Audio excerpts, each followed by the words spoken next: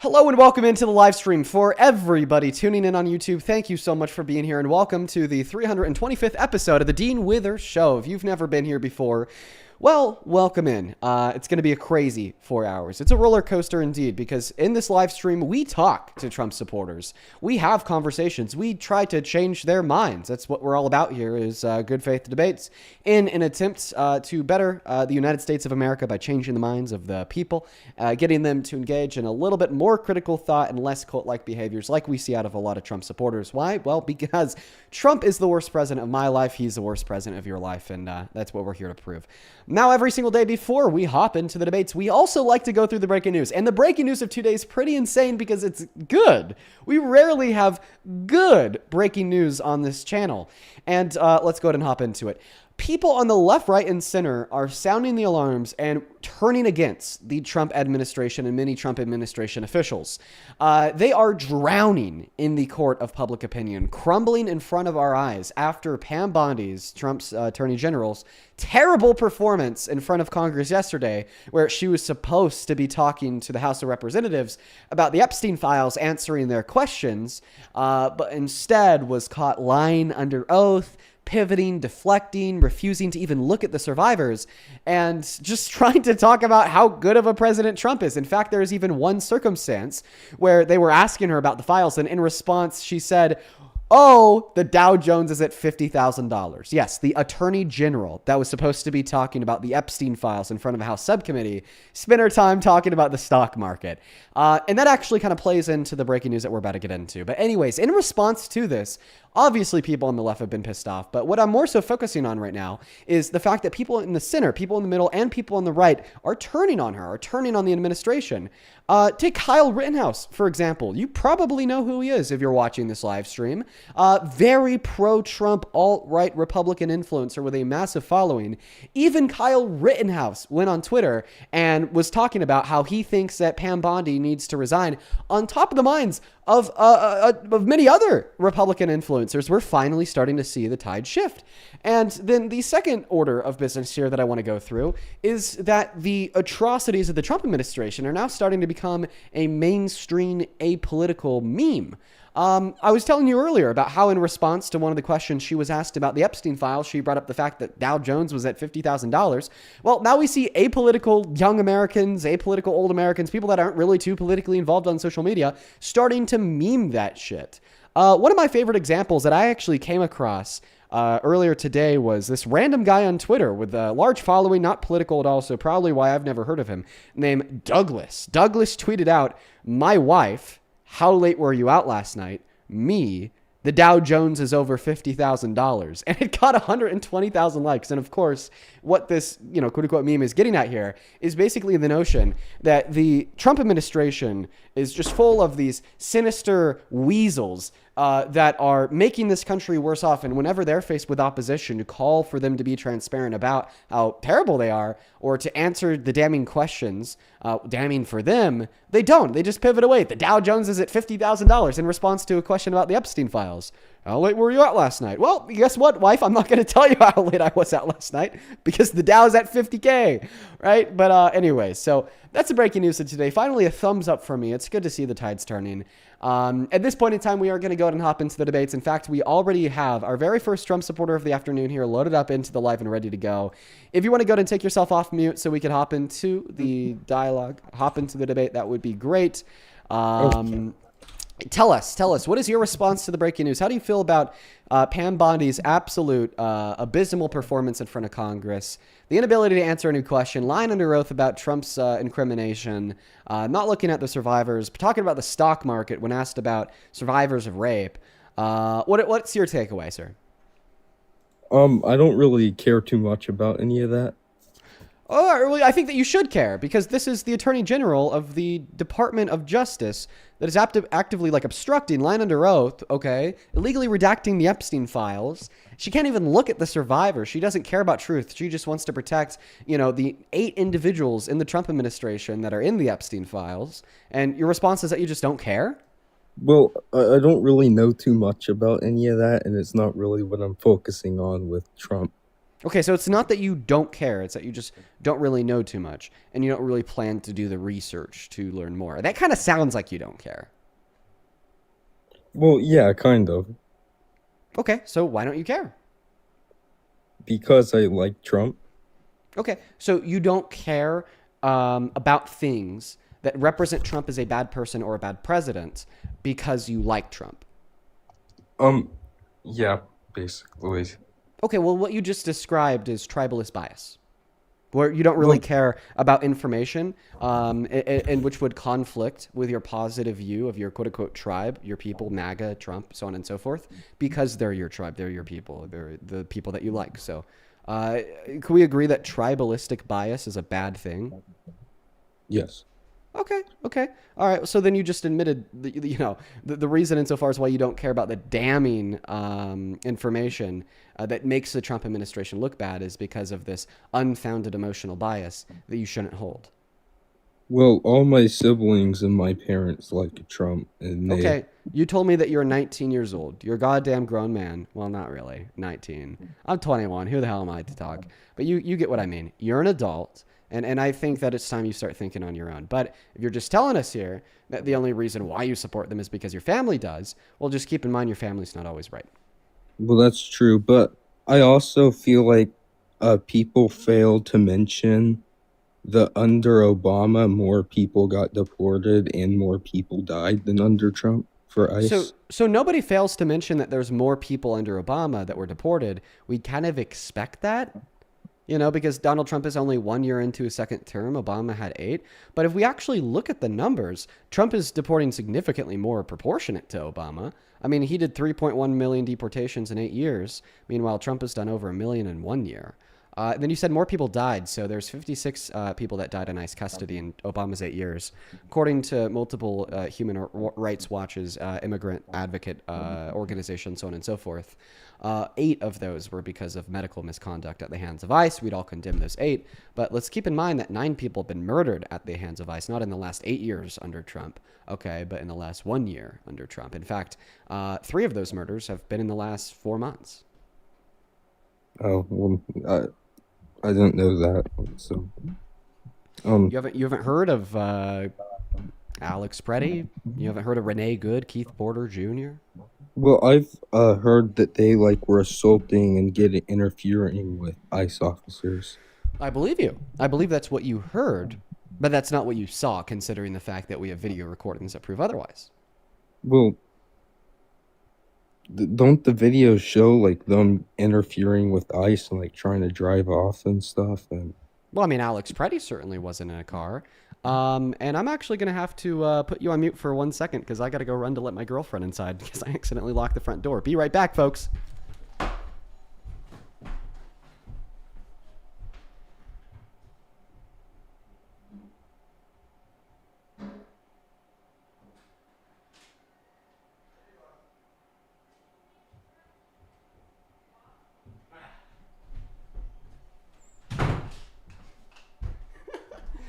Hello! All right, I am back. L boyfriend in the chat, please. Luckily, I caught it super quick. I was able to do that as soon as I saw her message. All right, anyways, let's go and hop back into the debate. I sent you an invite to turn that microphone on. Welcome back. okay, All right. So, anyways, talking about the murders that we've seen at the hands of ICE agents, these masked thugs, especially focusing on the citizens in the last little bit, particularly Alex Pretty as an example. He was murdered when he was unarmed on all four on the ground. oh, well, didn't the police like it ended out that that guy like had a gun on him and stuff? The police didn't determine that. We knew that. Okay, we saw it. Yeah, he was legally carrying his permitted firearm. Well, it also like he had 60 bullets on him as well with like 6 different mags, and I don't think No, he that's had two. He really. had 2 magazines on him, likely amounting to between 24 and 30 bullets. 32. Oh,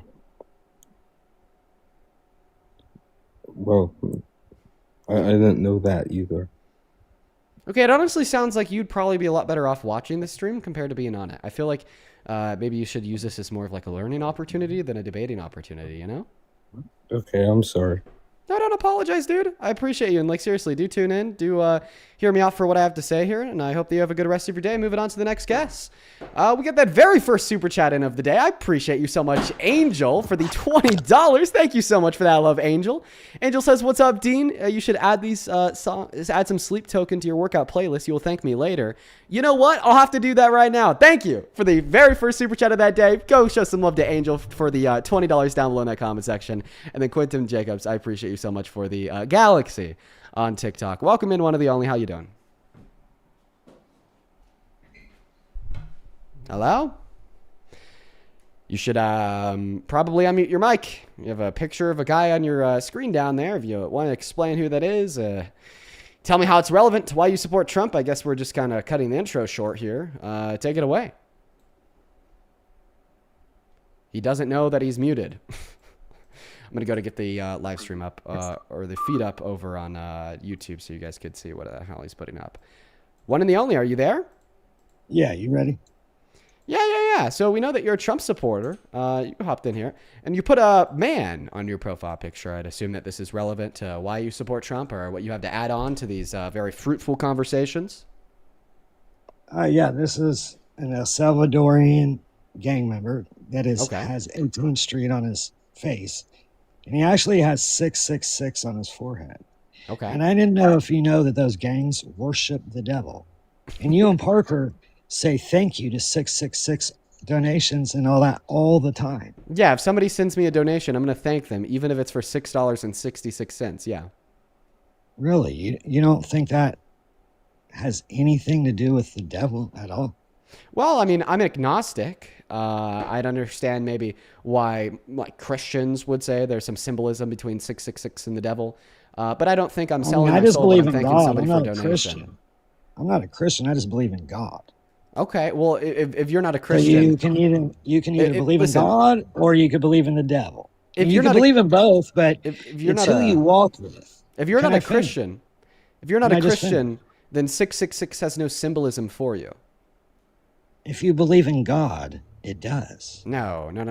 I'll give you a little bit of history. Do you know that affects, real quick, do you know that affects a lot of Shandi, people? thank you so much for the $6.66 over on PayPal. Appreciate you for that love. Show some of the Shandi down below in that comment section. I'm just thanking people. It's just numbers, dude. Is that we're going to show you how you believe in the devil and you don't believe in God? Well, me thanking somebody for a donation and all your certainly doesn't prove will that I believe in the donate you devil. like that, so they must believe in the devil too. Well, I mean, Ramesh did say from the devil. Corinna, thank you for the $6.66 over dollar pennies as well over on PayPal. Mary, thank you so much for the $6.66 over on PayPal as well. Thank you so much, Mary. I appreciate you so much.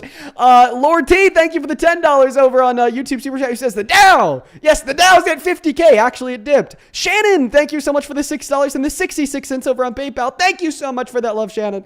I'd also like to thank Megan for the $6.66 over on Venmo. And then Eve, thank you so much for the $5. Appreciate you so much. Oh, Jessica, thank you for the $6.66 over on PayPal as well. And Megan, thank you for the $5. Can I recommend something to you, sir?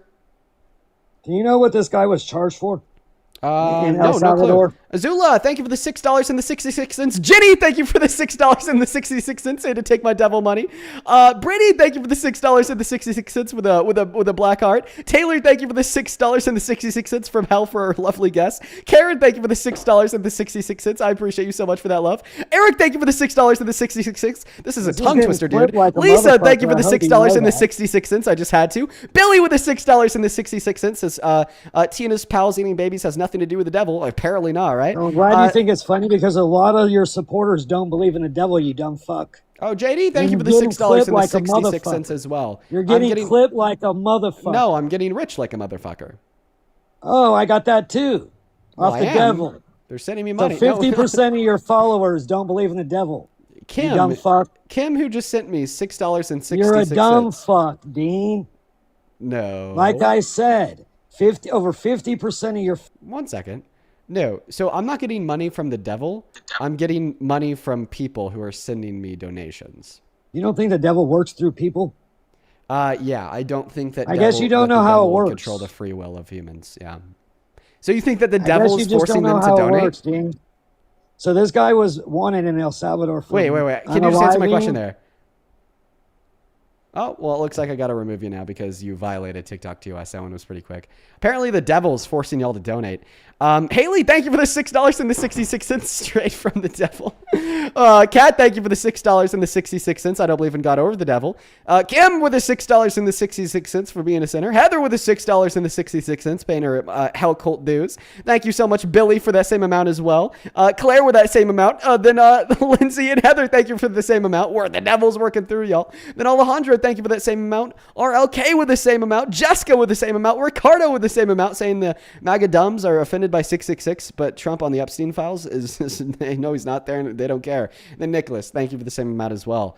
Well, that was a very short-lived. He only lasted maybe 3 minutes because then he started crashing out, calling me a dumb fuck, and quite frankly, that gets them banned pretty quick. Now, I would just like to give a huge shout out to the devil. By the way, that's completely satire and ironic for my Christian grandparents that are watching the stream. I love y'all. Moving on to the next guest, we got Coda joining into the box right now. Hi, Coda. Do you support Trump? Looks like Coda's automatically leaving, folks. Please abide by our rules. Make sure if you're inside of that queue, it's because you are an American adult that supports Donald J. Trump as president, that's ready to join up and have a conversation with me about why. I'd really appreciate it if you guys could do your best. Hold back from, breaking TOS. I'd really appreciate it. So, our conversations can last longer than 5 minutes. I just piss them off so quickly. They could only, they last 3 minutes before they violate TOS. All right, what's up, Stuart? Do you support Trump? Charlie Kirk mogs you. Okay. All right, Stuart. Well, you sound a little bit underage. I'm going to have to kick you. Hello, Bobby. Do you support Trump? Jeffrey Epstein. All right. You also sound underage, so I'm going to kick you too. Moving on to the next guest, we got MK. Or actually, no, this is Paper Dough 9 loading up into the box. Hello, Paper Dough 9. Do you support Trump? Yes, I do. How old are you? I'm 21. Okay, sounds good. Rain, thank you for the star map. I have just a few other devil worshippers to thank for the satanic blood money, and then I'll go ahead and pass you that mic. Caitlin, thank you for the $5. I appreciate you so much. Who says, Dean, I'm such a huge fan. Thank you so much for that love, Caitlin. Miss Pop over on Super Chat, thank you for the 5 New Zealand dollars. And then Logan, thank you for the $2 saying that Trump is ugly, so true. Then YG, thank you for the $10 with the devil blood money, saying, hi, it's me, it's the devil. The devil's working through you. Then Mike with the $14. Thank you so much over on PayPal. Who says, $14.43 combined $6.66 and $7.77 just to balance out this religious dogma. Yes, you are the centrist of today. Alexa, thank you for the devil blood money, wishing me to have a good day. That's very devilish of you. Mulaney, thank you for the devil blood money, saying hell Satan. Mulaney, that's one step too far. Jack, thank you for the $6.66, saying may the power of the devil compel you.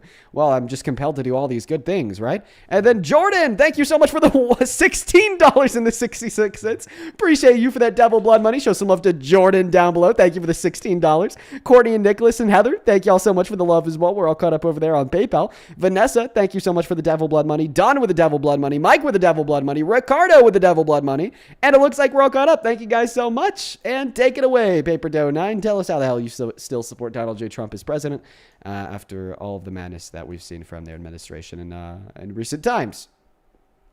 Yeah, so when we're talking about which one was a better candidate, Trump or Kamala, if you're saying how do you still support them, I don't regret my vote for voting for Trump. I think he aligns with my positions more closely than Kamala does.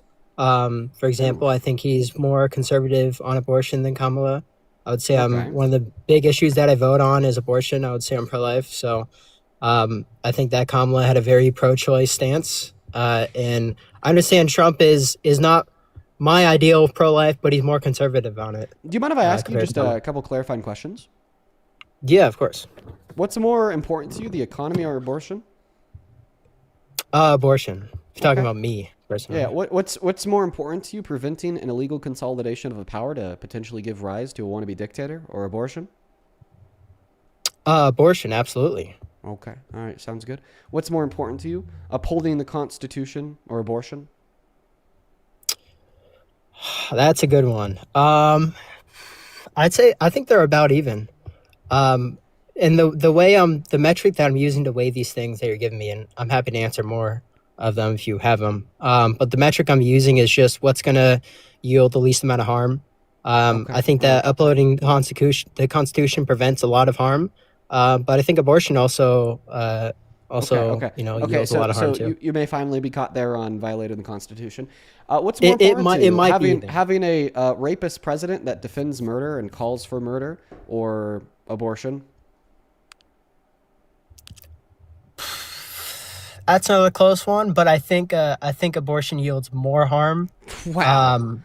As long as we're stipulating the president isn't doing any of those actions while president.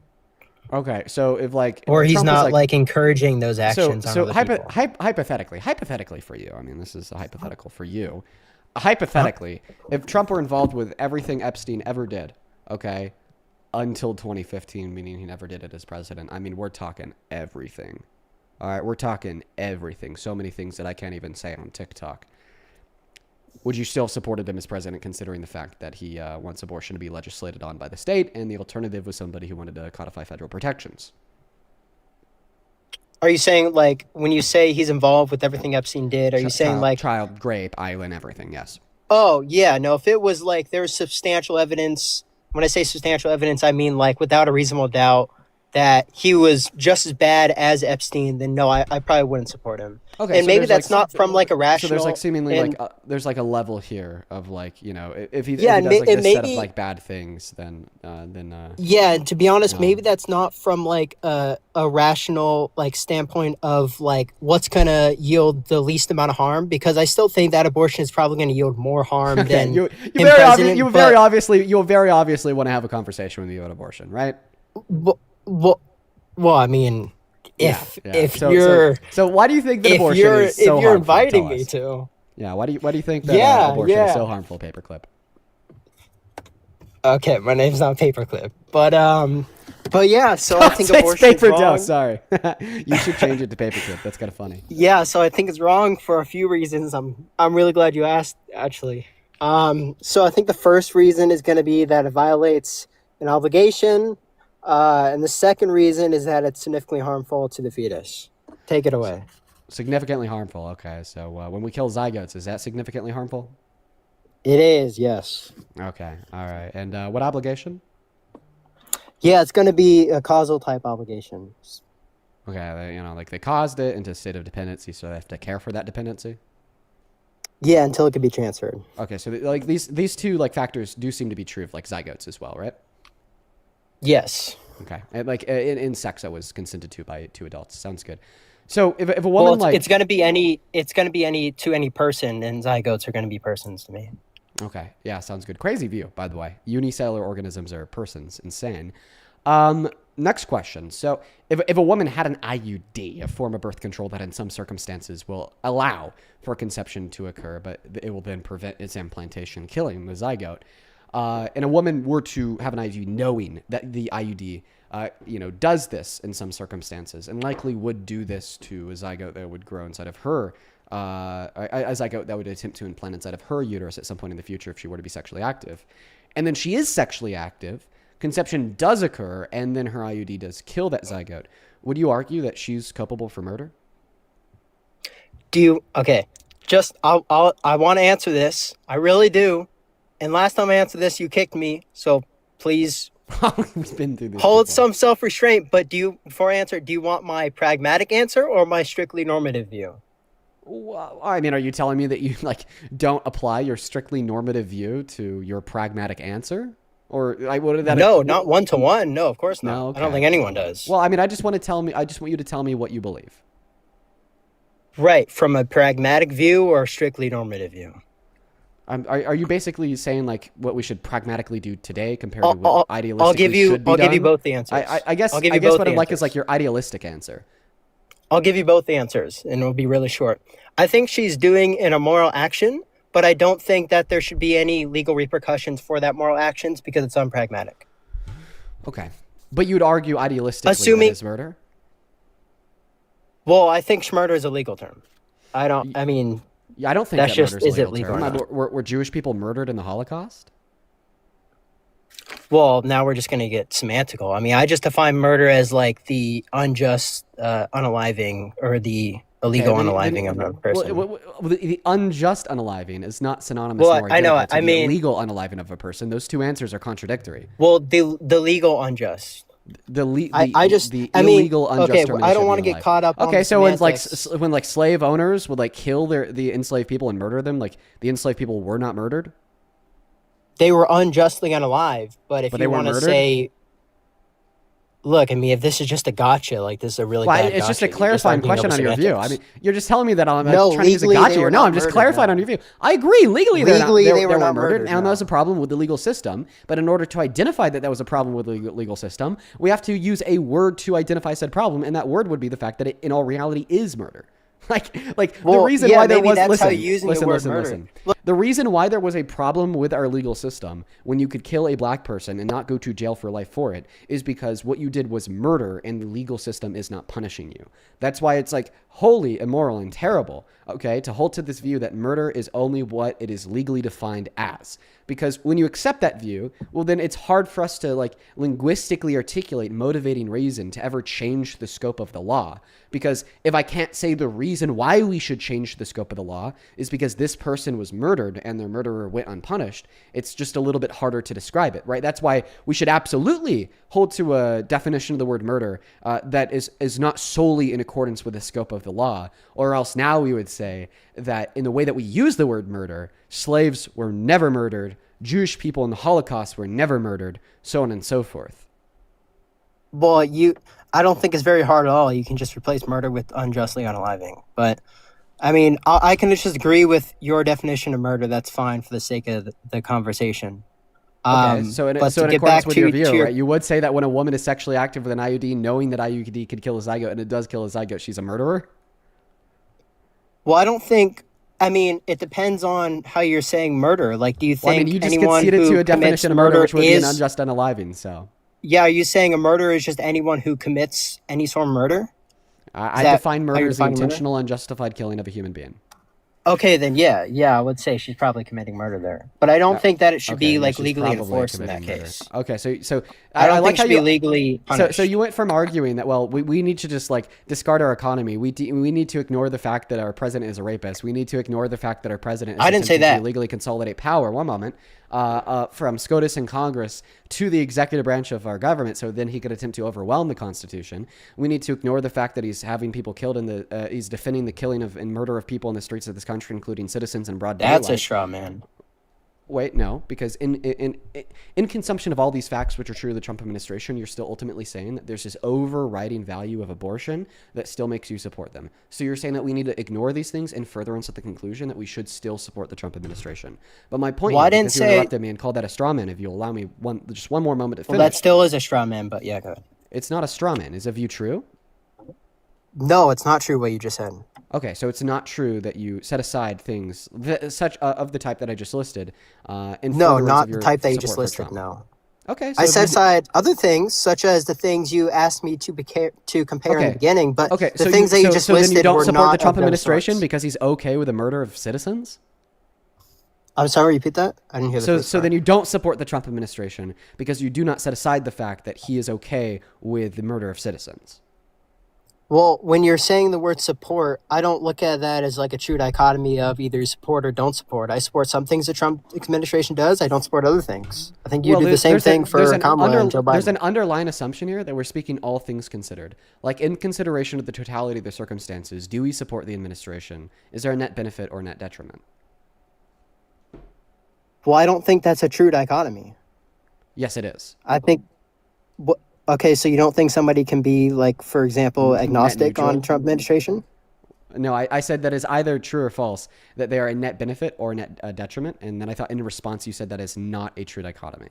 Oh, no, that's not what I was saying with true dichotomy. I was saying that supporting or not supporting is not a true dichotomy. But net benefit or deep benefit, that's just what you're defining as supporting or not, which is not how I define supporting. I don't support someone based on if they're net benefit or not.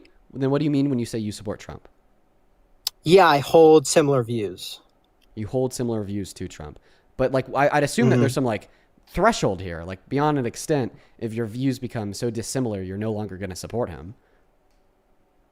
Well, that's why I said supporting is not a true dichotomy. I can support some things and because not it doesn't support other because it things. doesn't really sound like you do hold two similar views. Like, do you hold the view that we need to impose tariffs and kill our manufacturers, and then levy in some of like the worst levels of unemployment we've seen in this country and worst job reports in 20 years? Because that's the view that Trump holds. I mean, legitimately, I in January of support the 2026, we saw the worst single month job report since 2009.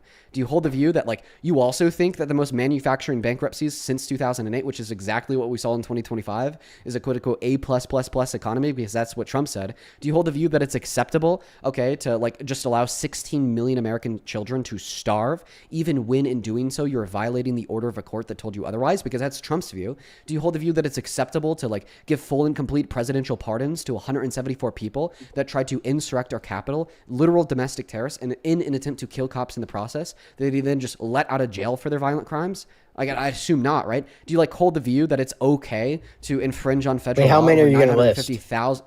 I could go all day, dude. And the reason I could go all day, Could you and the not reason go I am all going day? all well, the reason I am going all day is just to attempt to demonstrate how there is so much dissimilarity between the views of any reasonable person and that of Trump, in an attempt to convince you that you don't truly share, okay, similar views if you are a reasonable person. Yeah, I could say the same thing about like you supporting Kamala. Do you really support partial birth abortions? I don't think that you could to the same extent, and I think that you'd be insane to posit that Kamala Harris supports partial birth abortions. Whoa. I don't know about that fact. You sure about that? Yeah. She didn't say that abortion should be legal up until 9 months. Legal up until 9 months is a different view than I support partial birth abortions. First and foremost, just because you think something should be legal doesn't mean that you would support the action. In fact, this is what you told us earlier when you held to the view that pragmatically, okay, we shouldn't be sending women to jail for murder for life if they were to have an IUD that kills a zygote. Not to mention that Donald Trump also holds a view that it should be permissible for states to allow abortions to be legal up until 9 months because it is his view that it should be legislated on by the state. Also, when somebody says that abortion should be legal up until 9 months, typically all that they're saying here is that we should have set legal parameters that allow women and girls to be able to go to like a doctor's office and ensure that they have access to life-saving care if their pregnancy were to put them in serious risk of death in like the 7th, 8th, or 9th month. But when we impose legal restrictions on the action of abortion, typically then we see women and girls experiencing life-threatening complications with their pregnancies in that third term get refused and turned away from the doctors because they're scared that they're going to go to jail. So I think it's so incredibly dishonest for you to suggest that Kamala Harris supports partial birth abortions because that's her view, not to mention that Trump shares the same view of the permissibility of it being legal because he wants it to be legislated on by the states, and the fact that earlier you said that this thing should be legal although you don't support it, referring to the use of IUDs and murder that are apparently caused by them. Okay, take a breath. Okay, so when Kamala says something like abortions should be legal all 9 months, do you not think that's a pragmatic view? I do think that's a pragmatic view. In fact, it's a pragmatic view that I support. So then the very first sentence of your last point was just wrong. No, the very first sentence of my last point was right. In fact, I wrapped in how this pragmatic view is actually effective in saving valuable lives. But you said it wasn't a pragmatic view. Well, I think I said that it was a pragmatic view. If I stated otherwise, then I simply misspoke. Okay. All right. Well, maybe you misspoke or maybe I misheard. I'm not sure. But yeah, no, when Kamala says something like it should be legal all 9 months, that's definitely a pragmatic view. And do you agree with that view? Yes, I just told you I agree with that view. Does that mean that you think I agree with partial birth abortions? One moment. What's the threshold? No. Answer my question. Does that mean that you think I agree with partial birth abortions? Well, I don't have enough information there. All 9 months doesn't say you do or don't. But earlier when I asked you, what's your evidence that Kamala Harris supported partial birth abortions, you said because she supports it to be legal all 9 months. Yeah, I assume that when, like a crazy liberal says that it should be legal all 9 months, from my personal experience, usually they're supporting partial birth abortions. But you just admitted that there would be a baseless assumption because merely saying that it should be legal 9 months is not enough information to yield that conclusion. Well, when you're asking me to choose either whether she does or doesn't, and you're saying I have to choose one, I'm going to assume the most likely option. Wait, I didn't ask you to choose an option if she does or doesn't. You're the one that posited that claim. Is it an attempt to pivot away from my last refutation of your prior point? You just asked me if she supports it. I'm going to choose the most likely outcome. No. That's actually not true. I actually gave you a very long-winded argument to demonstrate why you shouldn't support Trump, given the fact that there's dissimilarity between the beliefs of Trump and any reasonable person. And then your response was to say, well, it's actually the same is true for Kamala Harris because Kamala Harris supports partial birth abortions. I did not ask you if Kamala Harris supports partial birth abortions. I did not ask you to tell us if you think she supports partial birth abortions. That was simply a pivot that you engaged in to walk away and actually run away from my prior point demonstrating demonstrating the dissimilarity between your this beliefs is and like a Trump's really beliefs. bad point. If I think Kamala supports partial birth abortions, and I think you support Kamala, I'm obviously going to make the link that you support partial birth abortions. But you if you're just saying admitted that you support don't have everything she any good does. reason to believe that she thinks that that I partial do birth have good abortions reason. are okay. When did I say that? I never said that. That's a straw man. You did say otherwise, and it's not a straw man because when I asked you for your evidence to believe that Kamala Harris supports birth abortions, you said it's merely in the fact, rooted within the fact that pragmatically she supports access to abortion up until 9 months. But then you just conceded less than a minute ago that merely pragmatically supporting access to abortion up until 9 months does not necessarily imply that therefore that person supports partial birth abortions. Yeah, in fact, that's a statement I that agree you with made. all of that. I agree with all that. I understand that supporting abortions all 9 months doesn't necessarily mean that you support partial birth abortions. Okay, but so then it wouldn't follow. So then the argument that you gave me earlier insofar as why you think that Kamala Harris supports partial birth abortions would follow. You kind of switched. You did some sneaky thing where you switched the evidence to the necessarily part, and those two things are not different. Well, does a conclusion have to necessarily follow from the set of premises in which you used to build it? Yeah, and it does. Okay, no, it doesn't because the set of premises that you gave to me in order to describe why you think that Kamala Harris supports partial birth abortions was literally Kamala Harris supports legal access to abortion up until 9 months. Therefore, Kamala Harris supports partial birth abortions. It necessarily follows from the fact that if you support abortions all 9 months, that is evidence that necessarily follows that there's evidence to believe that you support partial birth abortions. Oh, okay. So that wasn't a deductive argument. That was an inductive argument that you're using to conclude with some level of evidence that she might believe it. Yeah, that's what you asked for. You asked for evidence. Okay, so then go ahead and concede because you said that she does believe it. Well, if that's what I said, I didn't mean to say that. I said there's evidence to believe that she does. Okay, all right. Well, I mean, guess what? There's evidence to believe that Donald Trump has raped children.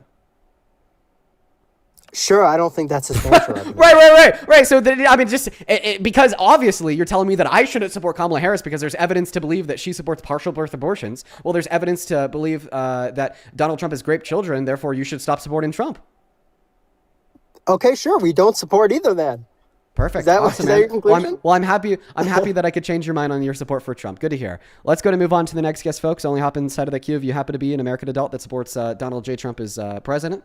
And to his last point there, yes, in accordance with your logic, I shouldn't support Kamala and you shouldn't support Trump. Good thing you're the only person that believes your logic.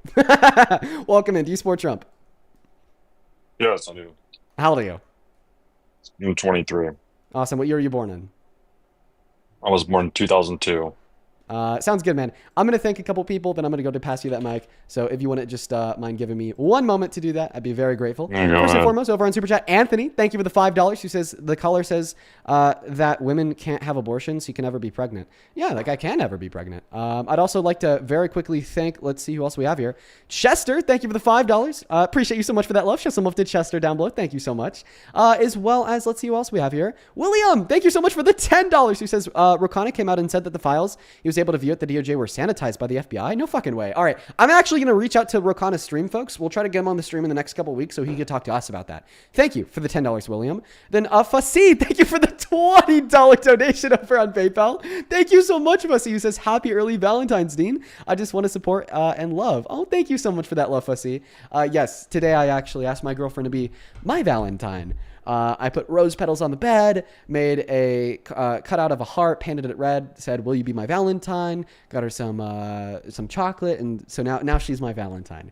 Thank you so much for the $20, Fussy. And then we got a big one here. Oh my God. Dawn, thank you so much for the $50 donation over on PayPal. That is insane, Dawn. Thank you so much. If I could please get y'all to spam W's for Dawn in the TikTok chat and that YouTube chat. It would mean the world to me. Dawn with the $50 says, MAGA doesn't actually do research. Yeah, there's a lot of Trump supporters that don't actually do research. In fact, I bet this guy will be one of them, and I'm sure we're going to talk about that here in a second. Thank you so much for the love, Don. That is seriously a shit ton of money, and I'm so grateful for you. Thank you so much. And then Cody and Maya, I appreciate you for the $5, and then Cody with the $7. Over on Venmo, a couple of people I want to thank real quick, then we'll go ahead and pass the mic off to the guests. Jenna, thank you for the $1.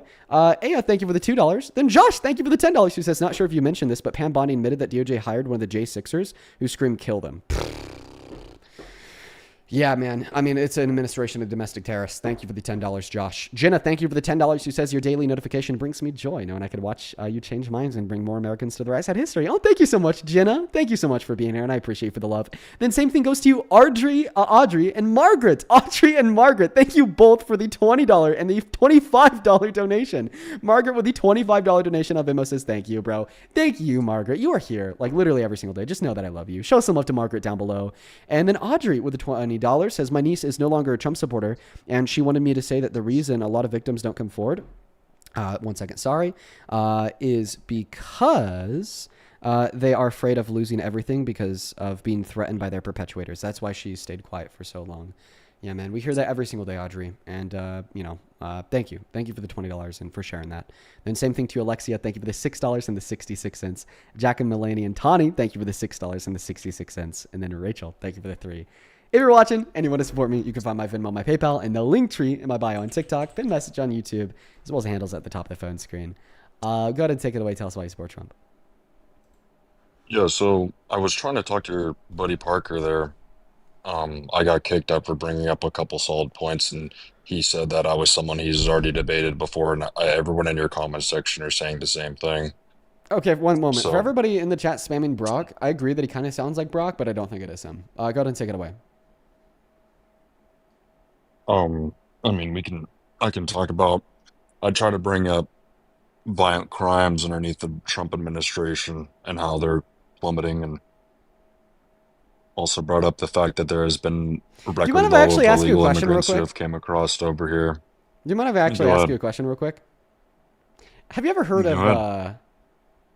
Hunter Eyes before? Of what? Hunter Eyes? I don't know. You don't know? What is that? Don't worry about it. Can I ask you another question? Go ahead. What are your thoughts on people who run through walls? My thoughts on people who run through walls? Yes. Dude, I don't know. I don't know what the hell you're trying to get at. I have Well, just no imagine idea it in your head. how to even answer that question.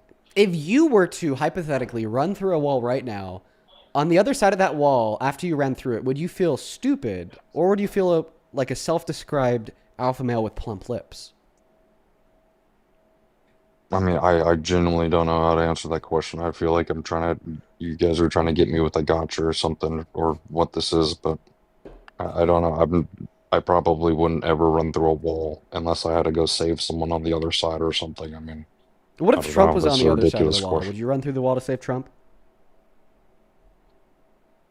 Dude, it's just a ridiculous question. I mean, is his life in danger, or?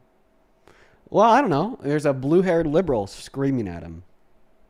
I mean, according to ICE agents, that's an imminent threat of... It's one second. Merely being in the ridiculous same room as a question. liberal is like legitimately considered an imminent threat of serious bodily harm to constitute domestic terrorism in the eyes of Trump administration officials. And it's not even a real. joke. I No mean, one's that's what we ever saw happen to claimed Alex that. Preddy.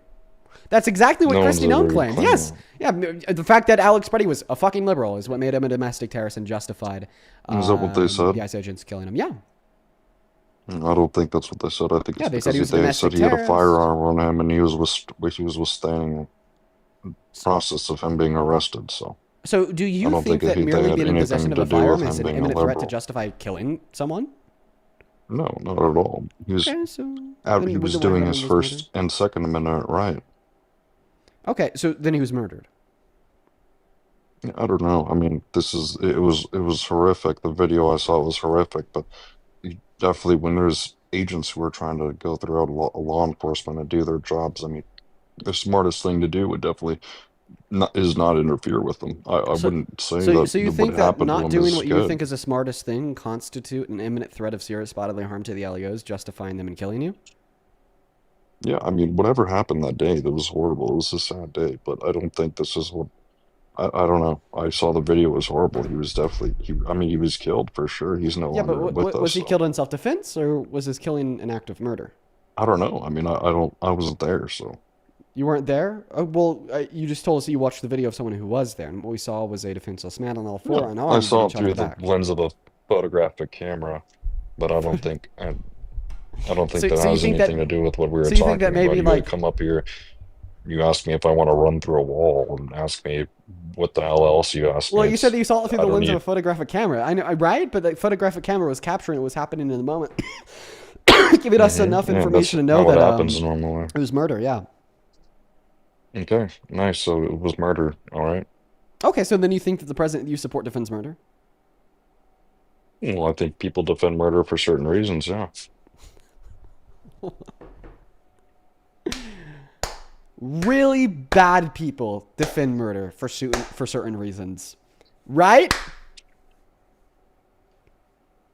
I don't think so. I mean, when it comes to what I was talking about, how our country is in a historic low of crime, a historic low of illegal aliens coming across the border, that could be for multiple different amounts of reasons. But I think the main thing is that, be sure, he was murdered, whatever, but things happen. I mean, things happen. Charlie Kirk was murdered. What do you think about him being murdered? I mean, Oh, how would you feel if when Charlie Kirk was murdered, Biden was president, then called Charlie Kirk a domestic terrorist, and then like helped Charlie Kirk's murderer like flee any type of accountability? well, that would be ridiculous, right? Because Charlie Kirk was all he was doing was sitting on a college campus. He wasn't interfering with any protests or anything. I mean, all Alex Preddy was doing was laying down on his hands and knees. So Yeah. And sad thing, he's not with us anymore. But these things happen. if Biden You defended have to move the on. You have murder to of move Charlie, on as a country. right? If Biden defended the murder of Charlie Kirk, if Biden said that Charlie Kirk was a domestic terrorist and the person who murdered him didn't break any law, would any reasonable American stop supporting Biden? I don't know. Most likely, probably, I would say so. Okay, so then why wouldn't any reasonable American stop supporting Trump right now? Well, you can stop supporting him if you want. I mean, I'm not claiming he's the best president ever, but he's the only Okay. option we Okay. have So right so now. so you're so you're a reasonable American that no longer supports Trump and have changed your mind. No, I'm more reasonable than most Americans. That's why I do support Donald Trump, is because he's our president. You must support But that. I mean, you just said any reasonable American would stop supporting the president if they defended murder. Well, they defended Charlie Kirk's murder because those are two complete different situations, Oh, right? so only if it was Charlie Kirk. But if it wasn't Charlie Kirk, another story. Why? Well, if it was a different situation, because they're the But complete what are the different relevant situations. differences between the situations to constitute stop supporting the president if they were to defend it in one scenario, but you wouldn't stop supporting the president if they were to defend it in another scenario? Because they're completely different But I know, but I'm scenarios. asking So you you for have, the relevant differences. well, one of them, he was interfering with law enforcement and touched one of them when you should not be touching law enforcement at all. You must respect what they're doing. And he was there at a protest with a gun on him. And when they said you were being detained, he completely ignored that. Charlie Kirk was just being an actual true American patriot and speaking about true American values at a college campus in front of multiple people, completely legally. I mean, what you could say what Alex Preddy was doing was legal as well, but it was borderline illegal. Okay, but those aren't relevant differences because even if he did touch one of the ICE agents, like when the ICE agent was pepper spraying him, that doesn't constitute the agent killing him. Okay, even if he was Yeah, illegally I carrying a wouldn't say gun, so either. it also doesn't constitute anybody killing him. Maybe those agents should just be put on leave for a few months. Yeah, not going to jail for 25 to life. So you're basically saying that there should be a harsher punishment for possession of the M drug than for murdering an innocent man. Next question: what is the shape of the Earth? A sphere. Were dinosaurs real? I believe so. I think so. But we don't know how long ago they truly existed for. They might have been around at the same time I think I don't know. I think that Luke's bullshitting us. I think that Luke's bullshitting us. I don't think, but for everyone in the chat saying it's Brock, I don't think it's Brock. I just think it's. It kind of sounds like that same guy from the other day that was like telling us that he agrees with authoritarianism. It wasn't Brock though. We're gonna move on to the next guest here, folks. Only up inside of the queue of your MAGA. I'd really appreciate it. Thank you. Oh, wow. Oh, my goodness. One moment, guys. Hi. How are you, buddy? I'm doing all right. So tell me, 2 years. Have you found the address yet?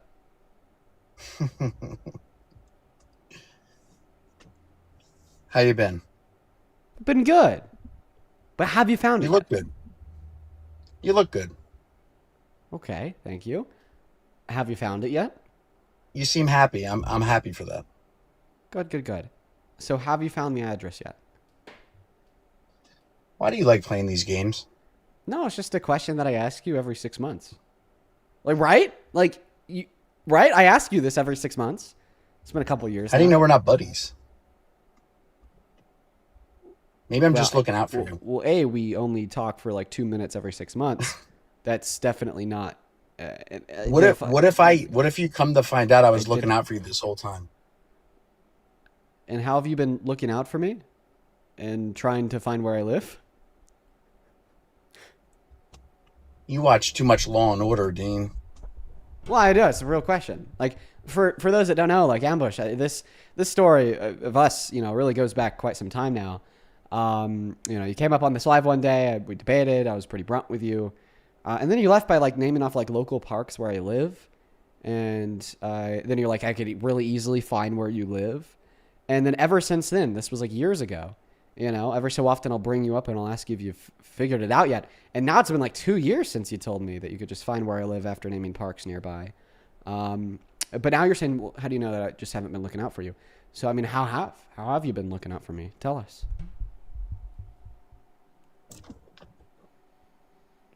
Just remember, we're not all bad, these MAGA folks.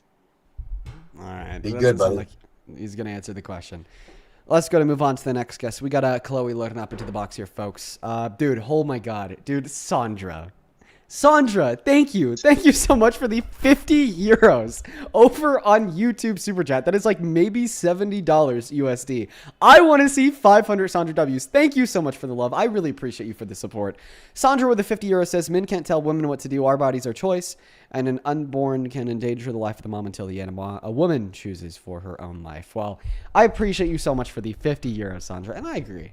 I think that any reasonable person should be pro-choice. Thank you so much. Show some fucking love to Sandra down below. And please show some love to Elena down below for the $30 donation over on Venmo. That is ELENA. Elena with a 30. That's very kind of you. Just says, hello, Dean. Hello, Elena. Thank you for the $30. Thank you so much for that love. Show some love to Elena. Then Bobby K, appreciate you so much for the $6 and the 66 cents. Thank you. And then Haley, thank you for the $15. Who says, anytime a Kirk supporter comes up, you should try asking them if they think empathy is a made-up term. Thank you for what you do. I want to establish that this donation is meant for your girlfriend for Valentine's Day. Spoil her king. Thank you. Thank you so much for the $15, Haley. And I'll make sure that goes towards here. Y'all already know it. A couple people to thank over on PayPal. Then we'll hop into that next debate. I think I accidentally just turned my mic down a bit. There we go. It's a bunch louder now. Thank you so much, Jasmine, for the $10, who says, I'm a midwife who performs abortions. Tap me in. Oh, if I saw that earlier, I would have happily brought you up.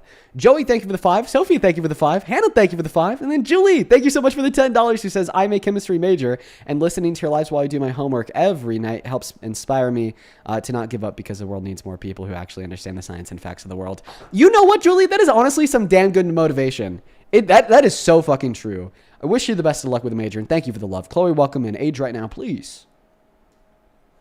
Hello, I'm 23. And what year were you born in? 2002. Is that you on your TikTok account? Yes, sir. Sorry, I was about to call you ma'am. I just got back from college. I have to. I'm sorry. It's technically possible, but I don't believe you. We're going to move on to the next guest, Colby. Everyone just give us a minute here to get that next guest loaded up into the box. Hi, do you support Trump? Hello? Hi, do you support Trump? Yeah. How old are you?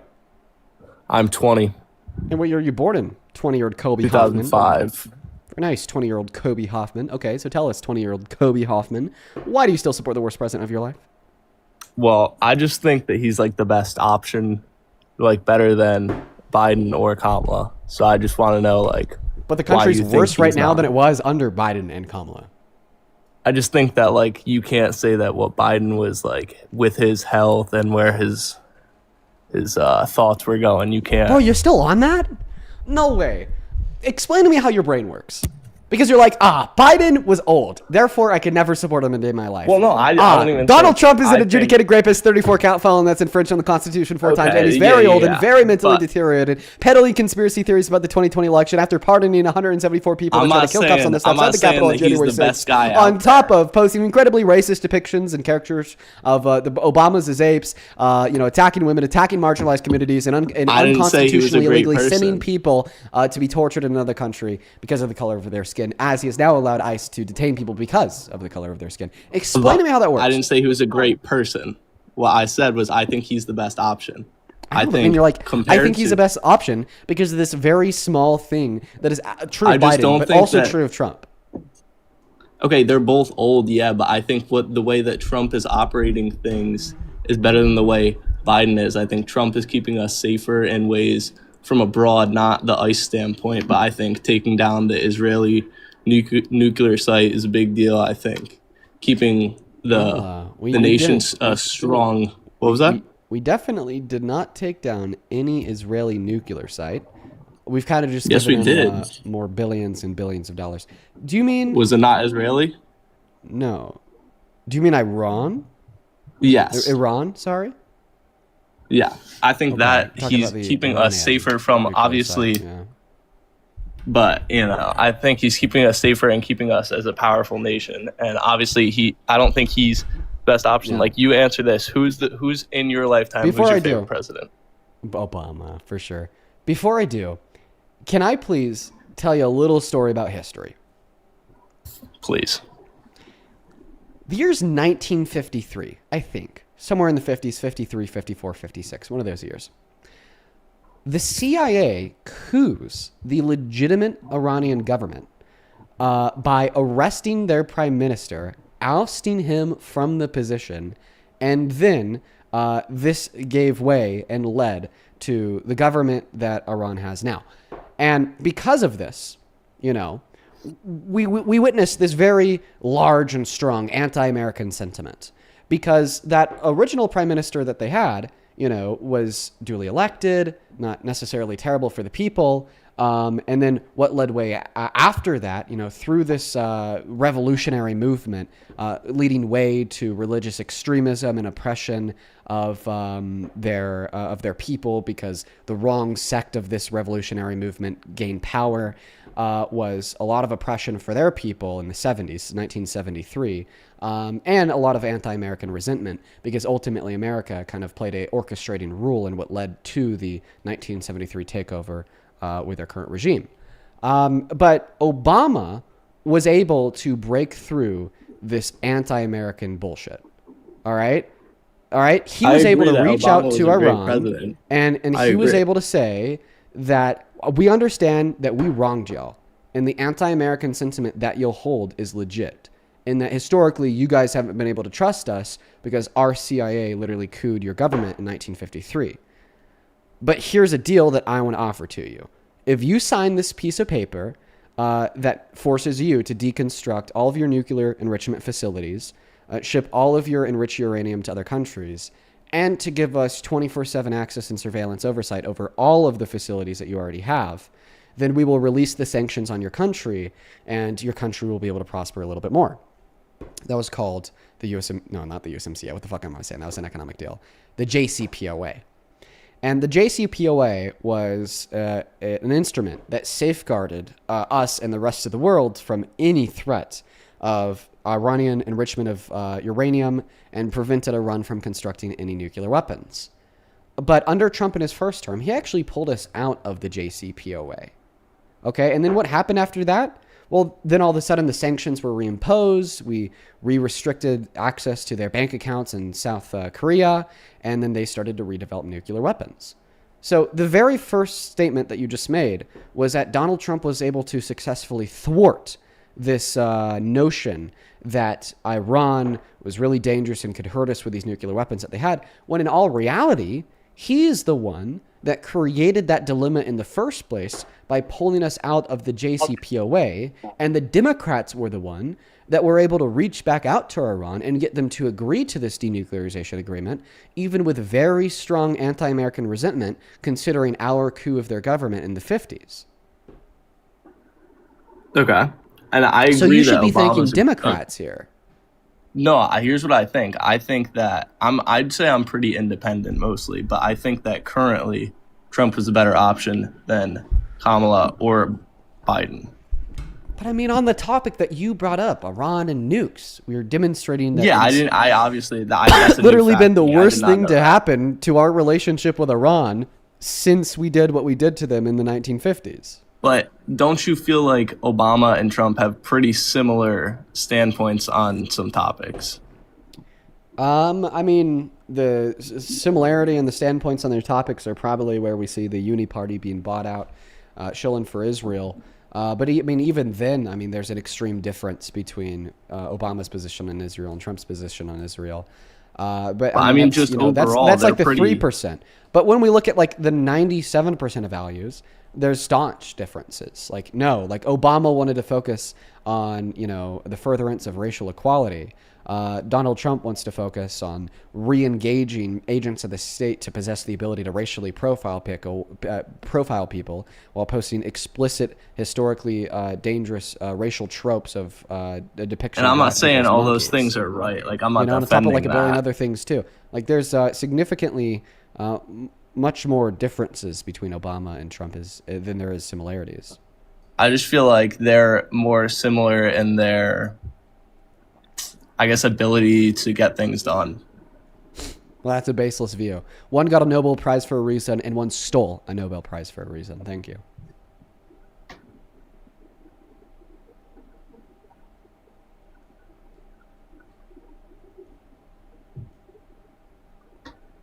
What? I said one got a Nobel Prize for a reason, referencing Obama, and one stole a Nobel Prize for a reason, referencing Trump. Like falsely accepting Mariah Machado's Nobel Prize, even though the Nobel laureate. Yeah, but he was like, never "No, you he can't never transfer got those that. traits." No, he owns it now. Mariah Machado gave it to him. The Nobel laureate committee was like, "You can't do that, though." Yeah, so he doesn't have it then. Yeah, according to the Nobel laureate committee, he does not have it. According to the piece of metal, like the actual prize, he does have it. Okay, yeah, but so that means the people who own it and who give it out say that he doesn't have it, so he doesn't have it. Okay, well, he is in possession of the Nobel Peace Prize. Okay, if I found And one I'm on the using- and I'm- streets, and I'm I'd be using in the word- possession of one too. Okay, but you just said that he didn't have it, and I'm telling you that Exactly, he, so that's actually why I'm does saying- have the piece of metal. Like he actually does have the prize. Okay, yeah, but he doesn't have it. Like he has the physical piece, but he doesn't have Yeah, the medal according to them. right, which is why I say that he stole it. It's not rightfully his. Okay, yeah.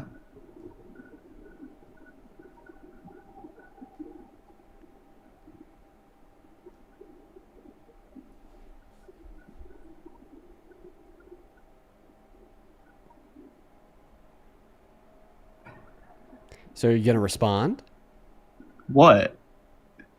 Like that I was my literally just response to your said, last yeah, one. I You said that they're agree. both really effective at getting things done, and then I brought up the fact And I that do think they one are, got a and I Nobel think that- Peace Prize because of what they did, and then I the think other that one he's stole a getting Nobel more Peace done- Prize because of the lack of the ability to get things done.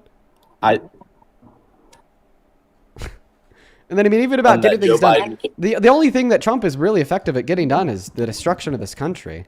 I mean, maybe that's why we went from one of the most prosperous economies, rebounding from the pandemic under Biden, with accelerating GDP growth, accelerating job growth, accelerating Well, I business mean, investment, to you now get- seeing if the worst you're- job reports since the early 2000s.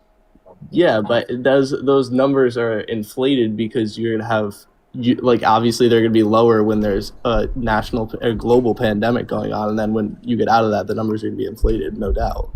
Yeah, we're talking about growth beyond rebound.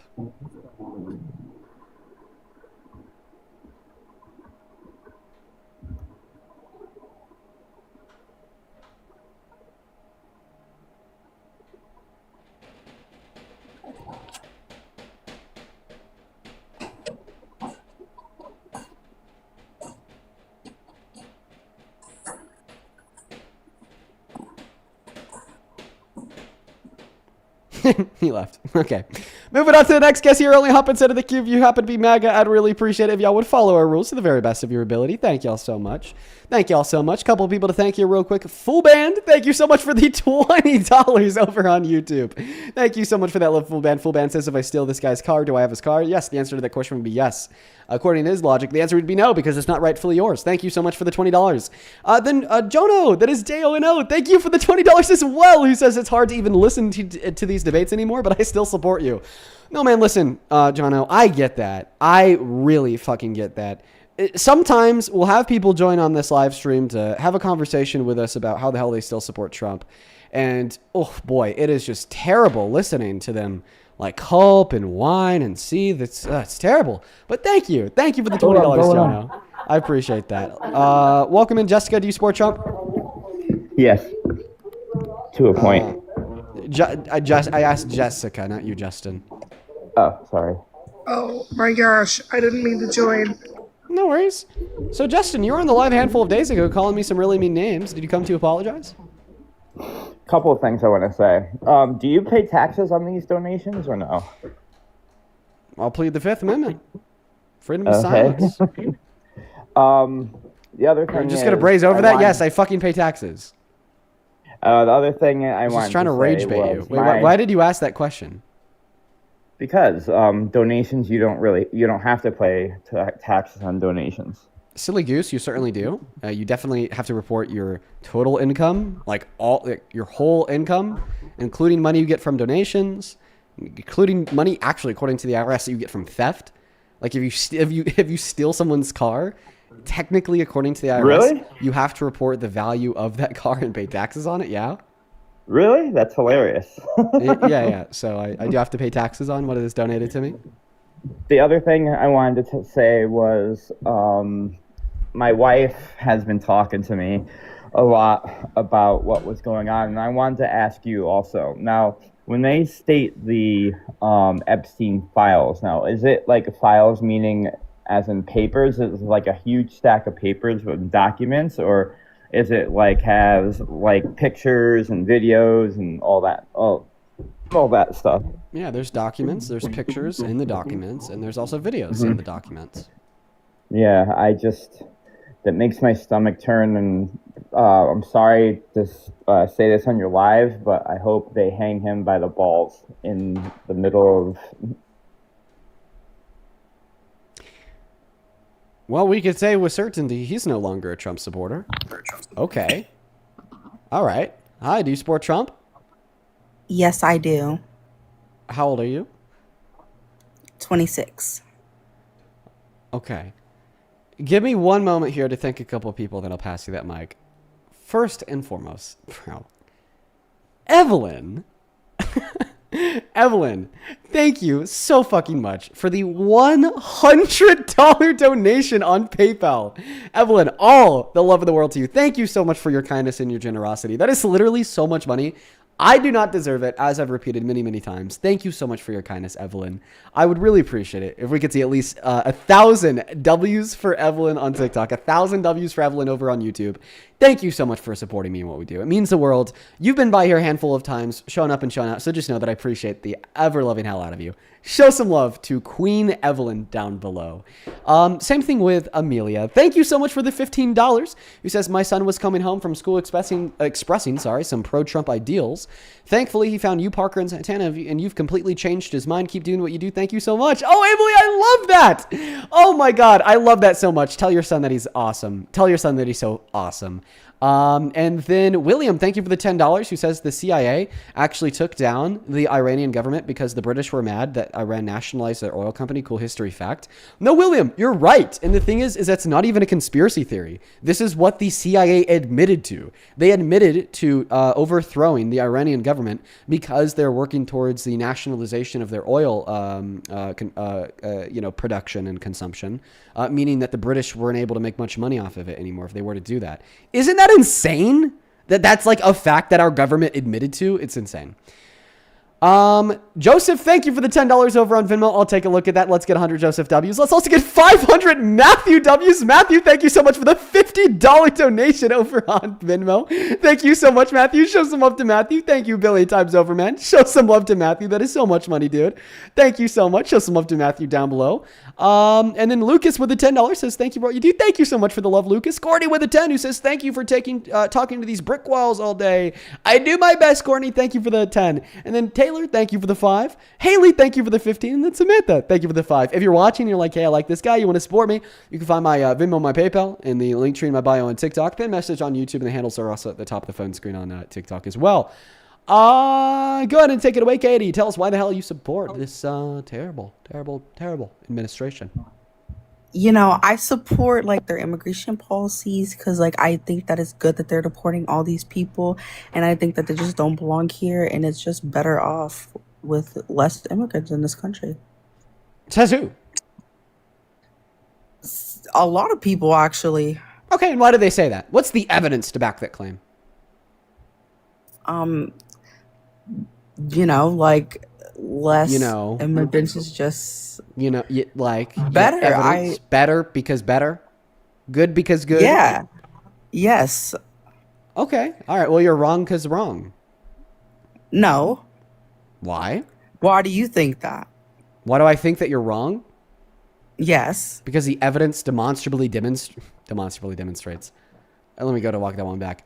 Because the evidence demonstrates that immigrants are beneficial to this country, the Cal Institute released a study like a week ago demonstrating that immigrants have contributed $14.8 trillion to our country over the course of the last 30 years and have saved us from entering into 3 recessions. And on top of that, produce a net fiscal benefit annually. And if it wasn't for them, then we'd actually be in a continued deficit every single year. Not to mention undocumented immigrants specifically pay over $100 million per year in taxes, because there's corroborating sources like the American Immigration Council who tells the same tale. The American Immigration Council, separate from the Cal Institute, demonstrates that undocumented immigrants pay in $1.1 through $1.7 trillion to the GDP annually. Well, first of all, the government lies a lot, so I don't believe those aren't that. bodies of the government. And when you say the government lies a lot, yes, Trump does. But the American Immigration Council, the Cal Institute, those are private, non-governmentally involved bodies. Yeah, well, they lie too. Okay, well, I don't believe is in that. When there's this scholarly consensus that immigrants are net beneficial to the country, we could look at their methodology and identify that it's reliable and objective, and there's no scholarly institute in which would indicate otherwise. It'd just be insane to assume that it's a lie. Well, Americans just do better work than immigrants. I don't understand. Okay, but now you're just moving on from the topic that is a lie. So could you please demonstrate that it's a lie by giving me a reliable, scholarly resource? I don't have a resource, but it's, okay, so they're lying. I don't understand how do they know that? They're just all lying. Well, they how do they know it? How do they know things? I bet that's a good question that you're asking because you don't know anything. You're pretty fucking stupid. If I'm going to be honest with you, I don't know. I don't think so. Oh, really? How many continents are there? Right. See my point? Yeah, but I don't care about the other continents. Right. You have a good day. We're going to move on to the next guest. So go ahead and hop inside of the queue if you happen to be an American adult that supports Donald J. Trump as president. We're only looking to talk to some Trump supporters, and I'd really appreciate it if y'all could abide by those rules, please. Give us one moment. We got Paige loading up into the box.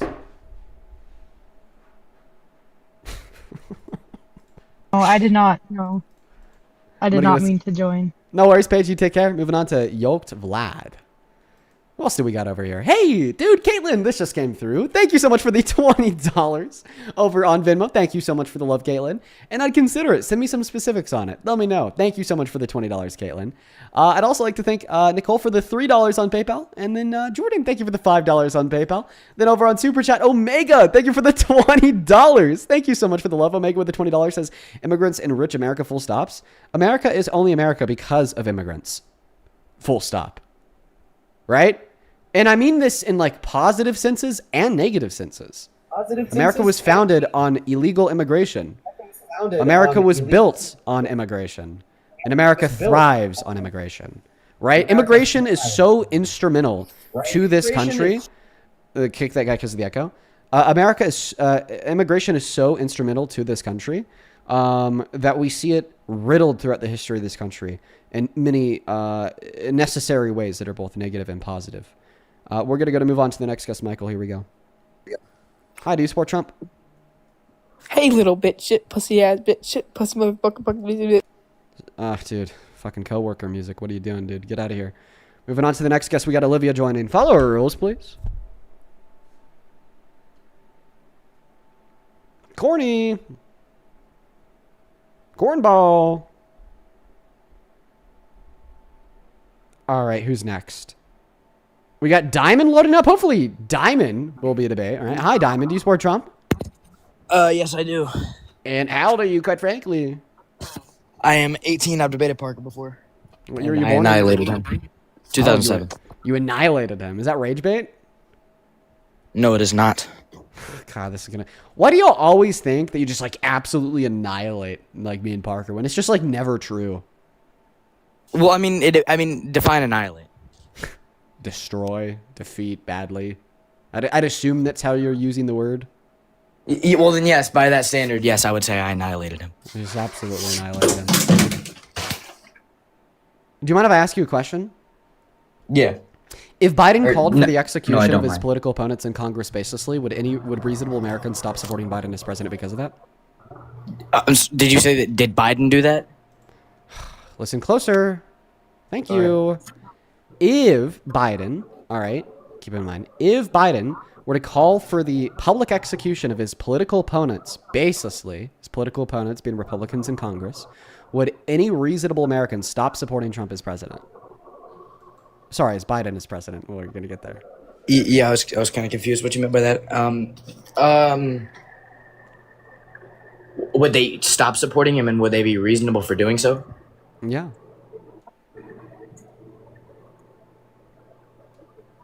Yes. You're a troll. Why am I a troll? Oh my God. Like you were like Free Palestine in the bio, every repost, going against like Trump, like pro-Dems, going against Israel, you know. I share an account with my brother, and he doesn't have the same ideological beliefs as me, so that could be that. And don't believe you, quite frankly. Moving on to the next guest, only hop inside of the queue of your MAGA. You already know it. All right, who's next? It's not even like 50-50, you know, if like you and your brother shared an account. I would expect to see some like pro-Trump bullshit somewhere, right? No, the whole account. Anti-Trump. Welcome in. Do you support Trump? Oh, no, I didn't even mean to join. My bad. No worries, dude. You take care. Moving on to the next guest. All right. We got the next guest loaded up in here right now. Patriot 1, Oh 2, my 3. goodness, Dean Withers. Can I Guess show you what? something? Wait. Can I show you something? Oh, I'm scared. Stop. Don't do anything. If you show me the fish map, guess what? I got a new fish. Just 1 second. Hey, am I on here? I named it Sardine. Yeah, you are. Just give me 1 moment. Fishy. Look at the fishy. All right. Bye. Bend. All right. Hi. How old are you? Hi, I'm 31. Do you support Trump? I don't. Okay. Well, we are just looking to talk to people who do, so I hope you have a good rest of your day. We're going to move on to the next guest right now, folks. Only up instead of the queue if you happen to be MAGA. Please do follow our rules. Hi. Do you support Trump? Yes, I do. How old are you? 25. Okay, man. Give me 1 second here just to thank a couple people, then we'll hop into the debate. First and foremost, this just came through over on YouTube. Patty, thank you for the $10. Thank you so much for the love. Says, how many continents are there? Well, the Dow Jones is actually at $50,000. Yes. The Dow Jones is at 50. Best deflection ever. We're going to start using that. A couple people I'd also like to thank over on Venmo and PayPal real quick. Thank you guys so much for the love. This just came through. Miss Rana Lee, thank you so much for the $100 donation on Venmo. Rana Lee, that is insane and a really good way. Thank you so much for your kindness and love. You've supported us many times before, and just know that I got a whole lot of love for you in my heart. Thank you so much for the $100 donation, Rana Lee. That is RONALEE. Show some love back to Rana Lee down below in that chat. Show her some love. Give her some W's. Ronald Lee with $100 says, much love, Dean. I've been watching your streams for a little over a year now. I know you've been watching for a while, and you truly bring so much light to my days. Thank you. Dude, I'm happy that the streams are able to help you make you a little bit happier. That puts a big old smile on my face. Thank you, Ronald Lee. And then Mary, thank you for the $20. She says, happy Valentine's Day to you and your girlfriend. Oh, thank you so much, Mary. I hope that you have a good Valentine's Day wherever you're at as well. It's good to see you. Thank you for the $20, Mary. And then Sarah, thank you for the $28, who says sending $28 for my 28th B-Day. Thank you for doing what you do and giving us hope every day watching your stream. Oh, well, Sarah, I hope that you have a great, or had, I guess it's getting late now, had a great 28th birthday. Live it up and celebrate it. That's a lot of fun. And it's also like a fun time to have a birthday because we just had Christmas. Now we have Valentine's Day. So this is like your time of year, you know? You have like 3 celebrations in less than 2.5 months. Welcome in, and thank you once again for the $28 donation. Kaylee, thank you for the $10. Thank you so much, Kaylee. And then Don, thank you for the $30 donation on Venmo, who says, thank you for what you do. Please never stop fighting the good fight. Now, I love what I do too much, Don. Well, thank you for the love. I want to see 300 Don W's. Same thing to Dustin with a $30 donation over on PayPal. Didn't attach a message, just sent the love. Thank you for the $30, Dustin. Show some love to Dustin.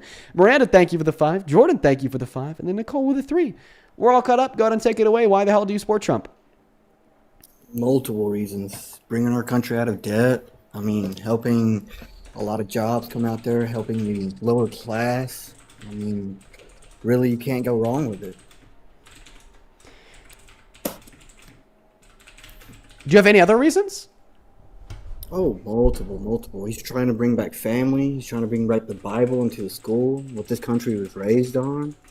I mean, how can you go wrong with something like that? Okay, for sure. Well, this will be fun. So you gave me, let's see here, 5 different claims. I'm going to go ahead and dispute the first 3.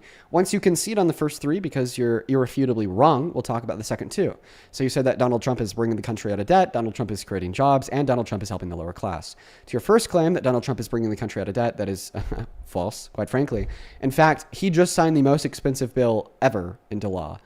We are already $6 trillion worth of new debt in just a year after Donald Trump's inauguration for his second term. Meanwhile, under the Biden-Harris administration, they only added $4.6 trillion to the debt in 4 years. And if we exclude COVID-related expenditure, they only added an additional $2.2 trillion. So in other words, Donald Trump has spent nearly 3 times as much money worth of non-COVID related expenditure in 1 year than the Biden-Harris administration did in 4 years. So you're wrong. He's only created more debt. To your second point, well, it takes money to make money. Let's put it like that. And to be honest, with the Biden administration and how everything was going on with the immigration pulling in, he really didn't do much for us. I mean, to a certain degree. One second. We're not talking about Biden. We're talking about the reasons why you said that you support Trump. And now your new defense. Well, listen, we're watching the MAGA mind like cult shit unfold in real time right in front of us. So his argument is that Donald Trump is bringing us out of debt. And then when I bring up the fact that we haven't had a president who is worse for the debt ever in modern American history, the worst person for the debt has been Trump, then his response is to say, well, guess what, Dean? You have to spend money to make money. So here's my question for you. Please demonstrate with evidence and sources the clear ROI that our country is going to yield off of the $6 trillion that Donald Trump has spent so far. Because as far as I'm concerned, $5 trillion of that being spent on the big, beautiful bill, when it's just simply an extension of the Tax Cuts and Jobs Act plus a little bit more, when we already know that the Tax Cuts and Jobs Act, 1, led to no new macro-level business reinvestment, and 2, only attributed $60 billion in annualized GDP growth, which is only $600 billion over the course of 10 years, which is only a fraction of that total $6 trillion expenditure, would prove your claim to be demonstrably false. Well, the claim on the big, beautiful bill isn't a process of instance. It's a process of the amount of time it's implemented. See, what everybody's trying to compare to is how it's happening from the moment it started. With the Biden administration, like you brought up, it didn't go deflection. anywhere. No, it's not a deflection. I would Yes, say it was a counter. deflection because the question is, can you demonstrate the ROI that our government is going to yield off of the big beautiful bill, considering the fact that you said you don't care about the fact that it costs us $5 trillion worth of debt because we have to spend money to make money. So demonstrate your claim that the big beautiful bill is going to make us more than $5 trillion with sources, please. I feel like the taxes margins will actually go up. I feel like it will make the sovereign citizens that do live here, that's legal, make that national gain, especially killing all the bills that he had originally during the Biden administration. I mean, it was 112 trillion on DOT.gov when we removed all the bills from it, and I'm pretty sure it was almost another 60 trillion during the immigration lease. I mean, when we was bringing so many people in, we couldn't even support it. Same thing with New York. Why do you think New York is having such an issue with the immigration problem? He don't want to pay that. New York. Can I cut you off? That. Oh, please, please. Okay. I didn't understand a single thing that you just said. So now I'm actually going to rely on my chat. Okay, I'm keeping it very clear eye right now in the TikTok chat and the YouTube chat. I'm going to go ahead and replay the clip of what the hell he just said. And I want you to help me figure it out, okay? We have to solve a puzzle, folks. All right, you're not watching murder mystery tonight. You're watching dumbass mystery tonight because we don't know what the hell this guy's saying. Let's go ahead and listen to that back right now. Make that national gain. The fact that it costs why that our bills margins will actually. All right, it is now the goal of you guys. All right. The 16.2 thousand people watching on TikTok and the 5.8 thousand people watching on YouTube, amounting to a total viewership of 22,000 people, to try to figure out what the hell this guy's saying. $5 trillion with sources, please. I feel like the taxes margins will actually go up. I feel like it will make the sovereign citizens that do live here, that's legal, make that national gain, especially killing all the bills that he had originally during the Biden administration. I mean, it was 112 trillion on DOT.gov when we removed all the bills from it, and I'm pretty sure it was almost another 60 trillion during the immigration lease. I mean, when we was bringing so many people in, we couldn't even support it. Same thing with New York. Why do you think New York is having such an issue with the immigration problem? He don't want to pay that. New York. Can I cut you off?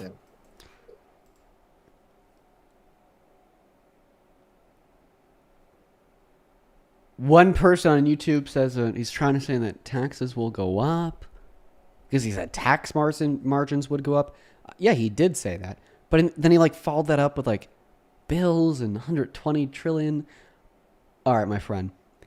Can I have you repeat that explanation on how the big beautiful bill is going to make the United States of America money over the long term? Because you like I said, you have 22,000 people listening to your statement. There's not a damn person in here that understands what the hell you just tried to say. Believe, like everybody says, an opinion. I feel like the big beautiful bill is subjected to a long-term deficit. It's not just everything's going to happen instantly. Yeah, it costs a pretty penny, of course. But at the same time, with the bills that Biden and the Hillary administration brought in, we're tremendously saving billions of dollars from what we was doing intentionally.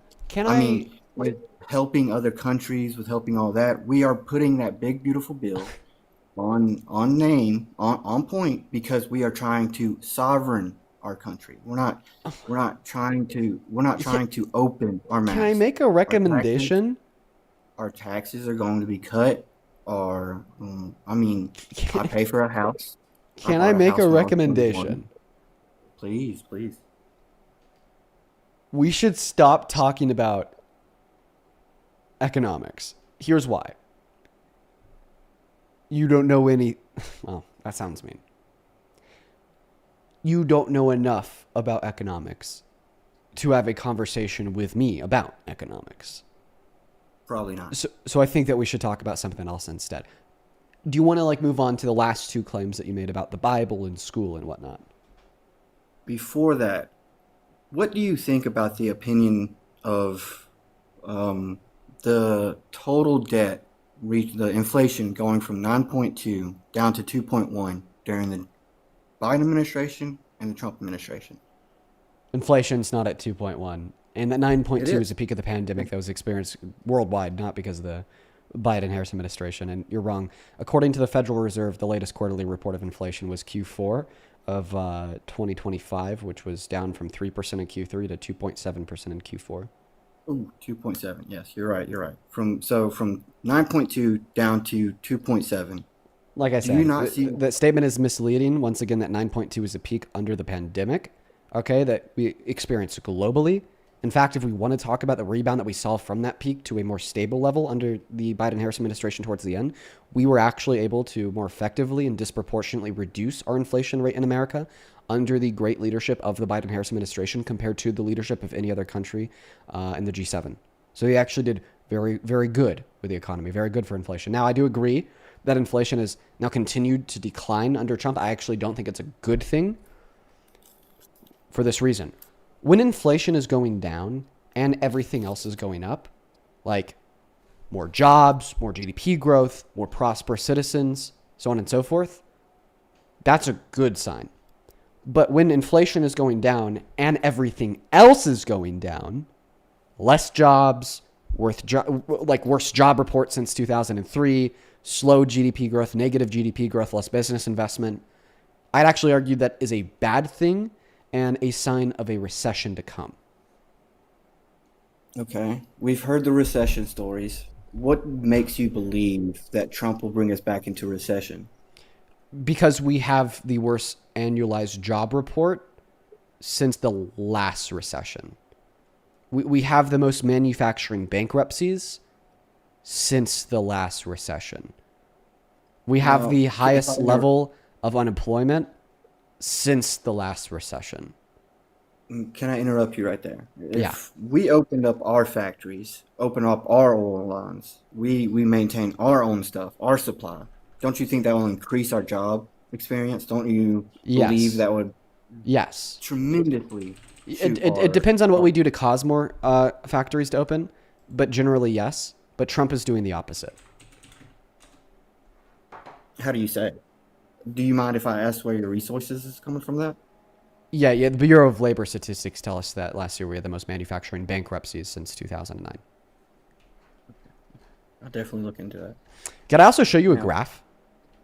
Yes, please. Let me find it real quick. I might have just let's see here, bookmarked it.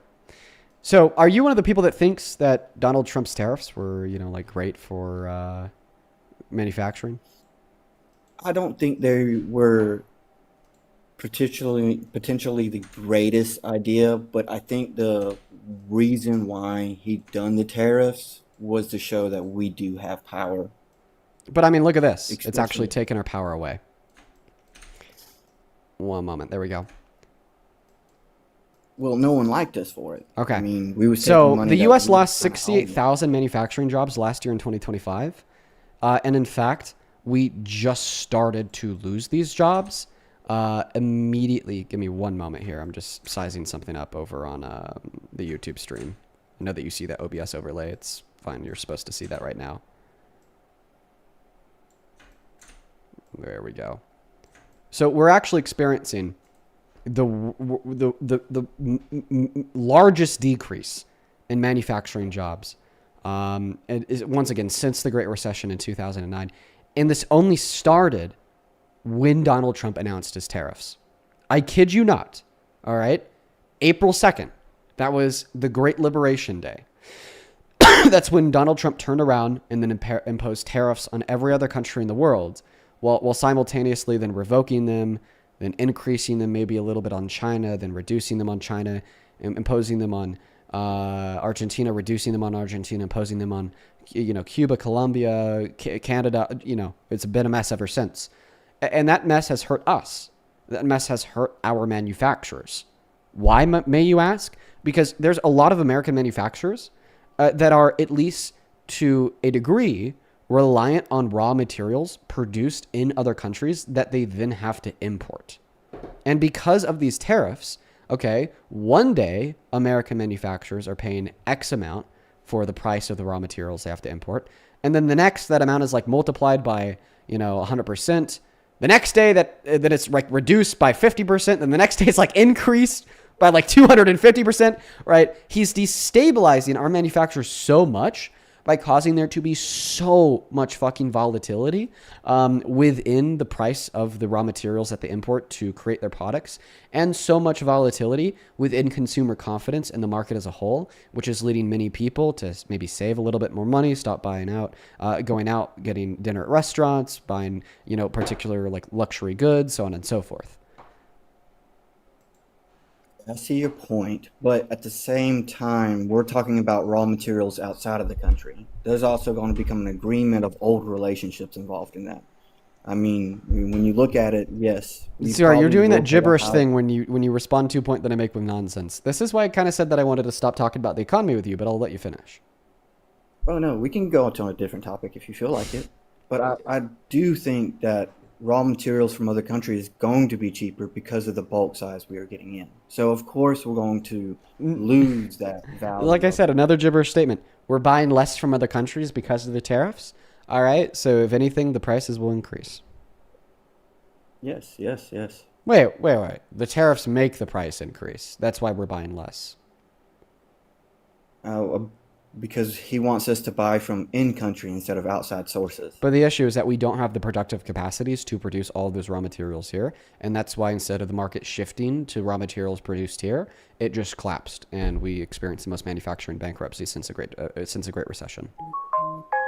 I don't think it's collapsed yet. I think we are in that turmoil of getting to that stage of where we can produce ourselves. Bro. Most manufacturing bankruptcies since the Great Recession is a collapse. Worst annual job report since 2003 ignoring recessions is a collapse. Worst monthly job report since 2008 is a collapse. That is a collapse.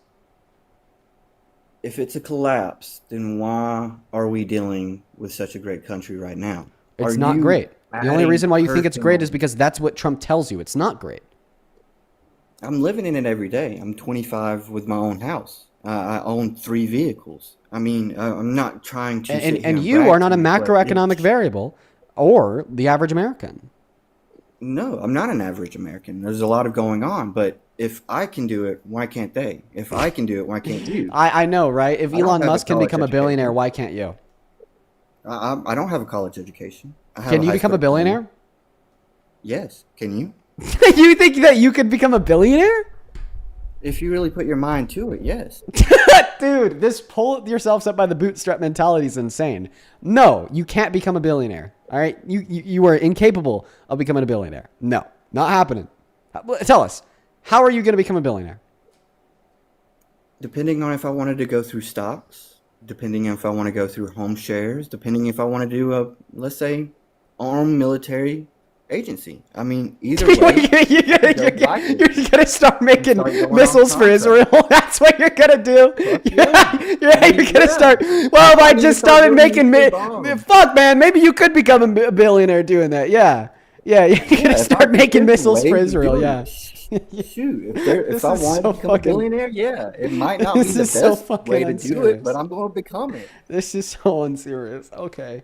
Next point, moving away from the economy. You told us that you support Trump because he's putting the Bible back in school. Mm-hmm. So Trump's not doing that. States are doing it, like Oklahoma. Yes, but he's the one persuading it to actually happen. Yes. Okay. Well, I mean, I think that Oklahoma probably shouldn't be focusing on putting the Bibles back in schools. They should probably be focusing on putting education back in their schooling system. They literally rank 50th in education. I could see the point, but at the same time, does the state have enough money to actually do what you're expecting out of them? No, certainly not with Donald Trump's mass deportation and the fact that Donald Trump wants to abolish the federal Department of Education, which helps subsidize states like Oklahoma for money from states like California. So mass deportation has something to do with education in schools? Yes, mass deportation has a lot to do with funding for schooling districts, considering the fact that those funds are local from property tax as well as other means, and undocumented immigrants pay over $100 billion per year in taxes on the federal, state, and local level, not to mention the economic productivity that they generate to the tune of $1.1 through $1.7 trillion per year on the federal level. Now, do you believe that immigrants should be legal or illegal? Because before we talk about that, why don't you tell me why you think the Bible should be in school? I believe that it has morals. It has a higher standard. It has guidelines to actually put you through life to understand that it's not as easy as it's going to be, but it's still, if you follow these standards, you're going to Do you think live that the a only good way to life. teach those standards is with the Bible?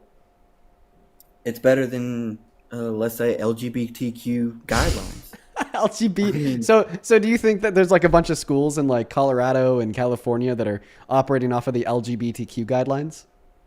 Well, if they're going off of a personal opinion off of a teacher and not teaching education, I do believe so. Yeah, I the believe that they're LGBT. So can you actually?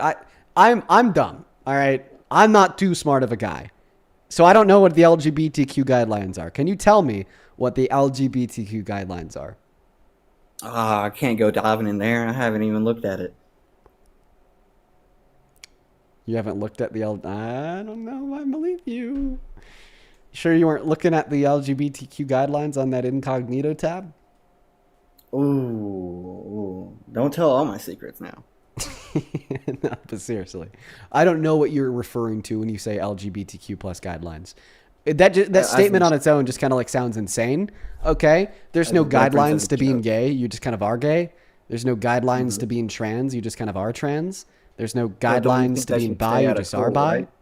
No, I don't think that I don't right? think that gay people should stay out of school. I think that gay people should probably go to school No, too. time out. Don't backlash on that. I'm saying, should your matter of opinion about being gay, about being LGBT prideful, or anything like that, shouldn't that stay out of school? No, we should definitely teach children about being gay. We definitely should, because school is supposed to teach children at an age appropriate level of what's true in the reality around them. All right. So already in virtue of that fact, we should be teaching them that some people at an age appropriate level have two moms or two dads, because that's just simply a fact of reality.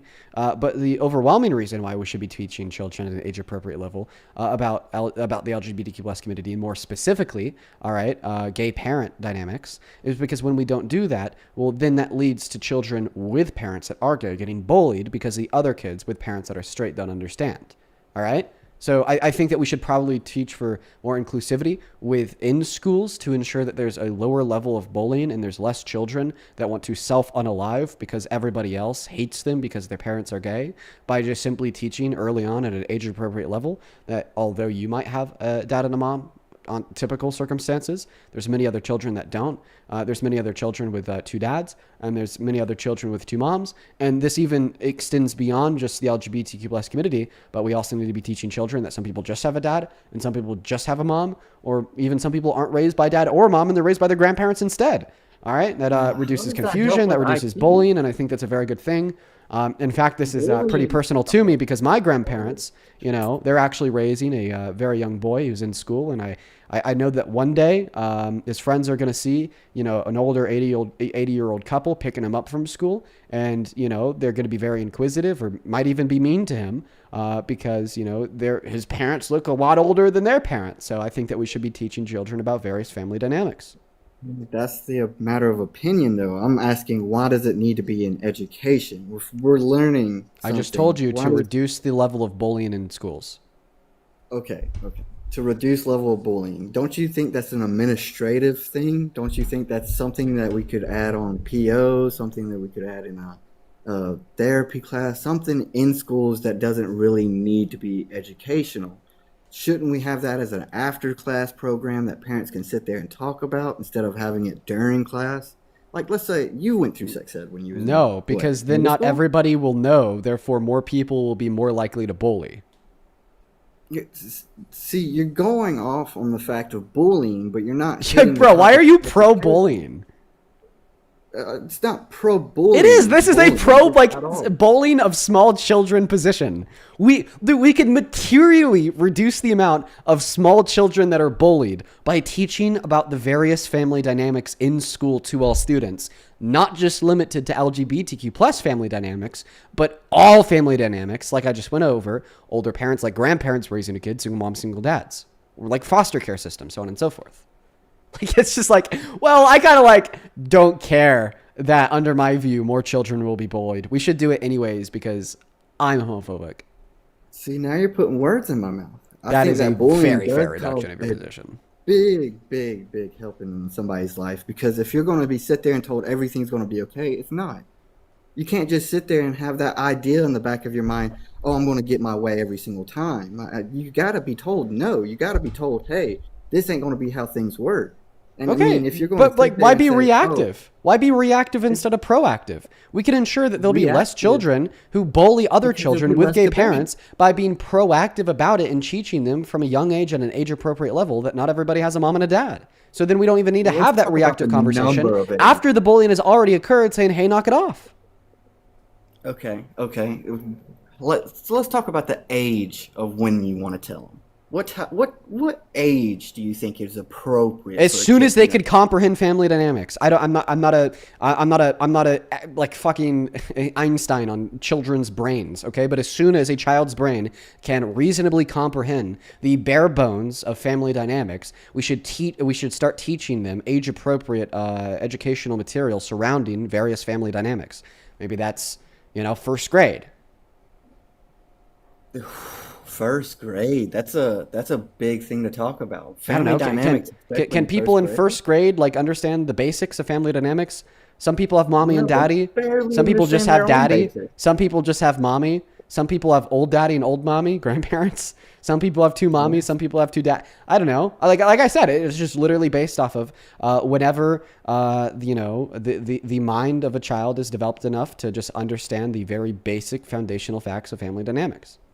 It could even be earlier than first grade. I agree to disagree with you. Why? Because a kid at that age shouldn't be being taught about family audience or nothing about that. They should Why? be learning the basics of school. I mean, Wait, the history. you're saying that they shouldn't be learning this, so they should be learning this other thing. Okay, this isn't I love waffles, oh, so therefore you ate pancakes type of scenario. No, you could love waffles and pancakes simultaneously. You could be taught about the basic foundation of various family dynamics and also learn a lot about history, language, mathematics, so on and so forth at the same time simultaneously. Okay, so where does your family and the other person's family come involved in first grade? Since you brought first grade up. I'm confused on the question that you're asking me.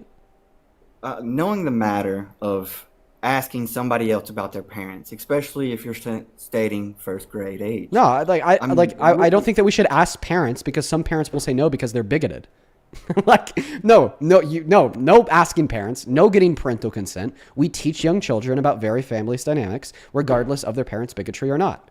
I don't think the fact that you were raised in a society in which taught you that it's wrong to be gay, that it's wrong to be lesbian, or that this is something that people choose, and it's a lifestyle that's incorrect, contrary to the facts that it's not wrong to be gay, that it's not wrong to be lesbian, that it's not something that you choose. It's actually hard-coded into you, okay? And therefore, I don't think that your bigotry should have any input if children are taught about the world around them or not. It's the choice of the person of what they like. It's not hard-coded into the choice. Okay, so then choose to be sexually aroused by me right now. Say what? 1 second.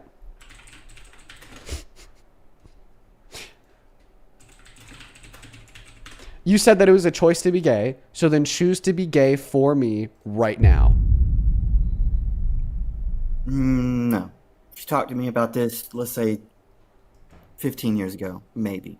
No. You said you could choose. So I want you to justify your argument. I want you to give us evidence that you can choose to be gay by choosing to be gay for me right now, momentarily, saying, Dean, I'm gay for you, and then quickly reverting back. Why would I revert? Why would I? Why can't you just make that decision on yourself in a better time when you're so basically better? What you're telling me is that there's absolutely no evidence to justify your position that it's a choice to be gay. There's no choice that is coded into your DNA either. Show me the facts. For sure. Show me the proofs that you know that when you're 11, you know you're gay. Yeah, well, Should you really be? I don't think that everybody's sexual orientations would develop at 11 years old. I'm not sure about that. I'm sure in many scenarios. Yeah, but the reason why I think that individuals in first grade should be taught about various family dynamics is not because of their own sexual orientation, but it's rather because of something not related to sexual orientations in the slightest, but rather family dynamics. Now, of course, sexual orientations can develop at a young age in many people, approximately ages 9 to 13 or 14 for most. But anyways, you asked me for evidence that being gay is hard-coded in you. Sure. Well, we actually see biological differences and distinctions and predispositions for different sexual orientations. Like, for instance, gay men have a larger anterior commissure in their head in their brain, which is the nerve lining between the hemispheres of the two hemispheres of the brain, compared to straight men. It's a little bigger. We also see that gay men have varying traits of the AINEH3 subsection of the hypothalamus, another part of your brain, that straight men don't. Gay men are more likely to experience denser neurons within the AINEH3 subsection. They're also more likely to experience higher levels of FSH, which is a neurohormone. There's also different associations along the genetic code, such as the XQ23 chromosome, that was demonstrated to be present in gay individuals, but not straight individuals, in a study done on over 400,000 men. 100,000 out of how many people live in this country? Okay, so you're completely oh my god. So statistics doesn't operate off of a study done on everybody in the country or everybody in the world. We would use statistics alongside mathematics predicated on a sample size. Okay. So between different brains, you can sampleize that educational theory that you have. Well, we basically just see that there are biological predispositions for being gay because of an association along the XQ23 chromosome, an association of the size of the anterior commissure, an association of different parts of the AINH3 subsection of the hypothalamus. Okay, so what you're stating is just because the brain is a little bit different, that they're going to always be gay, or is it more likely to be gay? It's significantly more likely. And the reason why I say significantly more likely and not certainty is because we don't possess certain knowledge surrounding neuroautonomy and the study of neuroanatomy. In fact, we only really started to gain likely knowledge about neuroanatomy in like the 70s. However, we've made great jumps in our understanding of neuroanatomy from the 70s until now. 50 years, 55 years, 56 years does a whole lot, but we still have much more to learn. Yes, we do. Clearly we do. Right? But the fact that we see this association, the fact that we see this propensity, definitely indicates a very strong and high level of evidence for the claim that sexual orientations are underpinned by a biological reality. And the fact that you can choose to be gay right now and be aroused by me certainly refutes and disproves your hypothesis that it's all just a choice. I mean, it's not a choice because my preferences are open. See, you're not really appealing to me because of your persuasion of how you're holding yourself. See, what you're stating right now is all about education. I mean, hypothesis. That's what it is. You're going off of all hypothesis. Like you said, it's not known. Wait. You're bisexual? Why do I need to state that? You don't have to say it if you don't want to. I plead the fifth. Oh, man. Yeah. So, I mean, if we really go to that topic, that's an educational guess, I think, in my opinion. And I feel like that should strictly stay out of school. I'm just not even mad at you. I just feel bad for you. Feel bad. I mean, good for you. I feel bad for you for feeling bad. I mean, the fact of it is that's an educational base. I mean, there's no hard, solid proof that you can state that a person is naturally gay or naturally bi from the moment that they come out of the womb. Like the brain automatically knows. No. I mean, it's like saying that we are truly monkeys. Do you believe we're monkeys? Well, to be more specific, we're apes. Monkeys would be a genetic relative of us, but we all are within the ape kingdom, yes. So after hundreds of thousands of years being on this earth, why have we not seen the current apes alive evolve? Why have we not seen the current apes alive evolve? We have, actually. I could give you an instance of evolution that we've observed within apes. You can see an instance. Now, yes. I'm talking yes. about I could literally give you an instance of microevolution that we've observed within apes. Do you want to know what it is? Particularly not, because I feel like it's just going to be another educational guess from your side. No, not an educational guess, like something that we've literally observed. Okay? Like I said, Homo sapiens are part of the ape kingdom. We're apes. All right? And we've observed within Homo sapiens, within humans, the disappearance of our... what did they, wisdom teeth? There we go. Disappearance of our wisdom teeth, back huge molars, through microevolution. Okay, so why haven't they broken down our speech yet? How are we still trying to teach them how to use shapes, puzzles? How are we still doing that? Like, So how is you're it talking still... about them, like you're talking about like other like species within the ape kingdom, like babonos, so on and so forth. So those are our genetic relatives, but they're not us. I don't understand your question. So they evolved differently than us. The reason why they are generic relatives is because we have a common evolutionary ancestor to them, but they just simply evolved differently to us due to various factors, geological differences, and natural selection, so on and so forth. So let's correlate that with being gay or not. You can't make that decision on the fact of my brain is different because of the fact that, my brain is different, and that means I could be gay. No. Well, listen, man. So you said that like you could possibly be attracted to men. When did you choose to possess possible attraction to men? When I had the capability of actually going for a relationship. Well, I think what you're confusing here. I think what you're likely confusing here is your repression of your same-sex attractions as a choice to only be attracted to women, when in all reality, that's just simply not the case. You can't change the fact that you have attractions towards men. You didn't choose the fact that you have attractions towards men. However, it is really easy to confuse between a repression of some of your attractions and a choice otherwise to like only be attracted to women.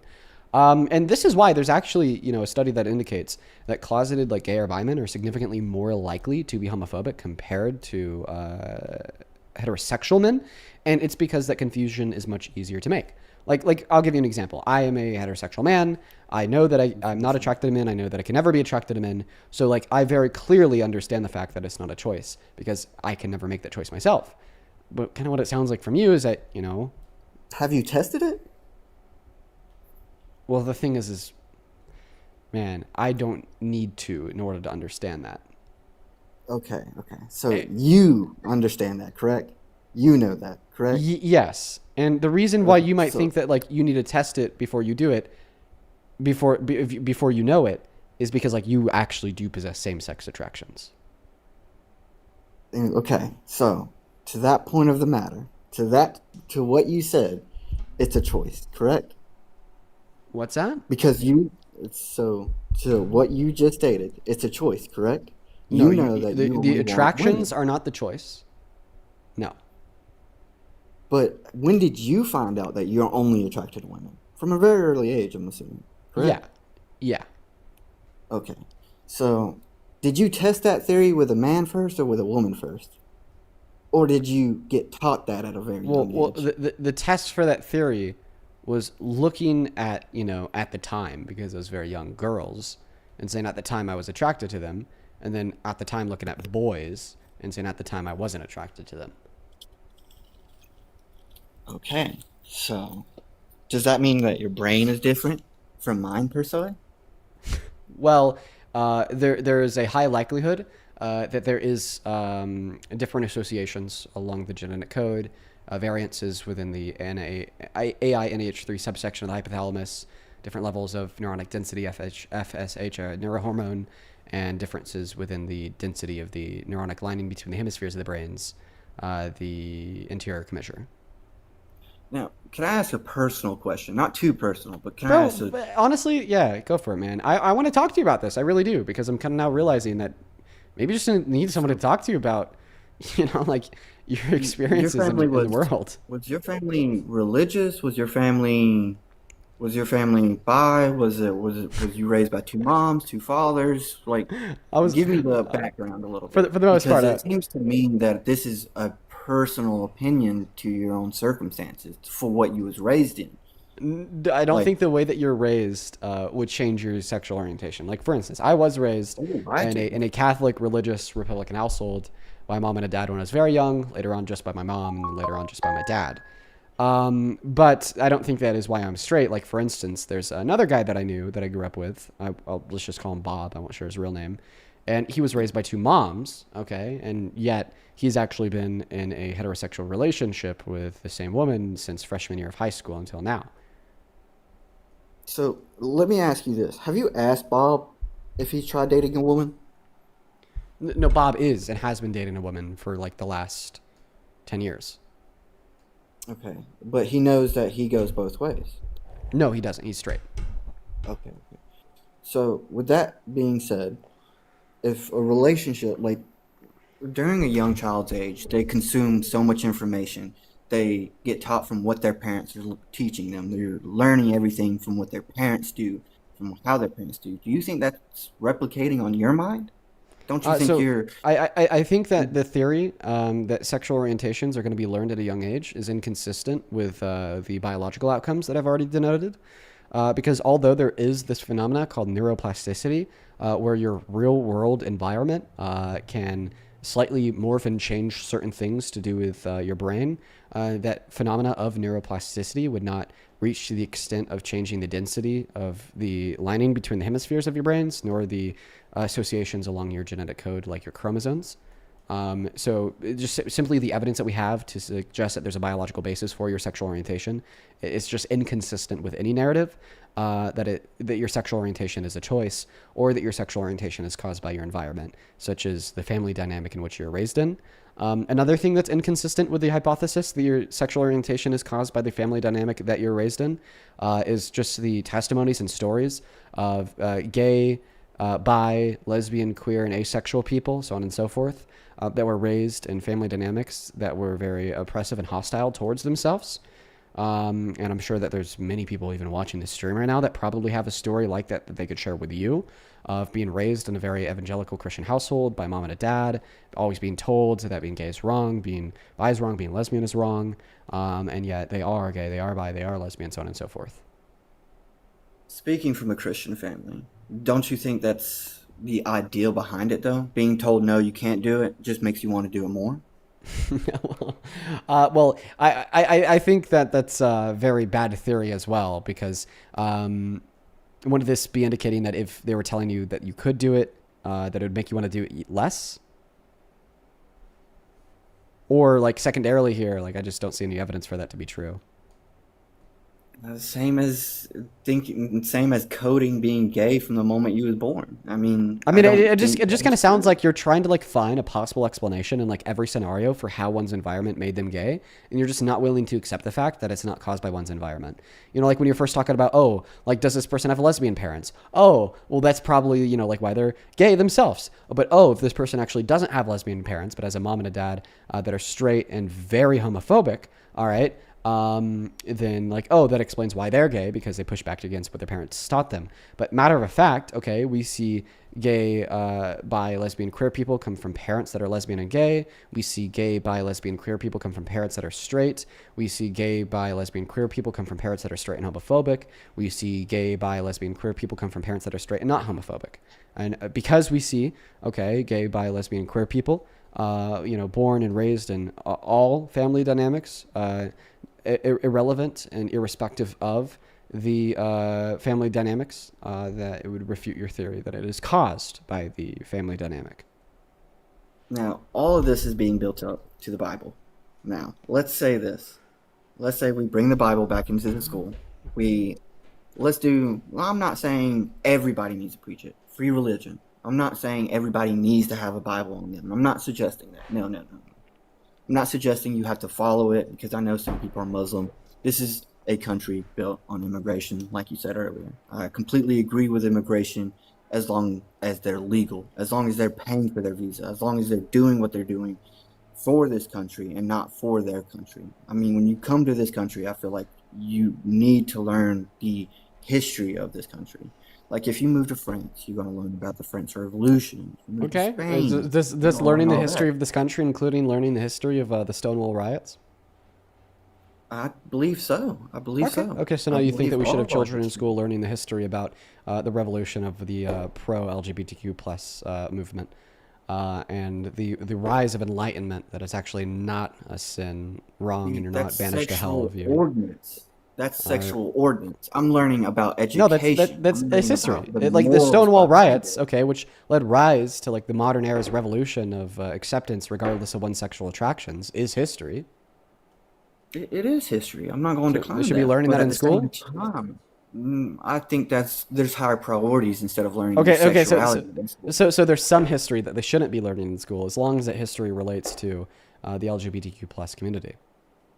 No, I think it needs to correlate with your actual growth in this country. I think. Well, I mean, I think that you our need to country really learn grew a lot what's from the going- Stonewall riots, because our country is significantly more accepting today of gay people than it was even 50 years ago. I mean, 50 years ago, government agencies, you do a polygraph test and you have to tell them if you've ever had sex with a man, and if you said yes or you said no and the polygraph test detected you as a liar, then you wouldn't be able to get that as a job opportunity. All right, on top of many other things. And, when we see the fact that around 30% of our population is non-straight, this just means that 30% of our population for, decades now has been experiencing grave exclusion, grave harm, and grave oppression predicated on their sexual attractions. Like literally not being able to get a job over it, being banished and thrown out of their family because of it, being ostracized by their society because of it, being killed because of it. Right? So, I mean, I think that... And I do wish people wouldn't kill themselves over it or be killed by it, because I mean, again, I'm open to the fact that you are doing what you want to do. I get it. This is a Listen, have you ever tried kissing a dude? Yes, I have. And how? Wow. Okay. Yeah. How did you like it? Same as a woman. I don't see the difference between it. It's just how you look at it. I mean, it's a matter of opinion as well. There's no difference between one another if you really look at it like that. If you love that person, you love that person. You don't love who they are. You love that character of them. You love their personality. You love the feature of them. You're looking as trying to share one person to another when you can't. No one's the same. No one is. Some might have rougher hands. Some might have softer lips.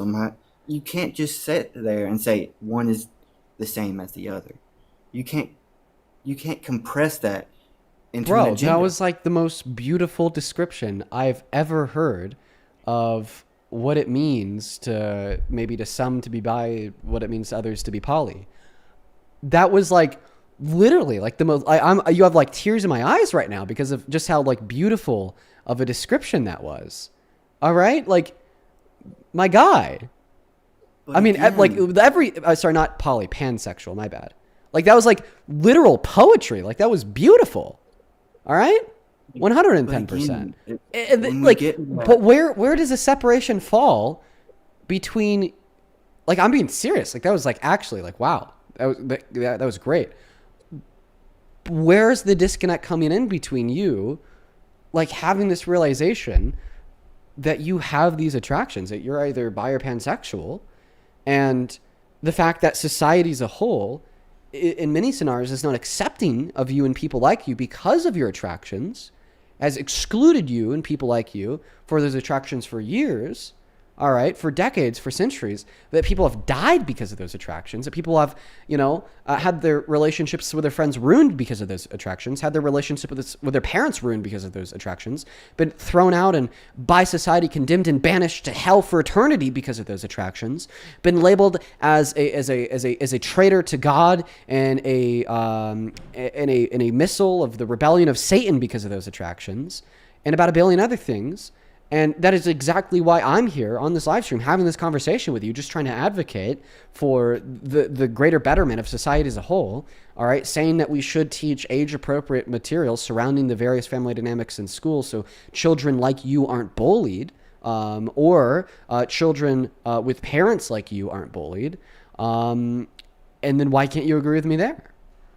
Because of the fact that it's a sexual ordinance in an educational biome. I mean, you're looking at something that you want for yourself. You're not learning anything from the country. It's not a sexual ordinance. When we're telling people in school, no, it's not. I'll explain. When we're telling people in school that some people have two moms and some people have two dads, some people have a mom and a dad, we're not at all referring to the sexuality that would underpin why they have two moms. We're not talking about the sexuality that would underpin why they have two dads. The same way when we talk about a kid having a mom and a dad, we're not talking about the sexuality that would underpin why they have a mom and a dad.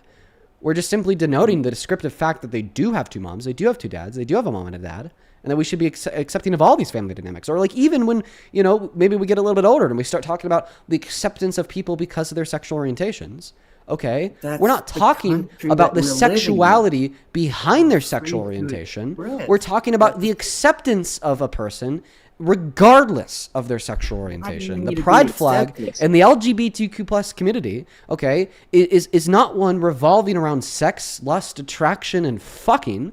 Okay, it's one surrounding upon, okay, the exclusion and ostracism, the exclusion and oppression that has been felt by members of the community with these attractions for generations now, and how we need to be accepting of everybody regardless of what those attractions describe.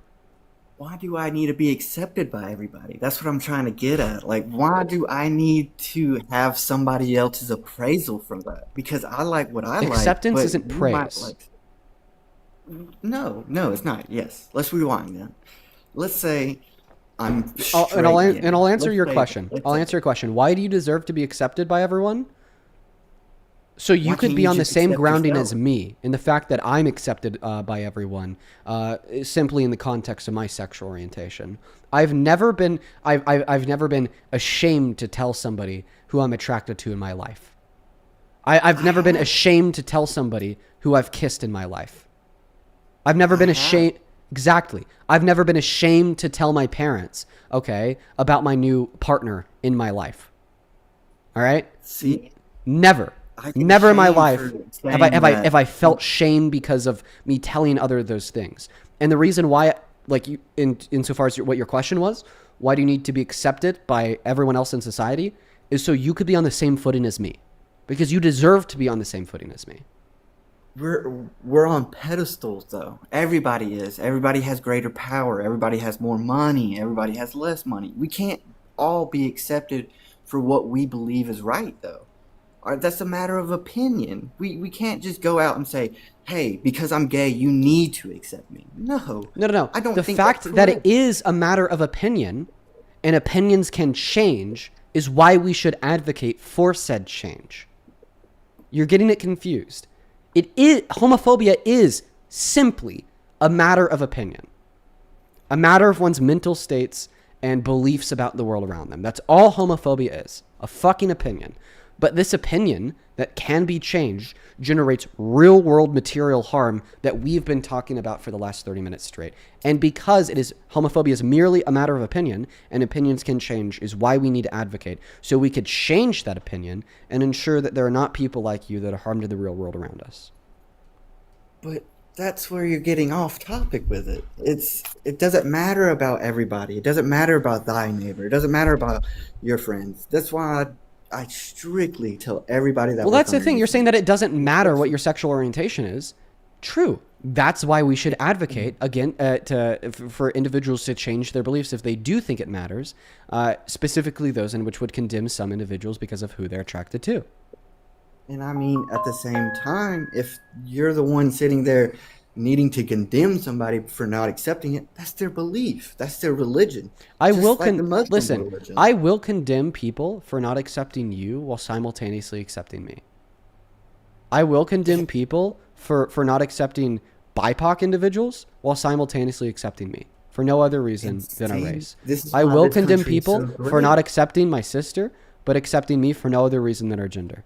All right? See, because that's why this sex, country is so great, race, because we are gender, allowing sexual this. orientation, okay, are irrespective and irrelevant to the content of your character, and I think that individuals should only be condemned because of the content of their character.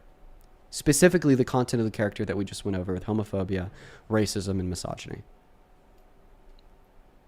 I have that's a whole nother story for a whole nother time. Bro, I'm literally Racism, pulling from MLK right now. If you disagree with me, you're disagreeing with MLK. I mean, no, I'm not disagreeing, but I'm not agreeing either. I'm literally quoting MLK right now. I want you to know that. Yes, I agree. But at the same time, we're not in the 60s, we're not in the 70s, we're not in the 80s. We're moving forward, and I see that this country is just basing What made us one move person's forward? opinion What or a made us couple move hundred forward was the thousand. condemnation of racists in context of racial advocacy and progression for equality. You're looking for equality, but really you should be Before you looking could on how the change someone's country should mind on a be bad rated. belief that they hold, you first have to recognize that it's bad. But like, listen, dude, I'm sorry, man. I don't think that there's anything more I could say to you. I don't think that there's anything more I could do for you. Like right now, like you've just regressed yourself down to this base level of saying that you don't understand why it's a big deal as a man that has personally been shamed and excluded because of this big deal. Definitely one of the more unique conversations I've ever had on my live stream in the whole time I've been doing this. It's my opinion and my opinion alone, and it really doesn't affect anybody else besides myself. That's No, the you're thing. wrong. Everybody's trying to open up their own It does mind to affect other share people everything. outside of yourself. Like, not Yes, only does it negatively depression, affect yourself, but it negatively affects 30% of the people watching right now. That's still a sad note because you're looking for this acceptance when all this country is looking for is your own growth. Your own growth in yourself, not looking for Bro, they all don't this care about your attention from growth if you're everybody gay. They don't care about your growth if you're bi. Listen, bro, you could go fucking find the cure for cancer and you're still going to have an evangelical pastor in the South saying that you're going to go to hell. else. And what does that control my life? Where does that control it? I've already given you many opportunities. Because you're going to hell in the 60s, you had to take a polygraph test to ensure that you weren't lying when you said you weren't gay. You know, because you're going to hell according to the evangelical Christians. All right, today you're ashamed to tell your parents who you fucking kissed. All right, Hey, because I you're do going to like hell, the you're hot denied weather. job opportunities. You're denied in society at large. Local communities across this country, people are led to suicide. Like, we have a fucking hotline that's funded over $100 million per year just to convince gay people to not kill themselves when homophobic when homophobic assholes tell them they're destined for hell. See, that's the touchy subject about it. They're looking for acceptance when they just need to accept themselves. They're fighting with themselves. Oh my God. I'm sorry. I'm done with that conversation. Oh, man. He's been taught to shame himself. And he's been taught that shame is the way it should be.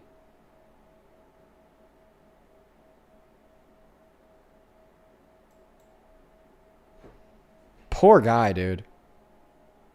Poor guy. Really poor guy. I'm not even mad at him. I feel so bad for him. Hey, what's going on, Dean? How old are you? I'm 19. What year are you born in? 2006. I feel like you're making your voice artificially deeper, so I'm going to kick you and move on to the next guest. Poor guy, dude. Man. Moving on. All right. Dude. Only hop inside of the queue if you are an American adult that supports Donald Trump as president. Make sure to stay out of the queue if you are a screaming crazy vegan with emotional problems and hell-bent vengeance on the downfall of Dean Withers. Let's go and get that next Trump supporter loaded up into the box.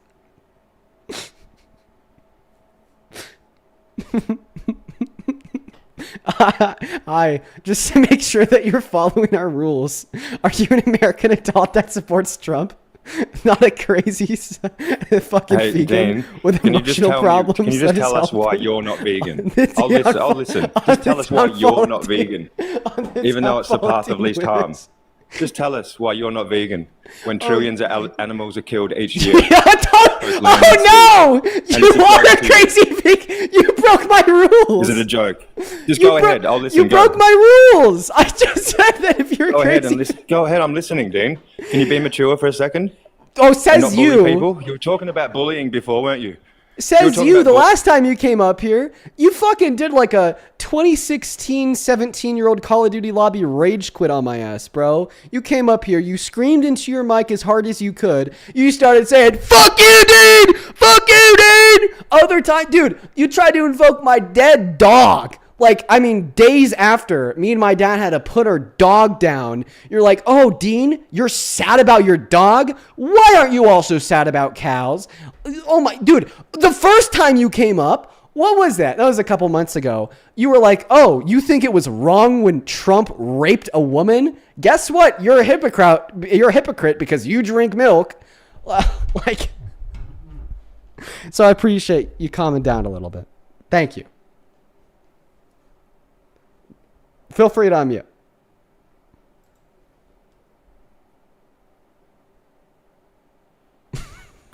Can you be mature and tell us why you're not vegan?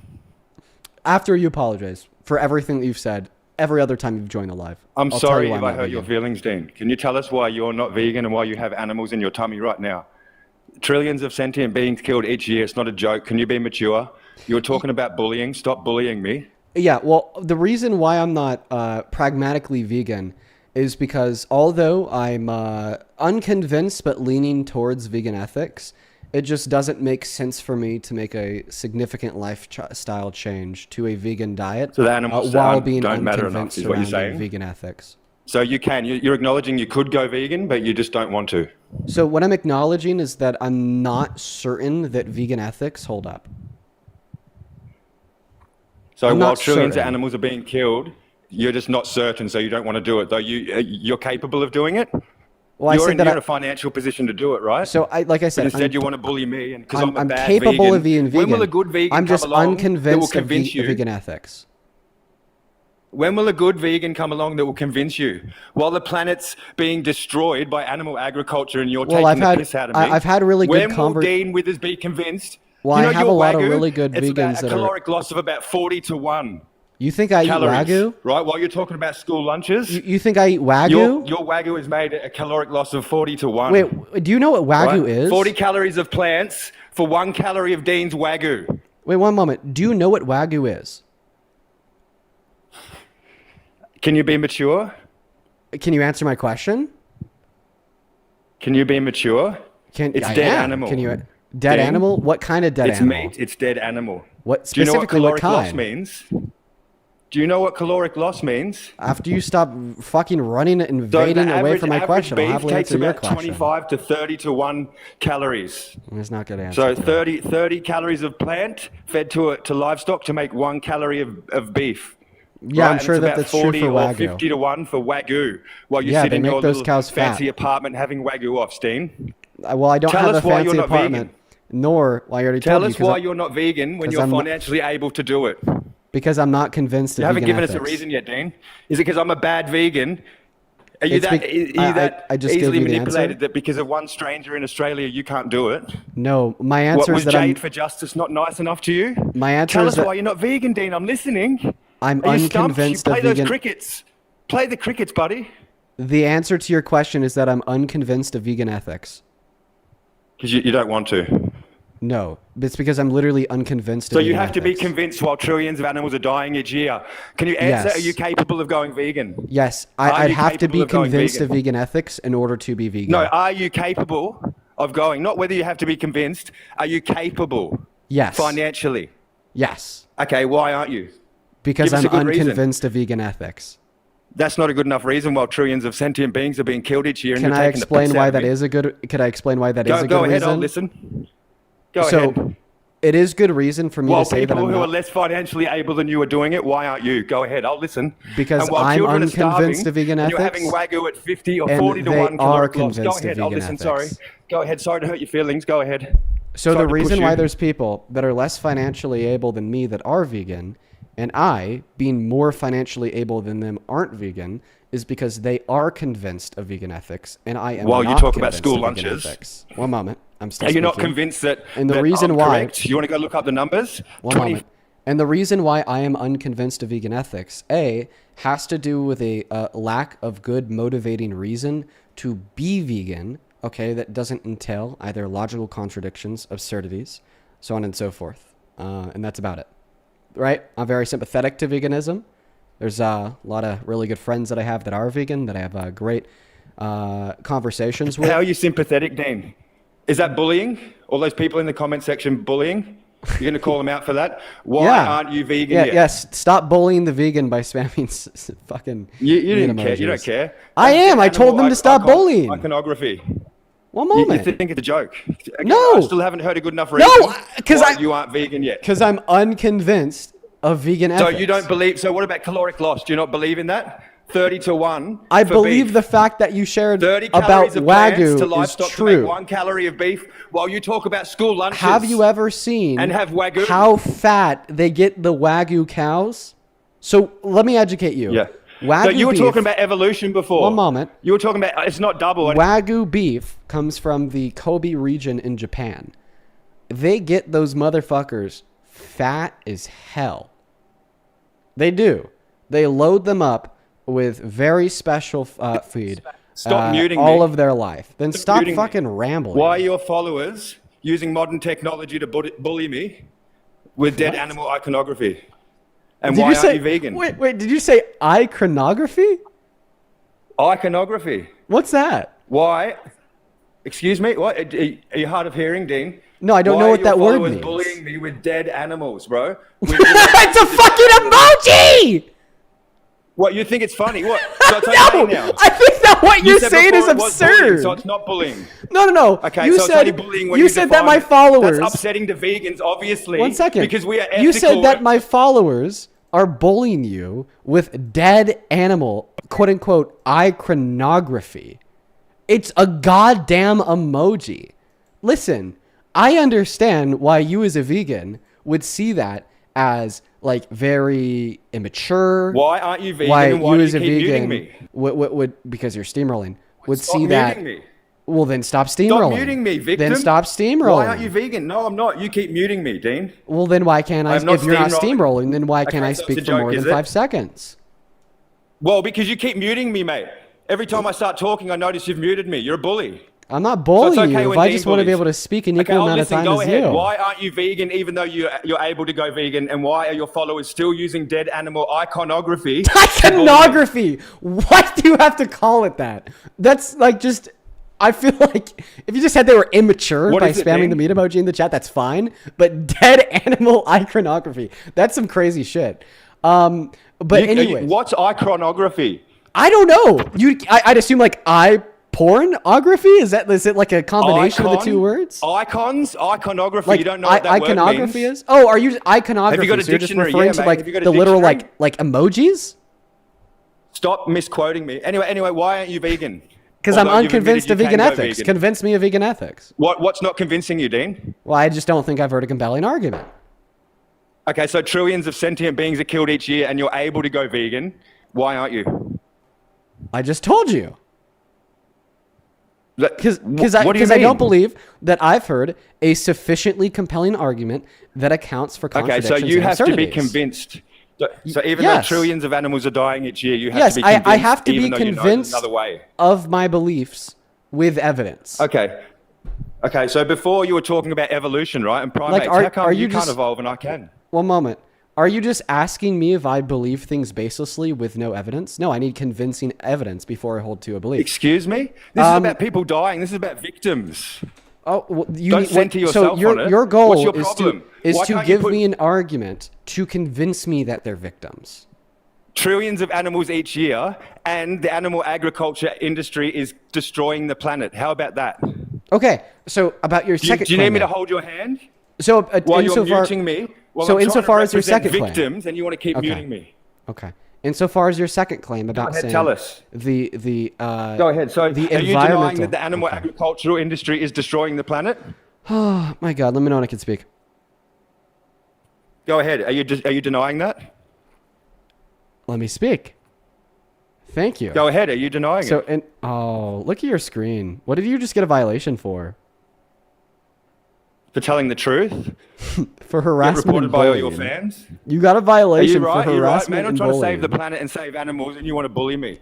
Bad You feel good about vegan. yourself, buddy?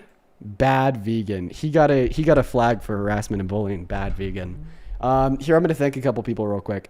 Brooklyn, thank you so much for the $5. Who says, makes me think of the time PETA parked a van outside of my pub in my town, blaring pig screams, and the pub gave out free pulled pork sandwiches in their honor. Thank you for the $5, Brooklyn. No, I'm actually very sympathetic to vegan ethics. I mean, without like being totally convinced of the position, I mean, I could tell you with certainty that, you know, like as soon as there's like alternatives to real meat that are like fake, that taste identical, that I'd make the switch without being convinced of the position fully. Coley, thank you. Courtney, thank you for the $5 over on Venmo. Matt, thank you for the $5 on Venmo. Miriam, thank you for the $5 going moo. Brooklyn, thank you so much for the $5. Who says, next time the crazy vegan shows up, remind him that PETA's animal quote-unquote shelter had a kill rate of 79% in 2023. That is fucking insane. Cassie, thank you for the $1. And then Sierra, thank you so much for the $10. Thank you so much for the love, Sierra. Show some love to Sierra. And then Tess, thank you so much for the $30 over on Venmo. It says, go enjoy a good New York strip on behalf of Texas meat eaters. I appreciate you for the $30, Tess. Honestly, $30, that'll get me like a prime ribeye. Much better than a New York strip. Thank you so much for the love. Let's get 300 Tess W's. Same thing to you, Peter. Thank you for the $20, who says, donate it again because now I feel bad for insulting him. I hope he finds peace and love and happiness. I appreciate you for the $20, Peter. And I'm going to go through the donations right now, so I assume we'll come across your insult here in a minute. I'll make it clear that you felt bad about it. Thank you for the $20, Peter. Audrey, thank you for the $7. Onyx, thank you for the 4. Victor, thank you for the 2. Then Lemire, I'm going to call you La. La, thank you so much for the $20, who says to put towards what you do. Well, thank you so much for the love, La. That is LA. Show some love to La down below in that chat for the $20. Then Ivy, thank you so much for the $21 on Venmo, who says, I love hearing you speak on real education. Had a superintendent pop in my room today. He'd been watching on my camera only to come threaten expulsion just for moving around in a rolling chair for fun after a lesson, not for safety, but because it was his quote-unquote new school chair. I'm not sure if I followed that completely, but I'm sorry to hear that, Ivy. Thank you for the $21. Lena, thank you so much for the $10. Show some love to Lena. Thank you so much. Then Jody, thank you for the $10 as well. Show some love to Jody. Then same thing with Santana. Thank you for the $10 as well. He says, I have 2 moms and can verify in elementary and middle school classmates were not allowed over because of this. Family dynamics should be taught as early as possible. Families, who cares for you? I could not agree more, Santana. Sydney, thank you for the $5. Emma, thank you for the $10 as well. Who says, I love living by those LGBTQ plus guidelines. I know, right? And then, okay, Peter, thank you for the $50 donation on Venmo. I want to see 500 Peter W's down below in that chat. Seriously, man, thank you so much for the love. And this was the insult that Peter felt bad about. This was sent in an hour ago. Peter with the $50 says, someone needs to come tell Lockheed Martin Jr. over here that MAGA left reality behind a long time ago and that he should probably go back and find it. Well, I appreciate you for the $50, Peter. That wasn't even too bad of an insult. I really did feel bad for that guy, though. Then Michelle, thank you for the $15. She says, thank you for proving day in and day out that you have to be absolutely delusional to be MAGA. You give me hope. Honestly, I feel like we do prove that on this live. Yes, thank you for the $15. Then Tess with the $15 as well. Thank you so much. And then Kamani, thank you so much for the $10. Thank you so much for the love, Kamani. Then Deborah, oh my God, thank you so much for the $100 donation on Venmo. That is so kind of you. Deborah with the $100 says, thank you. Keep up the good work, sir. Well, thank you so much for your kindness. That is insane, Deborah. Please show some love to Deborah down below in that chat for the insane $100 donation from the bottom of my heart. Thank you so much for the kindness. It is undeserved. Show some love to Deborah. And then Susanna, thank you for the $30. Who says, I think you know by now my autistic son Jonah and I love your streams. I would like to thank you for everything you do to advocate for autistic people in general. You don't know how rare of a gem you are, Dean, or how much it means. Susanna, I remember you and Jonah. If you guys are still watching, just know that I love y'all both. Huge shout out to Susanna and Jonah down below. Thank you for the $30. And then Elena, thank you for the $50 donation, who says, Ice out based. And they are now getting out of Minnesota. We won, right? At least for now in this one little battle. Thank you for the $50. Elena, show some love to Elena in that chat. Same thing to Cheyenne. Thank you so much for the $20 over on Venmo. Who says, hey, Dean, please don't read this out loud. Oh my God. Oh, Cheyenne, I feel so bad for you. Damn, you are in a pickle. Man, you are in a pickle. I'm proud of you, though. I'm proud of you, Cheyenne. Thank you so much for the $20. That person basically, I can't say anything. Thank you so much for the $20, Cheyenne. I'd also like to quickly thank, let's see here, Erica. Thank you for the $5 over on Venmo. And then Tess, thank you for the $15. Show some love to Tess down below in that chat. Then I'd also like to quickly thank Andrew for the $5. And then one last one here over on Venmo, Tommy. Thank you so much for the $25 donation. Tommy with the $25 says, I'm an old Gen Xer and I absolutely love listening to Dog Walk, these self-absorbed sheep. If you're not helping others in America, then you're not a real American. Keep going, kid. I love you. Oh, Tommy, bro. I love you too. I love hearing from the older Gen X audience. Y'all are the real deal. Okay, you guys did a lot of the boots on the ground work, and you are a goddamn patriot. All right? Thank you so much for that love. A couple other people I want to thank you over on PayPal. Thank you so much for the $5. Heidi, David, thank you for the $1. Shannon, thank you for the $1. Vanessa and Adriana, thank you for the $5 and the $10. Who says, I've been a vegetarian for over a decade. Idiots like this are the reason why I've never gone vegan. Elite Gunner, thank you so much for the $10. Thank you so much for that love, Elite Gunner. Jocelyn, thank you so much for the $55 over on PayPal. Let's get 500 Jocelyn W's. Jocelyn with a 55 says, Dean, it breaks my heart hearing somebody like that guess fully unaware of how badly kids need to be taught acceptance. My parents lost so much love for me when they found out I wasn't straight. And then even more when I came out as trans. If only I had somebody like you in that day. Well, first and foremost, Jocelyn, I'm so sorry that you had to go through that. And that is exactly the reason why I do what I do and why everybody should be an advocate for greater understanding of common truth and why bigotry is wrong. I would also like to thank Christopher for the $20 donation. He says, bro, has so much self-hate. He wants everyone to feel the same. It's sad, really. Yeah, that last guess. Yeah. Thank you so much. I appreciate you so much for the $20, Christopher. Adam, I appreciate you for the $10. Cammy, thank you so much for the $20. Who says, my kids are 12 and 9 and they understand gay, straight, trans, non-binary, etc. They are fine. It is hard not to understand. They will stand up for everyone except Trump supporters. Cammy, bro, you know I love you. You're always in the streams. I bet that you're a great mom and I bet that your children are going to turn out great. Thank you for the $20. Show some love to Cammy. Same thing to Miguel. Thank you for the $5. And then Sophie, thank you for the $15. Thank you so much. And it looks like we're all caught up. If you want to support me, you could actually find my Venmo, my PayPal, and the link tree in my bio on TikTok and Venmo. Sorry, you can find the TikTok and the Venmo and the link tree in my bio on TikTok. It's also in the pin message over on the YouTube channel. And just a couple other people to thank over on Super Chat. Brittany, thank you so much for the $50 Super Chat, who says, I will eat 30 cows to prove a point. Dude, that's a lot of meat, Brittany. But that's also a lot of love. Thank you so much for the $50. And then S, thank you for the 80 Australian dollars over on YouTube Super Chat. Thank you so much for the love. He says, hey, Adine, as an Aussie, this idiot isn't a vegan. He's arguing for the sake of arguing, and he's a really small minority. No, I think that guy's actually a vegan. He's just a really bad representation of the way vegans should act. I would also like to quickly thank just a couple other people. Thank you so much for the $10 over on Super Chat, A. Thank you for the $14 over on Super Chat, Lisa. Thank you so much for that love. And then thank you for the $10, Mr. Good. Thank you guys so much. All right, let's go to get that next guest loaded up into the box. Only hop inside of that queue if you are MAGA. Oh, no. Oh, guys. Oh, fuck. Oh. Hi, welcome in. Do you support Trump?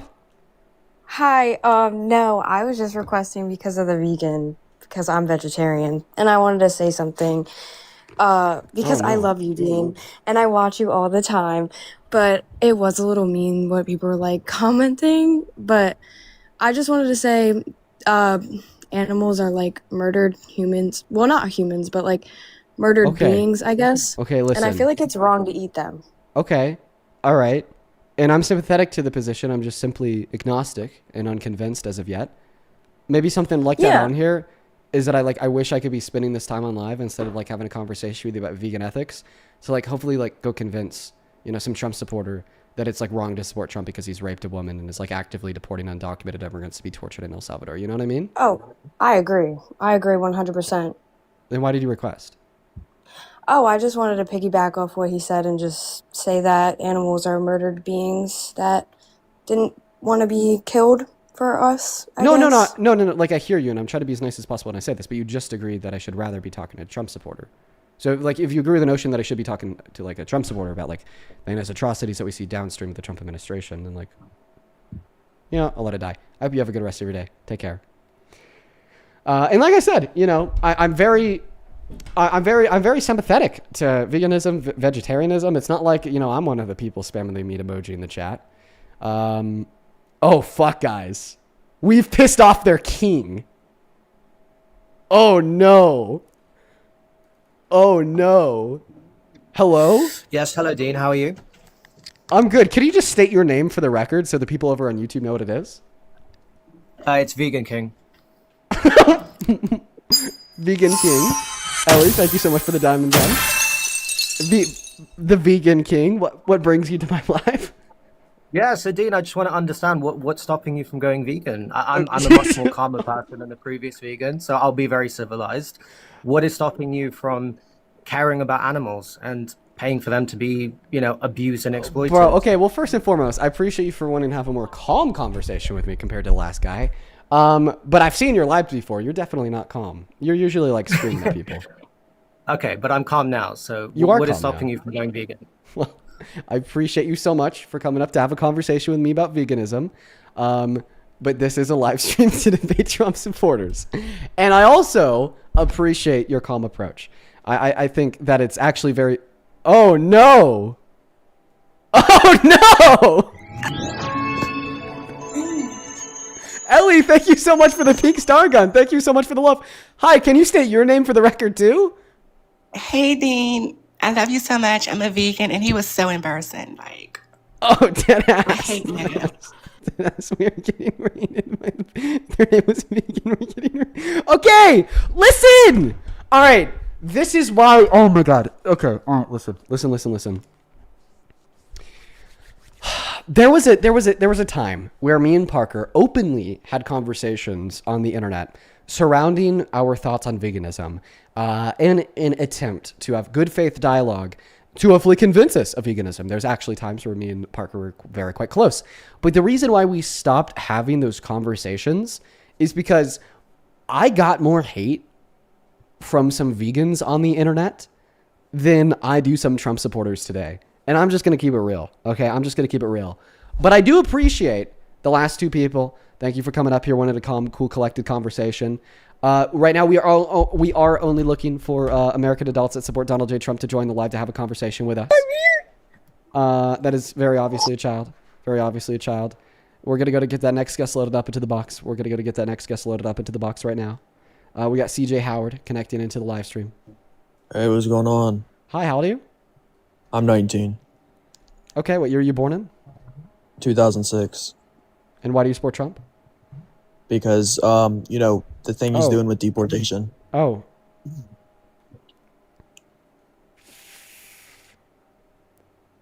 How does that... Because of what he's doing with deportation. I have a question.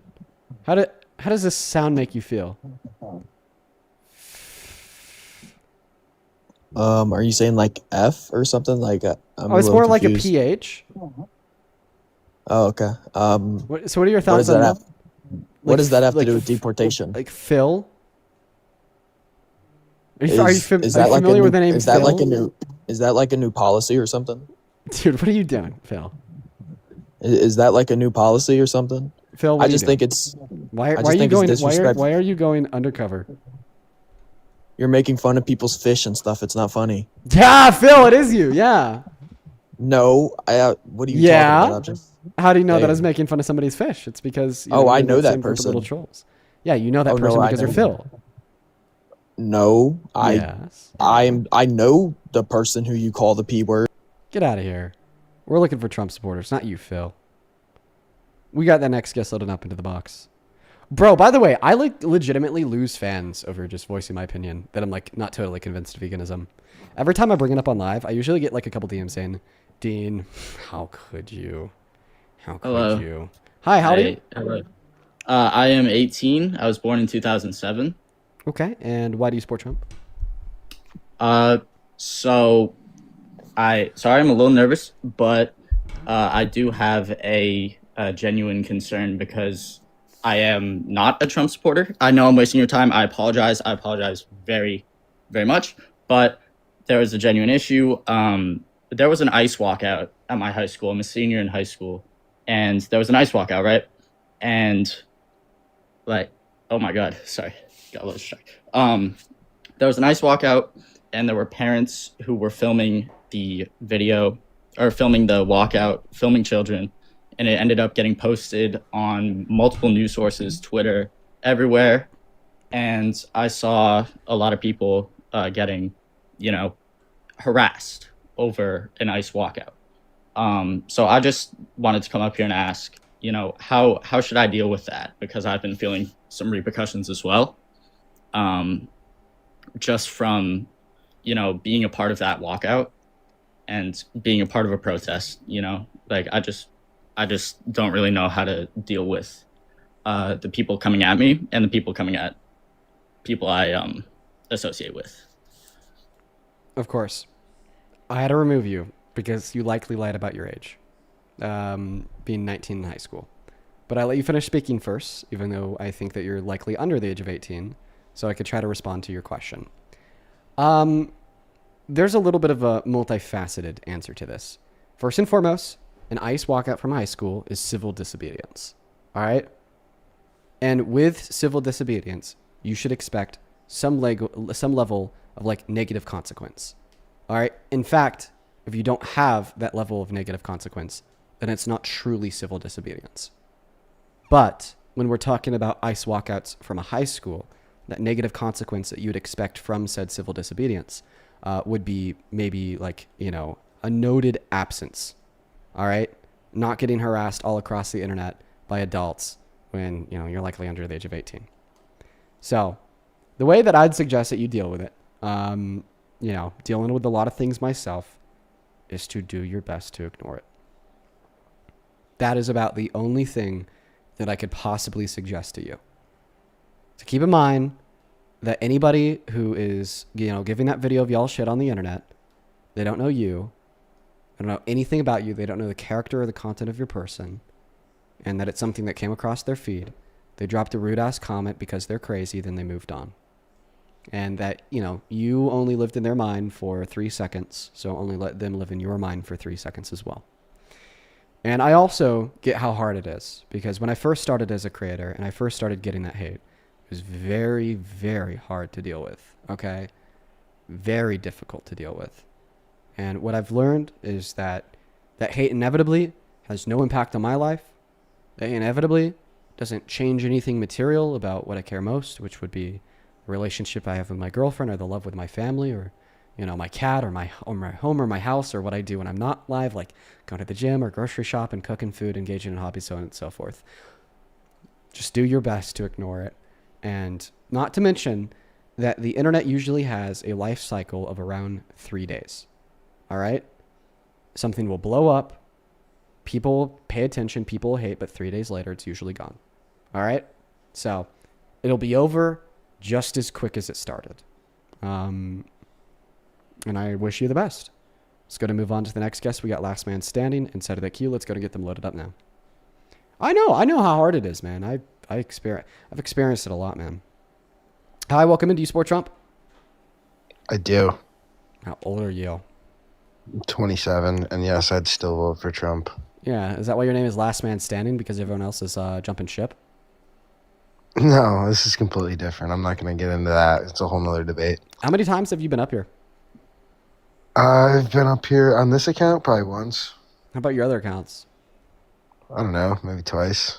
Yeah, I think that you like to come up here quite a bit. So what's today's argument? Well, why do you say that? Did you watch my video on my profile, or did you just know from my voice? I just have a pretty good memory. I've just changed this name and profile picture, so it must have been my voice. Yeah.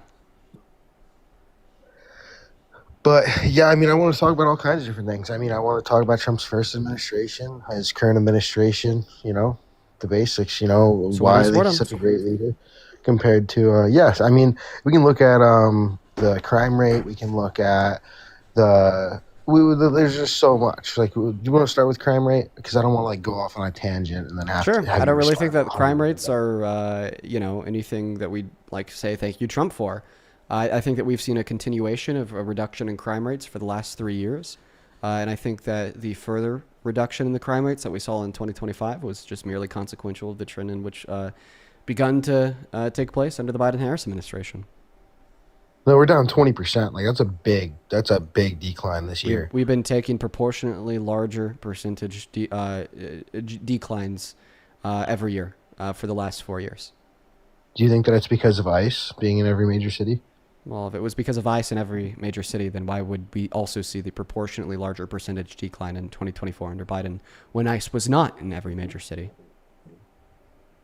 That's what I'm saying. Like, you're saying that every year underneath the Biden administration, the crime rate was. I think it was going our down last about two. 20%. It was our last 2 years, last 3 years. After the crime rates increased during the pandemic in 2020 under Trump, like it stayed consistent in 2021, started going down in 2022, but the jumps weren't too negligible. But then in 2023 and 2024, they were proportionally pretty large. Yeah, I mean, I don't know. I think that it's 20% this year. So what was the crime rate in 2024 and 2023? Because I really don't think that's true.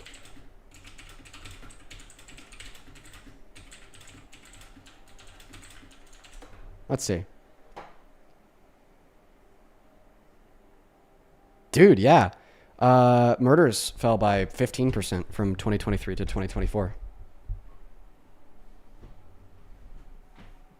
Yeah, I mean, I was talking about like crime rate in total. I mean, we can move off that. We can just get right into immigration. What do you feel about that? I think that immigration is a good thing. It's a necessary thing. We need more. Yeah, well, I don't know if you remember this, but you and I had that one debate the one time where I was asking your personal views, and then you said that you think that what was it, like 4 months? You think that we should have people in our country that should immigrate within 4 months? Like idealistically, like that would Like be the they should- process for amnesty for the undocumented immigrants that are already here.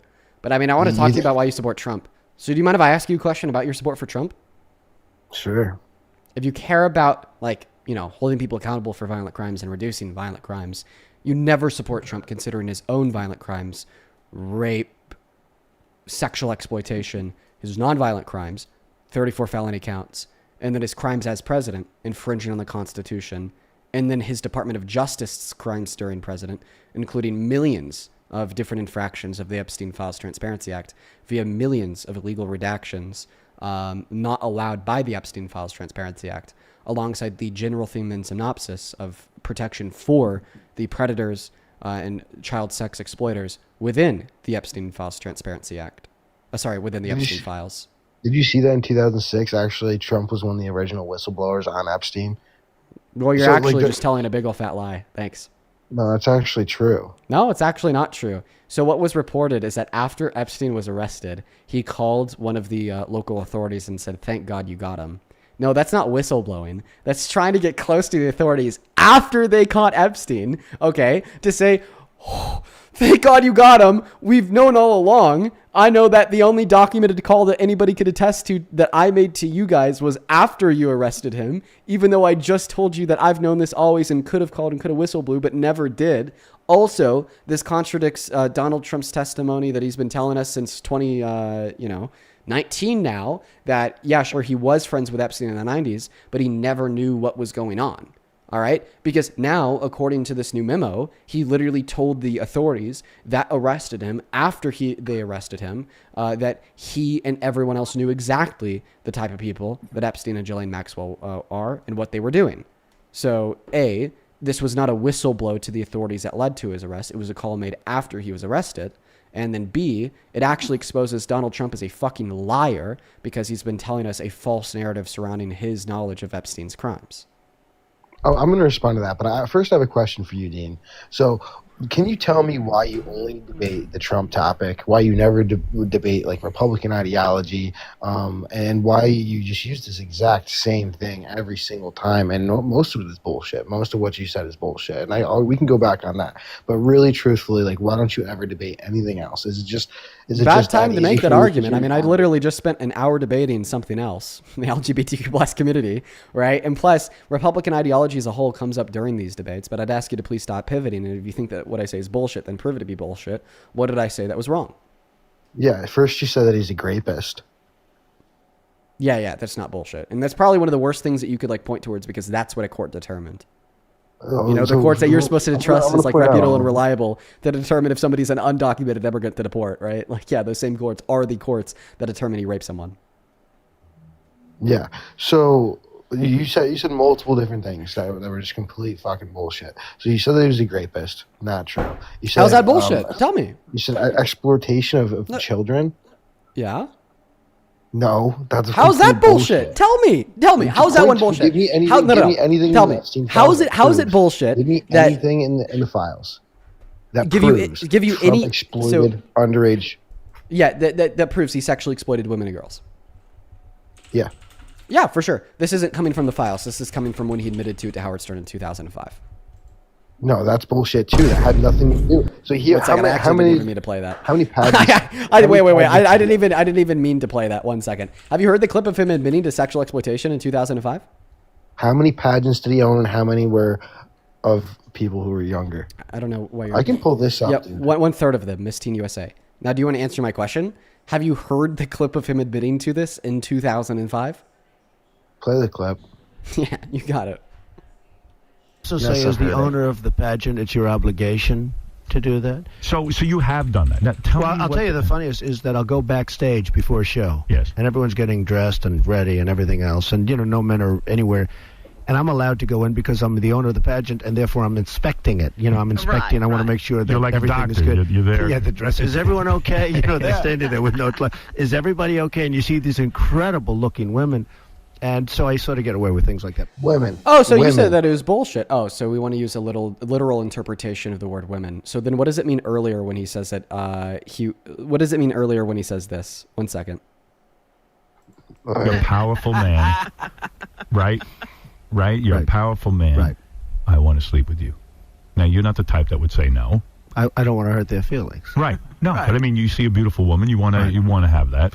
You're a guy who likes to have everything, right? Well, couldn't that be construed, however, as conflict? Yes. I don't see it as a conflict. It could be a conflict of interest, but it's the kind of thing you worry about later. Oh, I see. You tend to think about the conflict a little bit later on. The question is, how can it not be construed? No, I mean, some of these foreign girls, Mr. Trump, in my country, we say hello with vagina.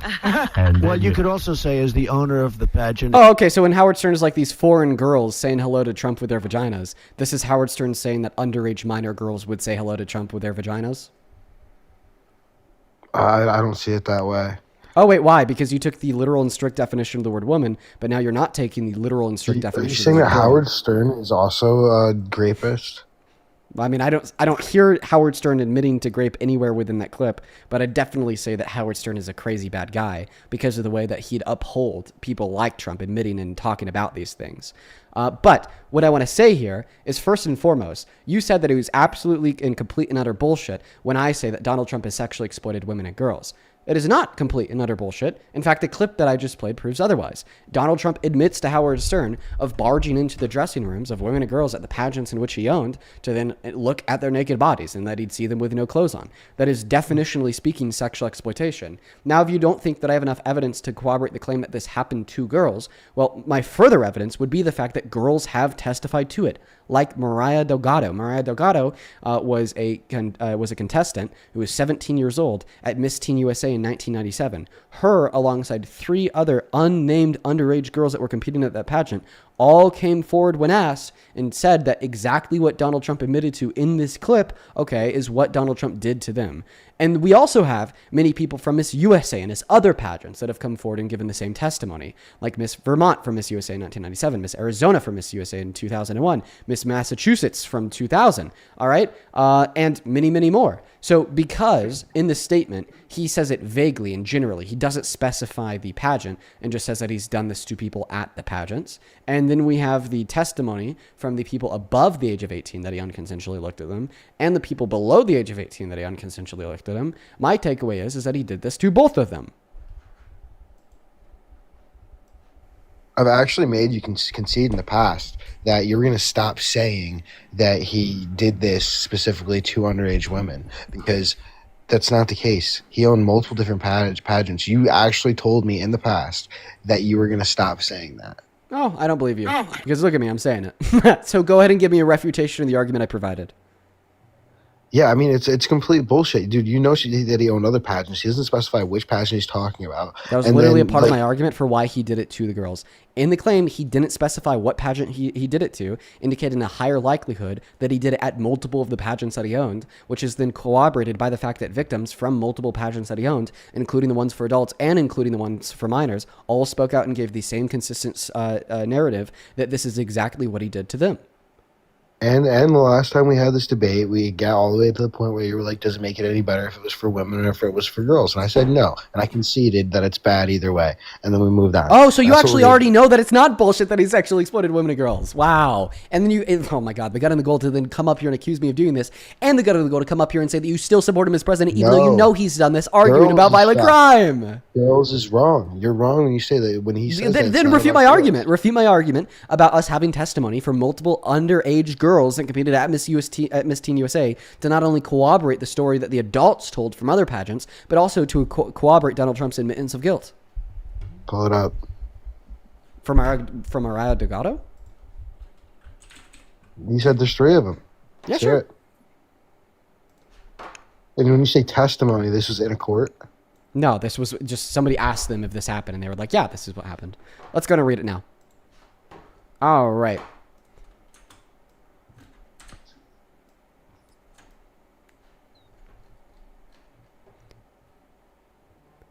Wow, this is new. After BuzzFeed News published the story, we heard from a 5th contestant who remembered Trump visiting the dressing room.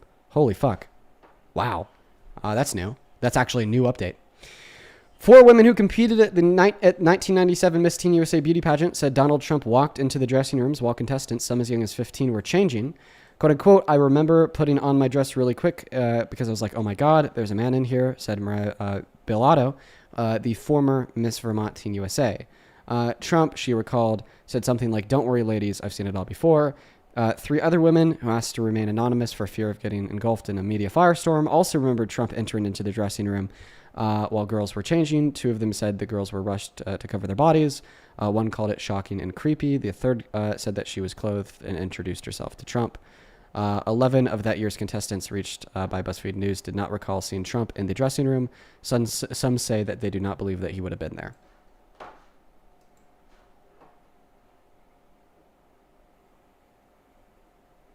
Yeah, I mean, it's like, when did they come out and say this? That was a new update. When was the first, 3 that you're talking about? Yeah, when they're asked about it, which is, of course, when Trump started running for president. Oh, yeah, they just didn't like his party. He didn't like that he was Republican. Okay, I completely disagree with you. I think it's significantly more likely that they're telling the truth because they all said the same thing that cooperated with Donald Trump's admittance of guilt in 2005. Tell me why everybody came out against Trump when he started running for Republican. Because it's the first time a major news outlet in America asked him about it because he was running for president. A major news network came out and asked people about their experiences with Trump. Yeah, Trump went from being a billionaire, still powerful, living in New York, to a man that's probably going to win the presidency. So then, all major news outlets started paying attention to him and only him, and dug into his past like they never had before because he wasn't running for president. They probably found that clip of him telling Howard Stern that this is something that he'd do. So they're like, oh, now let's investigate the women and girls that are at these pageants. And then all of a sudden, those women and girls had the platform for the first time in their goddamn lives to confidently share this story to a body that wouldn't turn around and kill them. That would then be shared with everybody in America, including you and I. And it makes total sense that the first time they'd be asked about this by a major news media outlet that would reach me, you, and the rest of the stream would be when Donald Trump started running for the presidency. But Dean, do you understand what I'm saying? Do you ever not get tired of saying the exact same fucking thing every single fucking day? Why can't I ever come up here and not debate you on him being a rapist or a fucking P3DO? Why can't we ever actually have a debate on policy? I don't think actually you're the one that brought this up. You said that you're the one that said it was bullshit when I said Donald Trump sexually exploited these women and girls. If you didn't want to have a conversation with me about Donald Trump sexually exploiting these women and girls, okay, well then you maybe shouldn't have brought it up and called it bullshit. Alternatively, we were having a conversation about what the world policy, particularly violent crime rates, and then you made the claim that crime rates have reduced so significantly far, and I didn't say Donald Trump's a rapist, he committed a violent crime. No, I said that we've actually seen a trend of crime rates continuing to fall over the course of the last couple of years. You asked for data, then I gave you the fact that murders fell 14.9%, 15% in between 2023 and 2024. So just, dude, stop yapping and respond to what I said insofar as the argument that I gave you to prove that it is incredibly fucking likely, damn near certain, that he did this to the girls in Miss Teen USA. So it's not proven. Dude, incredibly fucking likely, damn near certain is proven. That's what that means. I'm just being hyper specific, and of course you're now going to take advantage of that. So let me change my language now that it's been proven that he did this to teens at Miss Teen USA. Okay, prove it. I just did.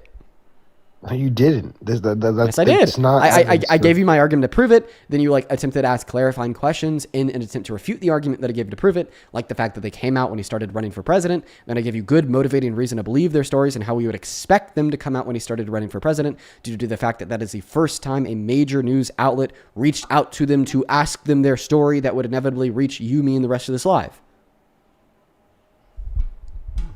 It's not like they just woke up and they said, he's running for president, I'm going to go tell on him. No, woke up, BuzzFeed woke up, he's running for president, I'm going to investigate this guy to see the type of man he is, finds this clip of him admitting to sexual exploitation, goes back to the years in the pageants that he was talking about, found the contestants at those pageants, reached out to them, and see if they had a story to tell. None of it's true. That's why I said it's bullshit. This isn't proven fact. Right. Your only refutation to say that it's bullshit. You have got to be literally the most stupid guest that has joined the live stream all day, because at least that other guy that came up earlier and you just started to spout all this nonsense talking about $160 trillion in policy and all this bullshit about sovereign citizens, at least he still thought he had a counter argument to the position that I was purporting. But your counter argument is literally nuh-uh. It's embarrassing, honestly. No, because now we've gotten to the point where you're like, oh, this is proof, and I'm like, no, it's not. Like that's Okay, all then give me there a is good to reason to believe that this isn't sufficient evidence. The same way I was able to give you good reason to believe that this is sufficient evidence. Okay, this is sufficient evidence because all of their testimonies corroborate one another. This is sufficient evidence because not only does their own testimony corroborate one another, but it actually corroborates what Donald Trump admitted to. This is sufficient evidence because you already admitted that you thought he did do this to the women, which would indicate a character incredibly likely to do it to the girls too. Right? Like, think about it. You already agreed. You said, Dean, I do believe that Donald Trump barged into the dressing rooms of the women at Miss USA. Now we have 5 girls from Miss Teen USA coming out saying he barged into the dressing rooms at Miss Teen USA. If it wasn't Trump, you'd believe it, no questions asked.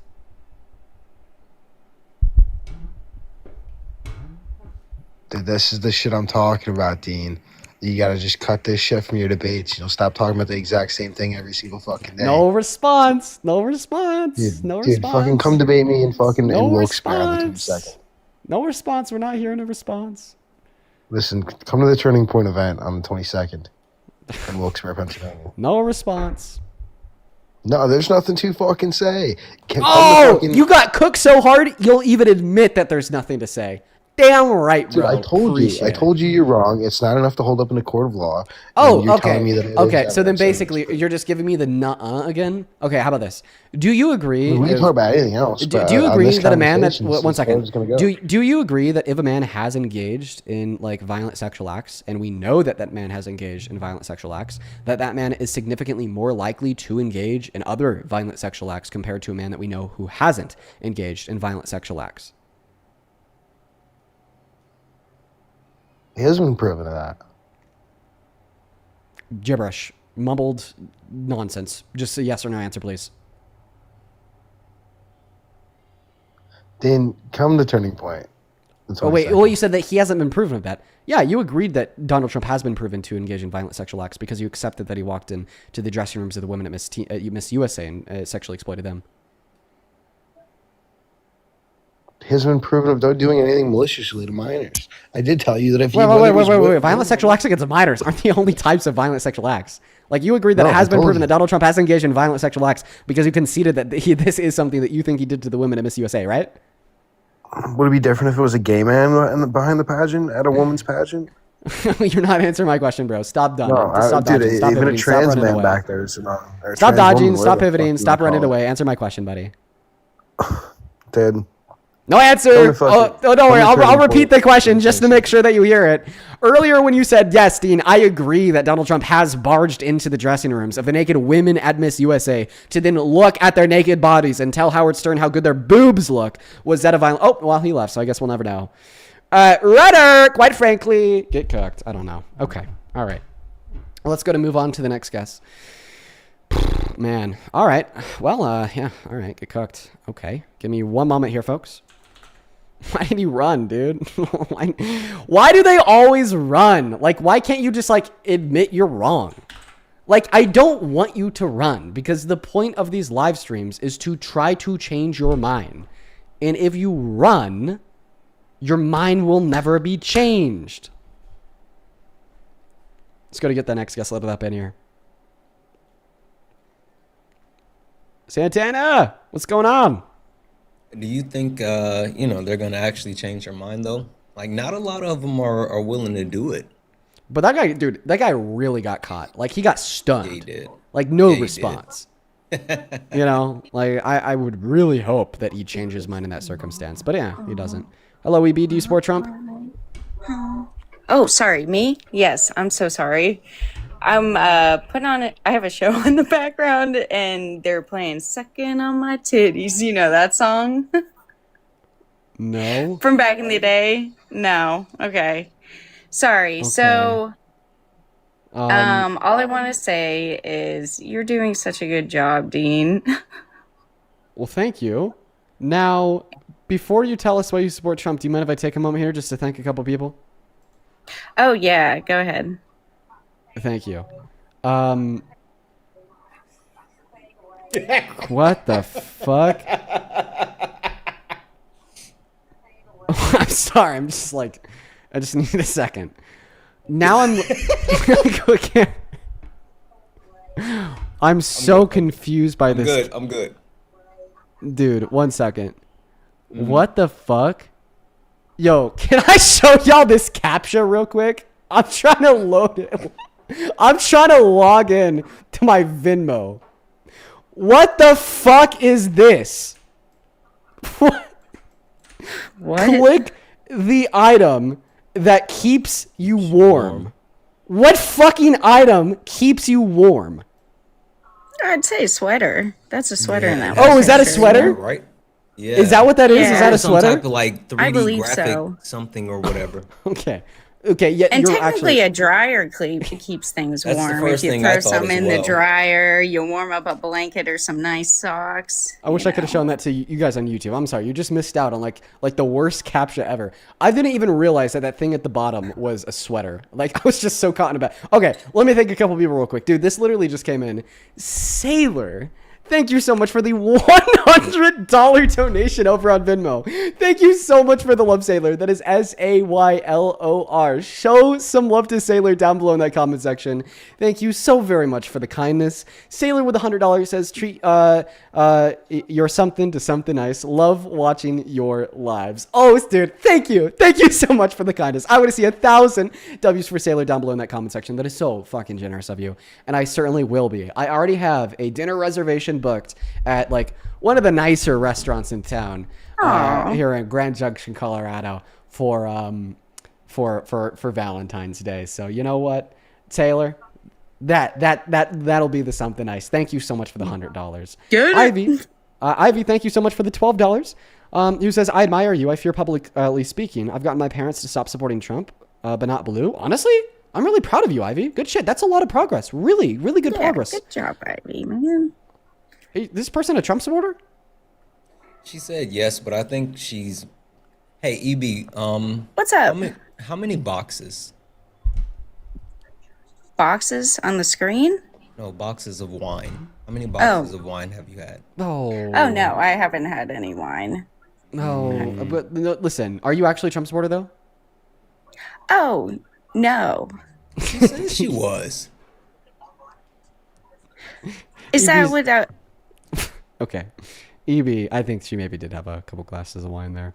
Let's go to move on to the next guest. Only hop inside that key of your MAGA. I'm going to go back to thank you people real quick. Jessica, thank you so much for the $10. Who says, appreciate you spreading awareness and educating us every day. Keep on doing what you're doing. Thank you, Jessica.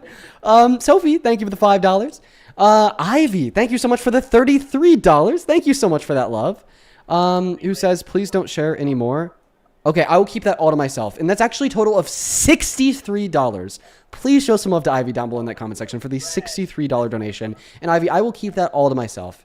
You got it. Thank you so much for the love. As always, show some love to Ivy. Brooke, thank you so much for the $5. And then Ellie, this came in 20 minutes ago.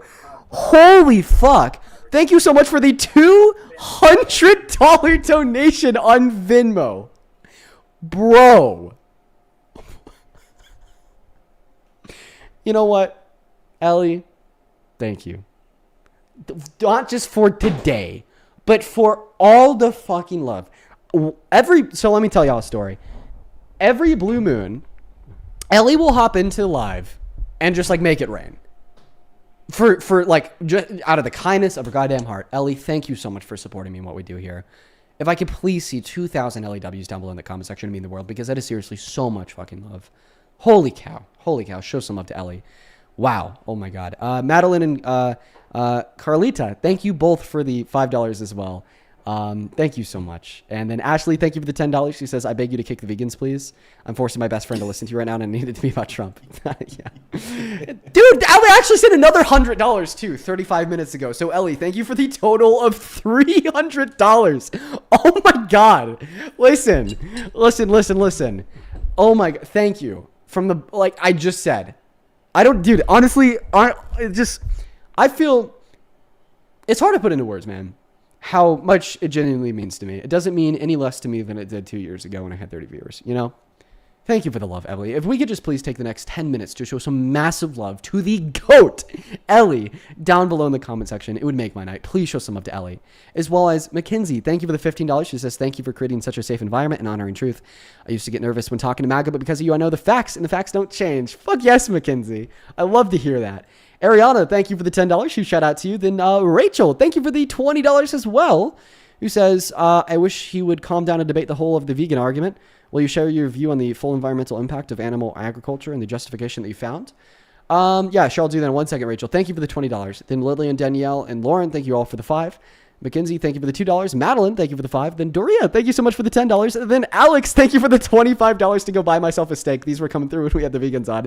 You got it, Alex. And then Miriam, thank you so much for the $5 as well. And then about the environmental impact of the food industry, it is definitely present, and I think that we should just do more to work it down. And honestly, work towards viable alternatives to meat products that are synthetic and made in labs. As soon as there's a viable alternative to a fucking ribeye that is not derivative of a cow that tastes identical, I will only eat it. You got it. And then Colleen. You said that earlier, and I was like, you know what? I could get behind that as well with very little convincing.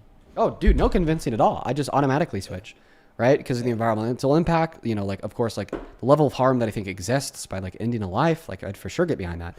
A couple more people to thank here over on the PayPal. Colleen, thank you so much for the $50 donation. That is Colleen. Show some love to Colleen down below. Colleen says, you are aligned. Keep at it. Thank you so much for the kindness, Colleen. Jody, thank you for the $10. Who says, love what you're doing. Thank you so much for the love. And then Faye, thank you for the $20. That is FAY, who says, sorry the vegans found you. They're they are arguably more unhinged than some Trump supporters.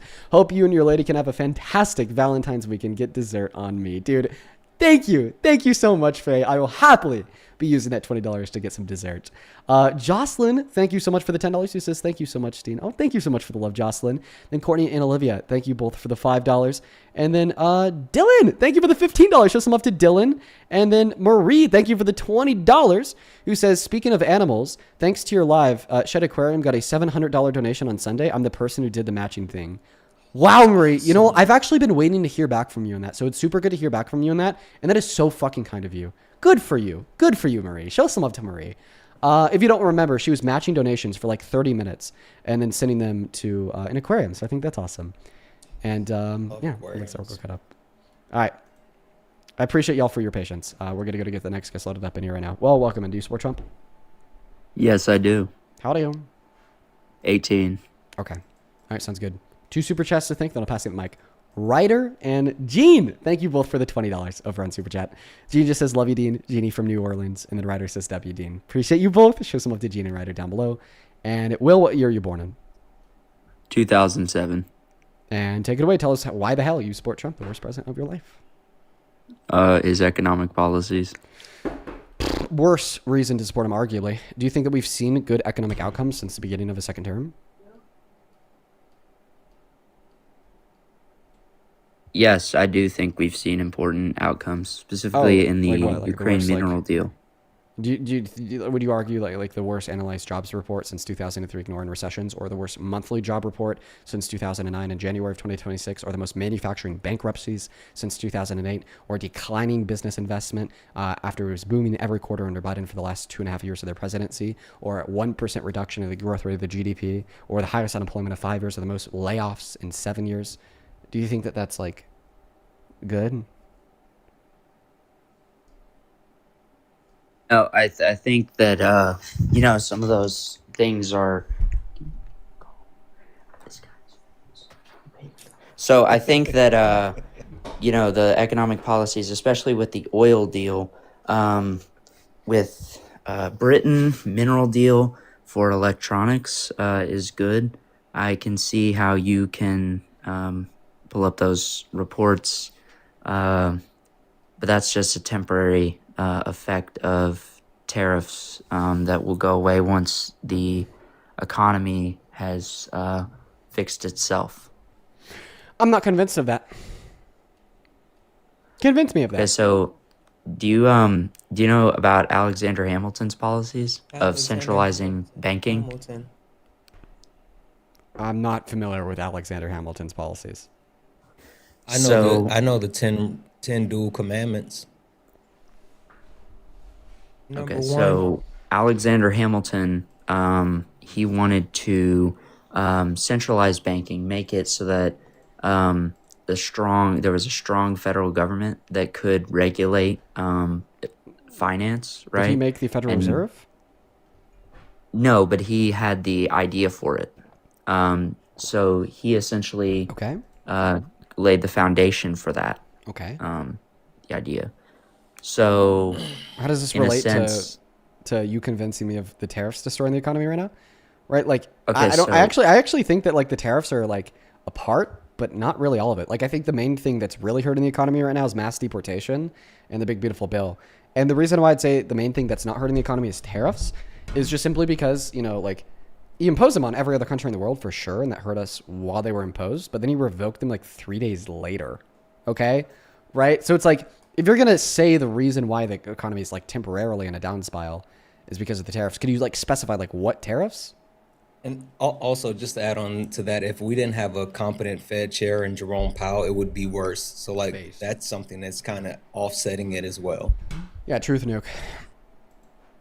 Okay, so so basically what I was trying to get at was Alexander Hamilton provided the foundation for it, and you asked the specific tariffs, right? You asked for the specific tariffs. An essay that he wrote. You asked for the specific tariffs. So the protectionist tariffs, actually, Alexander Hamilton supported that, and they did actually help the economy, especially in industry. Yeah. So tariffs did help us when Alexander Hamilton was president, in the same way that diapers typically only help toddlers, right? So like typically, not always. Okay, I'm not saying always, but typically, all right, only toddlers need diapers. Okay, and diapers are very beneficial to toddlers because they don't know how to use a toilet. But then when you grow up a little bit more, typically, diapers no longer helpful to you. It's more so of an hindrance because you do know how to use a toilet. And the analogy that I'm making here is, well, tariffs were very beneficial to the United States of America when we were a small new country with no industrialization whatsoever. In fact, they were essential to the furthered growth and prosperity of America. We needed to force our people to buy from American producers, to create American producers, to lay the groundwork for American industries. But anymore, now that we have American industries, in fact, we operate the most successful economy on the face of planet Earth, looking at like the raw figures surrounding economic output, which by the way, isn't always resemblant of the well-being and economic status of the average American. We have a lot of issues there. Nordic countries do it better. I digress. We don't need them anymore. Same way a grown man typically doesn't need a diaper anymore. Okay. So unless I we're could in argue the Trump stage of the economy, then we do need the diapers. Okay, he needs so a diaper. He shit himself in the fucking Oval Office, dude. That's what I'm saying. Okay, so can I bring up the point that you were making about how they're no longer necessary? So back in those days, right? Sorry, I just want to clarify. Hamilton was never president. I misspoke. But go ahead. Not. No, he was not because he was shot. Yeah, I just misspoke. My bad. Got it. But where was he shot? In a duel, actually, in New Jersey. In New Jersey. Everything's legal in New Jersey. Anyway, go ahead. Yep. So, essentially, other countries were imposing higher tariffs back then because they wanted a monopoly on goods, like the British East India Company, right? So it was a state-given monopoly on goods by these countries that were imperialist, right? So America wanted that as well. So they created tariffs to make American-made goods on the same price level as British or French or whatever. Yes, I was born November 2nd, 2007. I'm being completely honest. I didn't even show military Would you like ID. to respond to the points that I made, please? Sure, yeah. So, yeah, you mentioned that we don't need them anymore. So what about countries today that charge higher tariffs for our goods than we do for their goods? Yeah, then they're a loser. They lose because tariffs inevitably have a very large negative economic outcome on the country that's imposing them. Yeah, I can see how the thing you have to keep in mind as far as tariffs is they're literally just a tool, right? I mean, they're not a policy, and Trump is trying to use them as a policy, but they're supposed to be targeted to get a specific action. And so, like levying them against everyone is harmful, and it's also been done twice in our history, and both times have been massively harmful to the conservative party that's done it, and they've led to utter failure. So again, like, not sure where you're going with this. So when other countries were doing that, I just don't like. I'm like pretty close to kicking you because you're not responding to any of the points that I'm making. Okay, can you make the points again? I apologize. Yeah, the first point that I made was asking you to name the specific tariffs that are causing negative economic outcomes today that you have not named. My second point that I made, that you have not responded to, was to point out the reason why it was important to have tariffs back then, but not now, that you haven't responded to. So I'll actually ask you to respond to the first question that I asked you. Can you please name the specific tariffs that are temporarily hindering the economy right now that will produce really good outcomes in the future? Yes. So China is imposing tariffs on American-made electronics and cars, and same for other countries because they want to prioritize domestic production. So especially Europe, like the EU, right? Okay, but obviously no, it's not. It's not the tariffs that China or the EU would have on America that's hurting our economy right now, due to the fact that we also had these tariffs under the Biden-Harris administration when we weren't getting the worst job report since the early 2000s. Not to mention, if their tariffs were to be hurting the economy because they relevantly changed, in fact, they increased, well, then that would be because of Donald Trump's policy, meaning that he's at fault. That's what I was just about to say. Are you arguing for or against the tariffs, or like, I'm so confused what's happening right now? Yeah, like I just feel like I'm kind of confused. I feel like I'm kind of lost here. I don't really feel like we're having like good, cohesive, like productive dialogue. Yeah. And that you're not really responding to the points that I'm making. I didn't really understand the points that you're making, and it's just kind of boring. So that's a fiscal policy, right? It's not the economic policy of like interest rates and all that. So essentially, you are using that as a fiscal tool to get other countries to lower their tariffs so that you can lower yours, right? Oh, this. Hey, well. And eventually go down to zero and have a trade agreement. Can I be honest? Like, my dog speaks more eloquently than the. I mean, like, what are we doing? Come on, no. Let's. I want to be nice to him. Well, I appreciate you for coming up, man. I'm not gonna lie, I just don't really feel like I'm getting a response to the points that I'm making. So at this point in time, I am gonna move on to the next guest. But I do hope that you have a good rest of your day. You have a good rest of your day. I couldn't resist the last Hamilton reference. I couldn't. You want somebody to be mean to real quick? Oh, please let it be Liam. Please let it be Liam. I want to do my Liam impression so damn bad. Oh. This guy's gonna rage.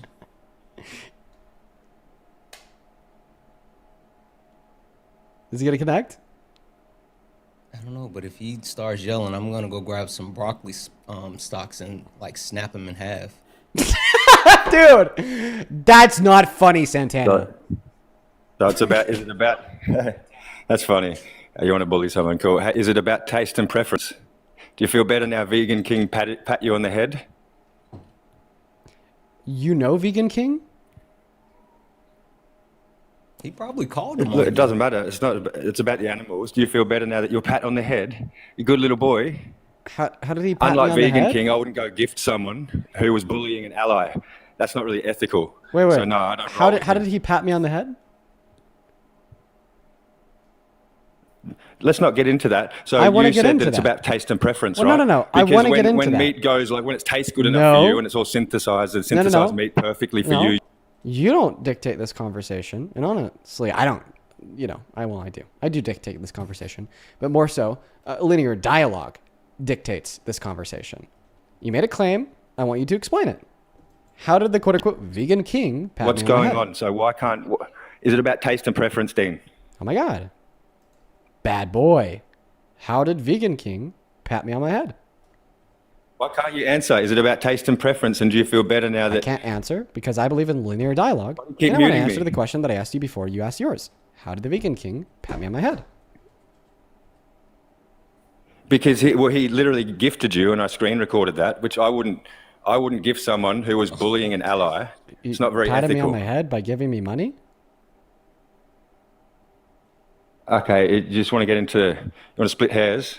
instead of talking about trillions of animals dying. How effective was he? Clarify the claim How that you effective was he made. trying to undermine me coming up? But he made himself look like an idiot because you kicked him after 10 seconds because he was too nice.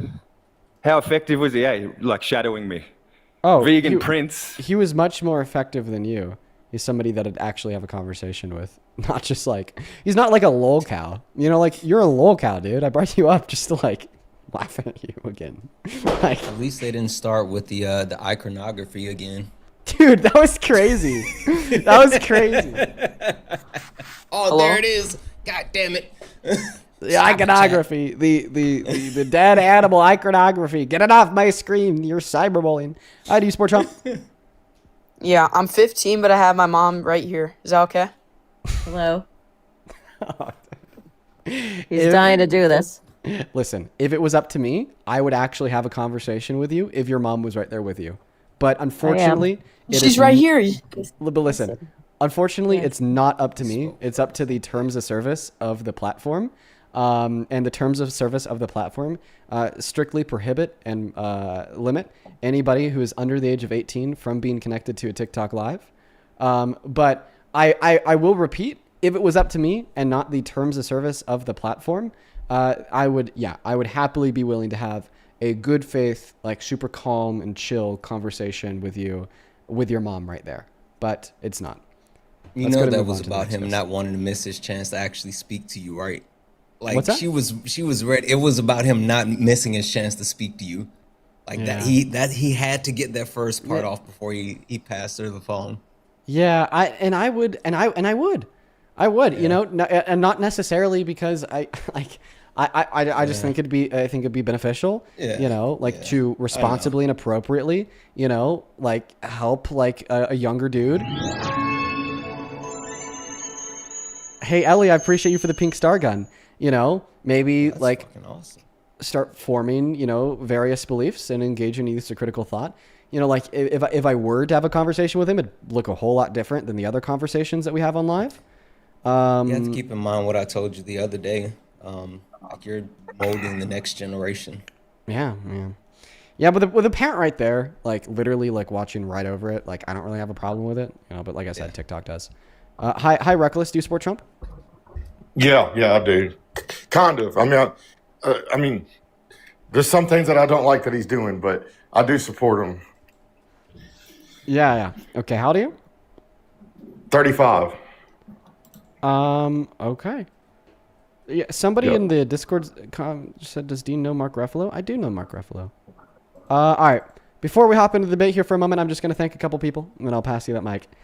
Hey, Ellie. Thank you. Thank you so much for another $100 donation on Venmo, who says, for him, Alex Preddy was a nurse like me. We care about others more than ourselves, and that's why he stepped in. He would be proud of what he did, but never deserved the consequences. Yeah, man. Dude, what happened to Alex Preddy? It's been on my mind ever since. Thank you so much for another $100, Ellie. Please show some love to Ellie down below in that comment section. Seriously, it is so fucking kind of you. Also, I gotta ask, are you a travel nurse? You make a lot of money. Thank you so much for the $100, Ellie. And then Sarah, thank you so much for the $5. Alex, thank you for the $10. Who says, when I first started watching your lives, I never knew it was an anxiety pin.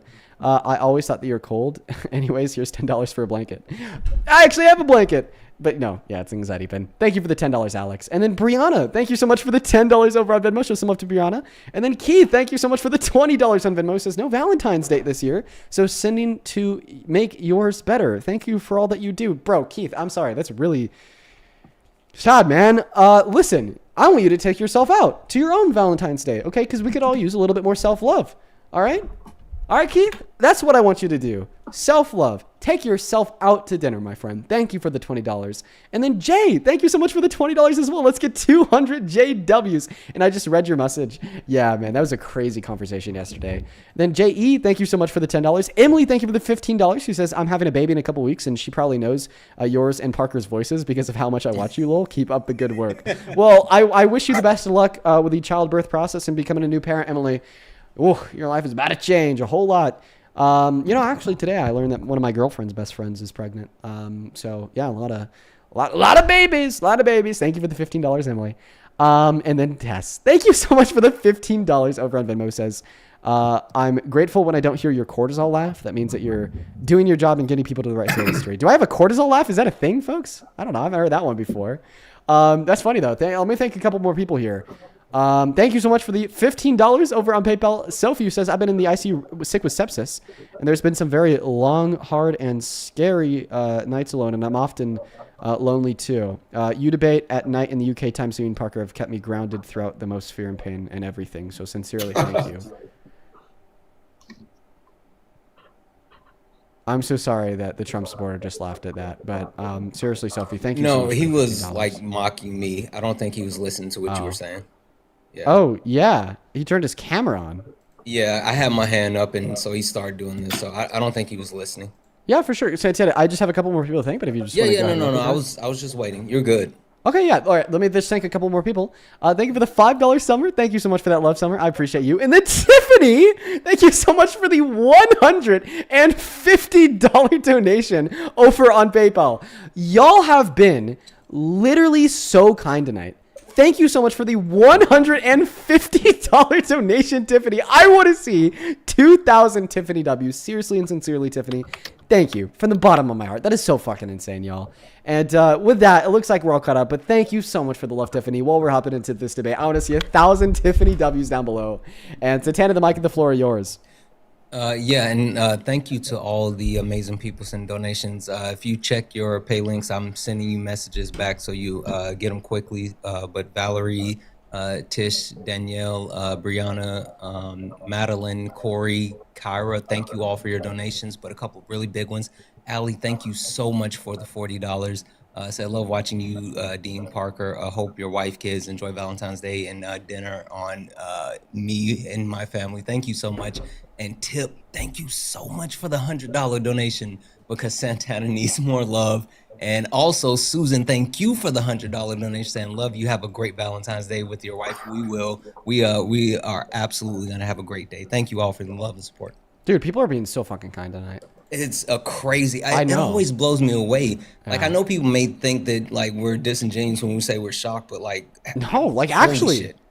Right? But anyways, Reckless, you look like the type of guy that would want to try to bully me. No, I am stereotyping you based upon the way you look, so I apologize for that. But which it could be totally false. I do just want to say here, if you want to say anything mean to me, just get creative with it so you don't violate TikTok terms of service. But go ahead. I'm not gonna say nothing mean, dude. I'm cool. I like you. We're obviously opposites, but I do like you, and you're nice. So I have to say that about you. I'm the guy that brought my bank account up that one time. Oh, remember? Yeah, I had $1 million in it. Yeah. You came up here and you're like, I bet I have more money in my bank account than you. Yeah, that was me. Yeah. My wife came home. And she, what's that? Why did you do that? I don't know, man. Because I get tired of people being on TikTok, like acting like they're all this and that, and then like they never can back it up. Like, I don't know. But that's not why I'm on here. I don't know. I was just being cocky that day, I guess. Yeah, I was pretty cocky. Yeah. I mean, I don't really even think that the amount of money that you have makes you the man you are. I'd say that the virtues in which you're required to be a good man are completely irrespective of the amount of money in your bank account. So I was kind of looking to troll you a little bit, to be honest, when I did that and try to get under your skin. I don't know. Yeah, it was a bad tactic that I shouldn't have done, but I did it. All right, well, take it away. Why do you speak? Okay, so no, I just want to ask. I am losing faith in Trump. I still support him, but I am losing faith in him because of the Epstein files and all that. I really don't understand that and why he's giving our money away. That's starting to take a toll on me. But anyhow, as far as the Democrats, I don't agree with Democrats. And my main reason is because of the Nancy Mace bill that she did in 2025. Are you familiar with it? I want to say it was at the beginning of the year in 2025. What was it called, or what was it about? The preventing violence against women and illegal acts. Hang on a second. Find it. All right. Preventing Violence Against Women by Illegal Aliens Act. Yeah, go ahead. Okay. So I've actually argued with lawyers on here that were 100% Democrats who read the bill and said, well, you got me on this one. I don't understand why anybody would vote against this. And majority, everybody that voted against it was Democrats. And so what it is saying that people that are not U.S. citizens, if they commit an act of stalking, child abuse, child neglect, child abandonment, or any graping offenses, they will be deported. Okay. You know that they could do that already? This was a bill stating that you can 100% do that. I don't think they would get deported under Joe Biden for that. 1 second. 70% of the undocumented immigrants that have been deported so far have no criminal record whatsoever. So like clearly undocumented immigrants with like violent sex crimes on their records would be up for deportation. Like clearly, okay, like even like in fact we actually saw undocumented immigrants getting deported at higher levels under the Biden-Harris administration than they are today, because they comprised a larger percentage of the scope of the deportation operations compared to Trump, who's just going after anyone and everyone today, even like fucking asylum seekers, right? So like I'd say likely the reason why the Democrats voted this bill down is because it changes nothing. And it just kind of gives like more glorification to a really shitty person. And if I was there and I knew that this bill would change nothing and would just like generate literal propaganda for the Trump administration, I would vote against it too. Well, I mean, so you would vote against saying that you wanted rapists to stay in this country, to be able to walk? I'd vote against a virtue signal that could be used as propaganda to make a rapist look good. So you're saying that Nancy Mace did this just because of propaganda? Yeah, that actually is something that a lot of people in Congress do. Right now we see a lot more of that on the right, but it's definitely not something that's unique to the right. We see people on the left do it too. Just kind of propose like baseless resolutions or bills that don't change anything just in an attempt to make them or their party look good. So you're saying that the Democrats voted against this to make Trump look bad, but that makes them look bad. Why would you vote against something that's going to make you look bad? Well, I mean, that's also that's also a good point, because then like all of a sudden the media on the right is going to take that and spin it to make the Democrats look good. Sorry, look bad. All right. So good point. But I think what I'd argue at the end of the day is like with explanation, it becomes clear that regardless of who looks good or who looks bad, all right, this is actually like a bad bill because it could be used for the glorification of propaganda of a rapist when it doesn't change anything materially, right? They could already be deported. They already are being deported at lower numbers under Trump than under Biden, quite frankly. Like we shouldn't be like allowing the Trump administration to pass this new policy saying stop violence against women by illegal aliens, because then they're going to use that to say, oh, why did the Democrats never do this? Oh, we're so good and we love women for doing this. When in all reality, it changes nothing and we've been doing it all along. And it just glorifies, once again, a rapist, right? And it's like you're telling us that you're losing faith for Trump, but you're still like leaning towards Trump because like the Democrats voted against a bill to remove rapists from the country, but like Trump is a rapist. So let me rephrase, I guess, what I'm saying. I'm against Democrats. Okay, I'm a conservative. I'm against the Democrats, and I'm losing faith in Trump because of some of the silly stuff he's saying. So but does that make sense to you? Yeah, but from your position, for like the same reason that you shared why you're against the Democrats, although I think that it was a bad reason and I think I corrected it, even if we assume that to be a good reason, that's true, right? The Democrats voted against this bill to like actually hold rapists accountable, which I don't think happened, right? And that's the reason you're against them. That'd be a very fair reason to be against them, first of all. But like second of all, you'd be able to apply that same reason to Trump. So it's like your takeaway should be, from your perspective, if what you're saying is true, that you're against the Democrats and you're against Trump. I'm more for Trump than I am against him when it comes to the Democrats. You get what I'm saying? Why? Because from your perspective, sure, the Democrats voted to not hold rapists accountable, but like Trump actually is one of those rapists that's not being held accountable. Like arguably, I know what you're being gonna a rapist that's not being held accountable is a little worse than like not wanting to hold rapists accountable, although like both are bad. But I like to clarify once again, my refutation is I do think that Democrats are advocating not hold rapists accountable. And the reason why they voted against the legislation is because it doesn't change anything. And it just gives more propaganda to the Trump administration to say that they're doing something that the Democrats never did, which was to deport undocumented immigrants with those violent sex offenses on the record, when in all reality, the Biden-Harris administration was actually doing so at higher levels than Trump is today. So you're saying... Can I hop in like 2 seconds really quick? Even with this bill, have you looked at what this bill has gone through? Or were you just looking at like the subtext? What do you mean by gone through? Like so how many? A couple of different things that I've already like notice with running through it. It's connected to 8 USC 1182A2, but it also has different connections, and so it's expanded. And they expanded to like additional crimes outside of these sex crime related items. But even more than that, like this bill has been through a process of negotiation back and forth. So just like saying Democrats voted against it, that's not true. I mean, yes, there were people voting against it, but that's because they've been through like adjustments, adding things, removing things. And so this started in May of 2024. And even right now, it's still with the Senate, but the Senate sent it over to the Committee of the Judiciary, and they're still looking at it. So this bill, while like not complete, it seems like there's been a lot of negotiations. Like they brought it to the House floor multiple times. It's with the Senate now. So like this bill is still viable, even though it hasn't fully been passed through.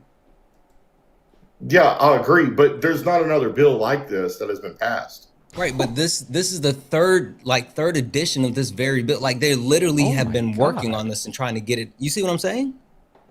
Well, I'm sorry. That's fine. I'm just thinking about something. Do you mind if I like hop in here for like 20 seconds and distract away from like everything real quick? Yeah.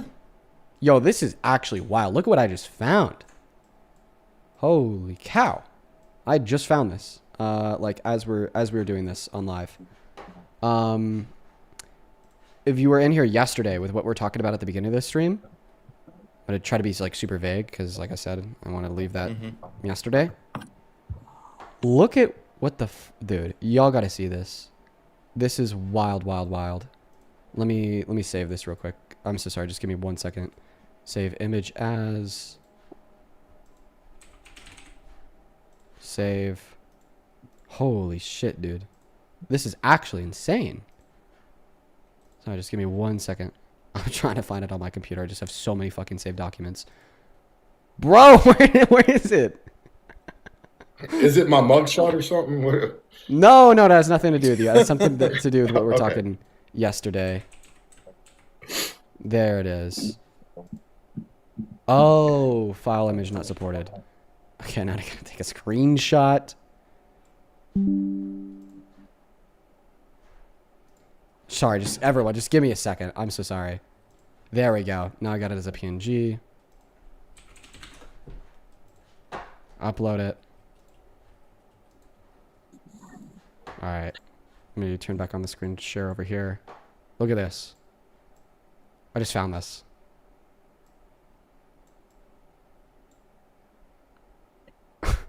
Unbelievable. Unbelievable. Like, I was like just scrolling through Reddit and found this. Fucking insane. That's pretty messed up. Yeah. Anyways, feel free to go back to the debate, y'all. Yeah.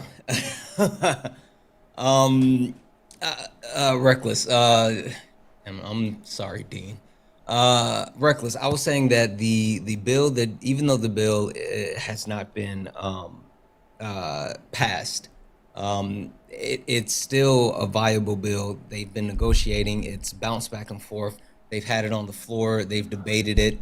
There's a couple of different snags when it comes to the language and how it seems like it could be encompassing of like petty crimes versus like sex crimes. But this bill is still a viable bill, and this is actually, I mean, honestly, I would say this is what like legislation is about. Yes, it's taking too long to get it passed, but this is actually like democracy at work because it's going back and forth. There's been multiple considerations, multiple debates, provisions. Like they've actually been working together on this bill in a bipartisan nature. So when you see like Democrats vote against it or anything like that, yeah, that's true. But like it's been more so because they want to like continue negotiations. So like I'm a little confused overall where we are because again, as of September 19th, 2024, it's been sitting with the House.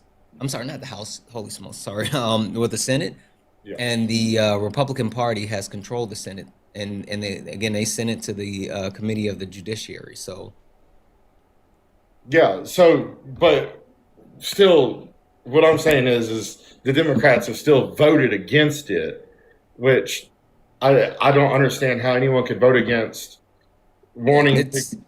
It's politics. It's literally like, again, I don't think the votes that went against it was a vote because they don't want to like protect children or anything like that. Again, it's been like actual an actual process of back and forth negotiation. So it seems like the vote against it wasn't a vote to like stop it, because like there was never like a sense of, even when it passed from the House and it like went to the Senate, it went with it passed overwhelmingly with plenty of Democratic support, and then there was no motion, so they agreed to it without objection. So it's all been about like negotiation, and it's been a process, and that's how legislation is supposed to work when it comes to creating bills.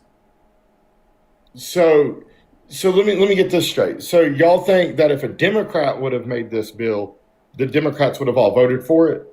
No, I don't think there's many pieces of legislation that anyone unanimously. I think that there's a clear reason why the Democrats didn't make this bill, because it was an unnecessary bill, because we could already deport undocumented immigrants with violent sex offenses on the record. Wait, say it again. So I was reading silly comments down here. The reason why the Democrats would never make this bill is because it's an unnecessary bill, because we could already do what the bill said it allowed us to do. So there's a bill already made that says we can do this. It'd probably be a mesh of a bunch of bills that have been passed. Yeah, it is. They're working off HR 7909, which is the Violence Against Women by Illegal Aliens Act. They're also working off of like House Resolution 11455. Like it truly is like an amalgamation of a couple of different bills that are already out, and it's definitely much what Dean just said. Like it's been a whole thing. Like I think the premise behind just saying like the Democrats voted against it and that's the problem. It's much more complicated than that. Honestly, I do agree with Dean. Like a lot of the provisions that's already listed in this bill, I would have to go through and read all the additional connections, because they ended up connecting a couple of different bills as references, at least to this bill. There's 1, 2, 3, 4, 5, 6 different bills connected in this one bill. It's like 6 different linked bills connected to just this one act, and I would have to read what the provisions are and how those work. And so, but like, yes, to Dean's point, we have plenty of legislation that does everything that this says. So that may be why. And honestly, they were probably looking for something to, add in. Or what. I can't really say why, but like I think the premise that it's just the Democrats saying no, that's far-fetched. I mean, they're technically saying no, but also I don't follow young kids. This actually used to be my son's profile, and then I took it over. I took a look. I couldn't find any. We'll get around to who you are following here in a minute. If there's any evidence at all of young kids, feel free to submit that in a ticket over my Discord. I wasn't able to find any kids, but you know who I did find? There's no telling. About 1,000 women. You are a married man. That would have been that would have been my son, probably. I don't believe you. No, I swear, I've never followed anybody, and he got all the followers on here, and I had to take it over. But I was actually kind of like, well, this is kind of cool because he's got a lot of followers. So yeah, so I've never personally followed anybody other than maybe you, literally, because I like to get in here and troll you. But so they can say whatever they want, though. I don't care. I have kids. I'm married. I'm not a politician. So how old are your kids? Well, I have a lot of kids, unfortunately. Some of them I don't get to see like I want to, but I got a 9-year-old, 11-year-old, a 14-year-old, and a 17-year-old. So I think that I don't believe. I find it very hard to believe that, even like a 17-year-old would follow like all of these like grown women. Okay, whatever. Well, whatever. Right, I'm telling you, it is what it is, man. I mean, we'll let it die. There's only a handful of people I followed on here, personally. Yeah. Yeah. But whatever, that don't matter. Whatever. Hey, I'm up here to talk about politics, not people that my son followed. I don't know. Okay. Go ahead and continue. Yeah. So that was my biggest thing I wanted to talk about was how Democrats were voting against Nancy Mace. I just don't really understand how they voted against that bill. I just, no matter what anyone ever says, it's not. Oh my God. Okay. I feel like then I got to move on to the next guest because I've like literally tried to explain to you 10 bajillion times why. Okay. Well, I got one more point if you want to hear it, but not about that bill. Sure. But... Yeah. Okay. What about the tariffs? What about the tariffs? I mean, as far as I'm concerned, it looks like we only have a... I'm so sorry. As far as I'm concerned, it looks like our economy has only gone to shit and gotten worse, and that he's actually repealed a lot of I'm so sorry. My mind's at a different place. I was trying to read something. Seems like Donald Trump has actually appealed a lot of his tariffs. He's taken them off after imposing them. And it looks like he hasn't really done so with any mind on like the fiscal or economic benefit of America, because in like some circumstance, he like levied the tariffs off of Switzerland because they were able to give him a nice watch. And then in other circumstances, he increased the tariffs on other countries by like an additional 15% just because of like the quote unquote rude tone the prime minister spoke to him with over the phone.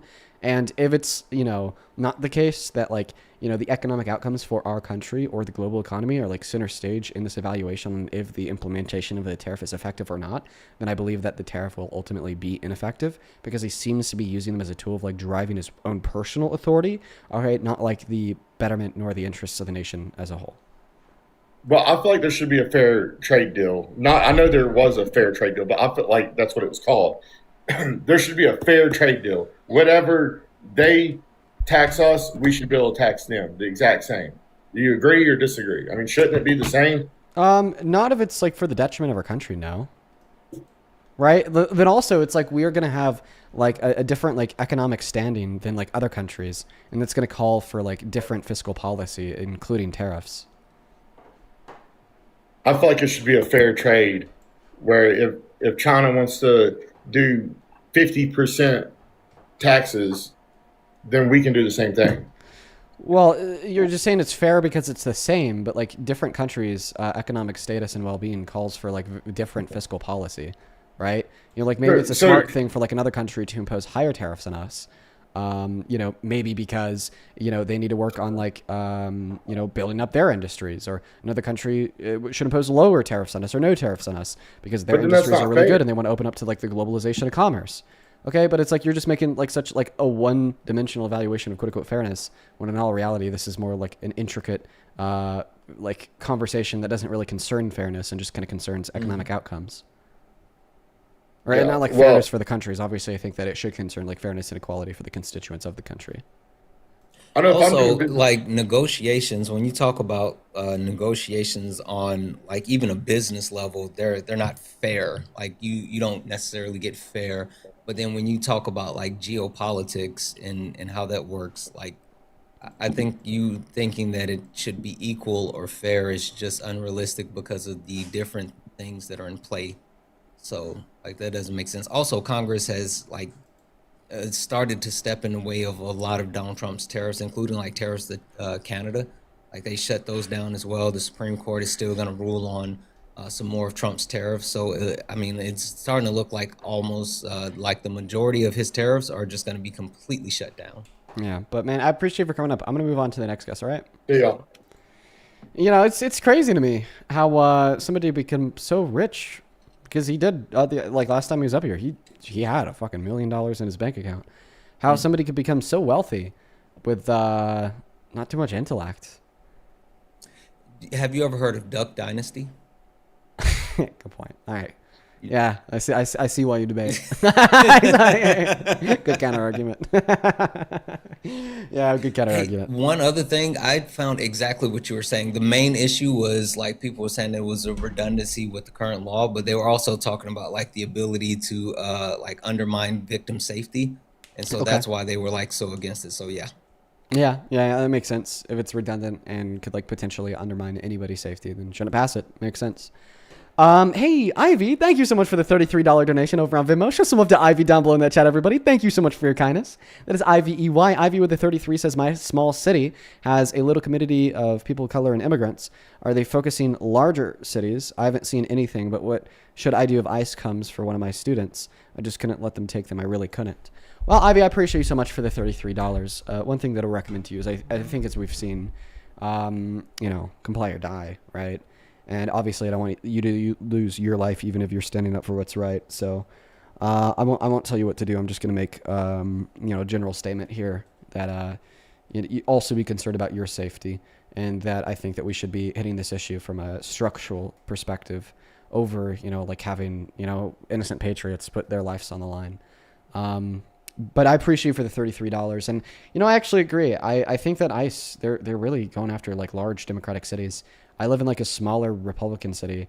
And I looked it up, we have a higher Hispanic population than Minneapolis, Minnesota, which is obviously what they're fucking targeting, right? That's why they legalize racial profiling. And I've never seen a single ICE agent here. Right? They're going after the big democratic cities. Thank you so much for the $33, Ivy. I'd also like to thank Josh. Thank you so much for the $5. Cheyenne, thank you so much for the $15. Who says, would donate on YouTube to you and Parker until I realize that you don't get the full payment, and will now be sending love here so that you get the well-deserved full amount. Love you, Dean. Oh, well, thank you so much for that love. Can you shout out Santana's Venmo? Yeah, actually I can. Actually, Santana, what is your Venmo? It's Santana Speaks For You, the letter 4. There you go. There you go. I'd also like to quickly thank Melanie. Thank you for the $20, who says, thank you for educating us on why Trump should be thrown under the jail. Well, I appreciate you for the $20, and you are welcome, Melanie. Thank you so much. And then Sarah, thank you for the $5. And Melissa, thank you for the $5 as well. And then Megan, thank you for the $2, saying that you should sue that person. That's where she's putting her effort right now. Consulting with a legal team. Right? Pretty embarrassing. It's just a waste of my time, honestly. Sophia, thank you for the $5 over on PayPal as well. It says, thanks, Dean. Sepsis is hard, and as soon as I get well enough to type, I wanted to thank you. Thank you so much. And we're all caught up. Letter 4. Letter 4 in Santana for Speaks For You. The number 4. I fucked up. My bad, chat. Oh, wait. I was just reading the letter chat. 4. It is the number 4. The number 4 and the letter U. Holy no, smokes. Man, I just made the same mistake. Yeah. I just said the letter 4 too, bro. It looks like we're both maybe a little bit tired. Jeez. We're both maybe a little bit tired. We're both maybe a little bit tired, bro. They'll get you on the smallest thing. Smallest little thing. Honestly, dude, we're right at 4 hours. I may end the stream. It's 8:16 p.m. Yeah, I think that's going to be the last guest for the night, folks. It's 8:16 p.m. I still got to go get dinner and go to the gym. So I should probably start heading towards that now. I've been doing later lives as of frequently, and I feel like I like the earlier lives much more. Much more. Because then I have a whole day that I could spend doing the other things I need to do. But when I do it this way, it's kind of time as well. Right. I really like having a good sleep schedule, and I just feel like I have not had that as of recently. Now, folks, for everyone spamming one more down below in the chat, I'm actually going to give you many more, but not from me, from AG. AG is back on live doing debates for the first time in a year. Okay? And I've been looking at her page. Posted for the first time in a year. Back on live for the first time in a year. And it's because of y'all. It is legitimately because of y'all. Showing her love and just telling her that you believe her. And honestly, bro, I'm so fucking happy for her. I'm so proud of her. Oh my God. So, I'm going to go to end my stream for the night. I would highly, highly, highly suggest that you go and hang out with AG. I'm going to go find her at now. And while I'm doing that, I just saw 2 new donations that I want to thank real quick. The first one is over on YouTube Super Chat. AKD, thank you for the $20. Who says, Alaska in the house, the game show host. We have an office is similar to Tokyo Rose. Keep educating. Well, I appreciate you for the $20, AKD. And it's good to see you again. I feel like you've been in here a couple times. And then one huge one. Holy fuck, man. Maritza.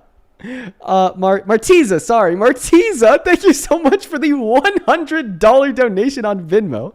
Martiza with $100 says, keep up the great work and keep educating people. Proud of you from Ritz. That is RITC Ritz. Thank you for your kindness and thank you for your kind words. You're fucking awesome. Show some love to Ritz down below in that comment section. Thank you, bro. Show some love to Ritz. That's so cool. Thank you. 1,000 Ritz W's. Now, AG's at is AG Bullshi. So that is AGBULLSHI. In fact, her at, it's really easy to remember. AG Bullshi. It's good. It's a good rhyme. I want all of y'all to go raid her account. Show her some love. All right? Show her some love, bro. Show her some love. All right? Never meant to more. And Satana, I really appreciate you so much for joining. Appreciate you, bro. Have a good one. Get some rest. You as well. Thank you so much, man. Take care. Now, once again, AG's at is AG Bull She. AG Bull BUL She. SHI. Like bullshit. AG bullshit, but without the T. AG Bullshit. Go raid her now, folks. That's on TikTok. Peace, love. See you tomorrow. Get out of goodbye. Bye, y'all.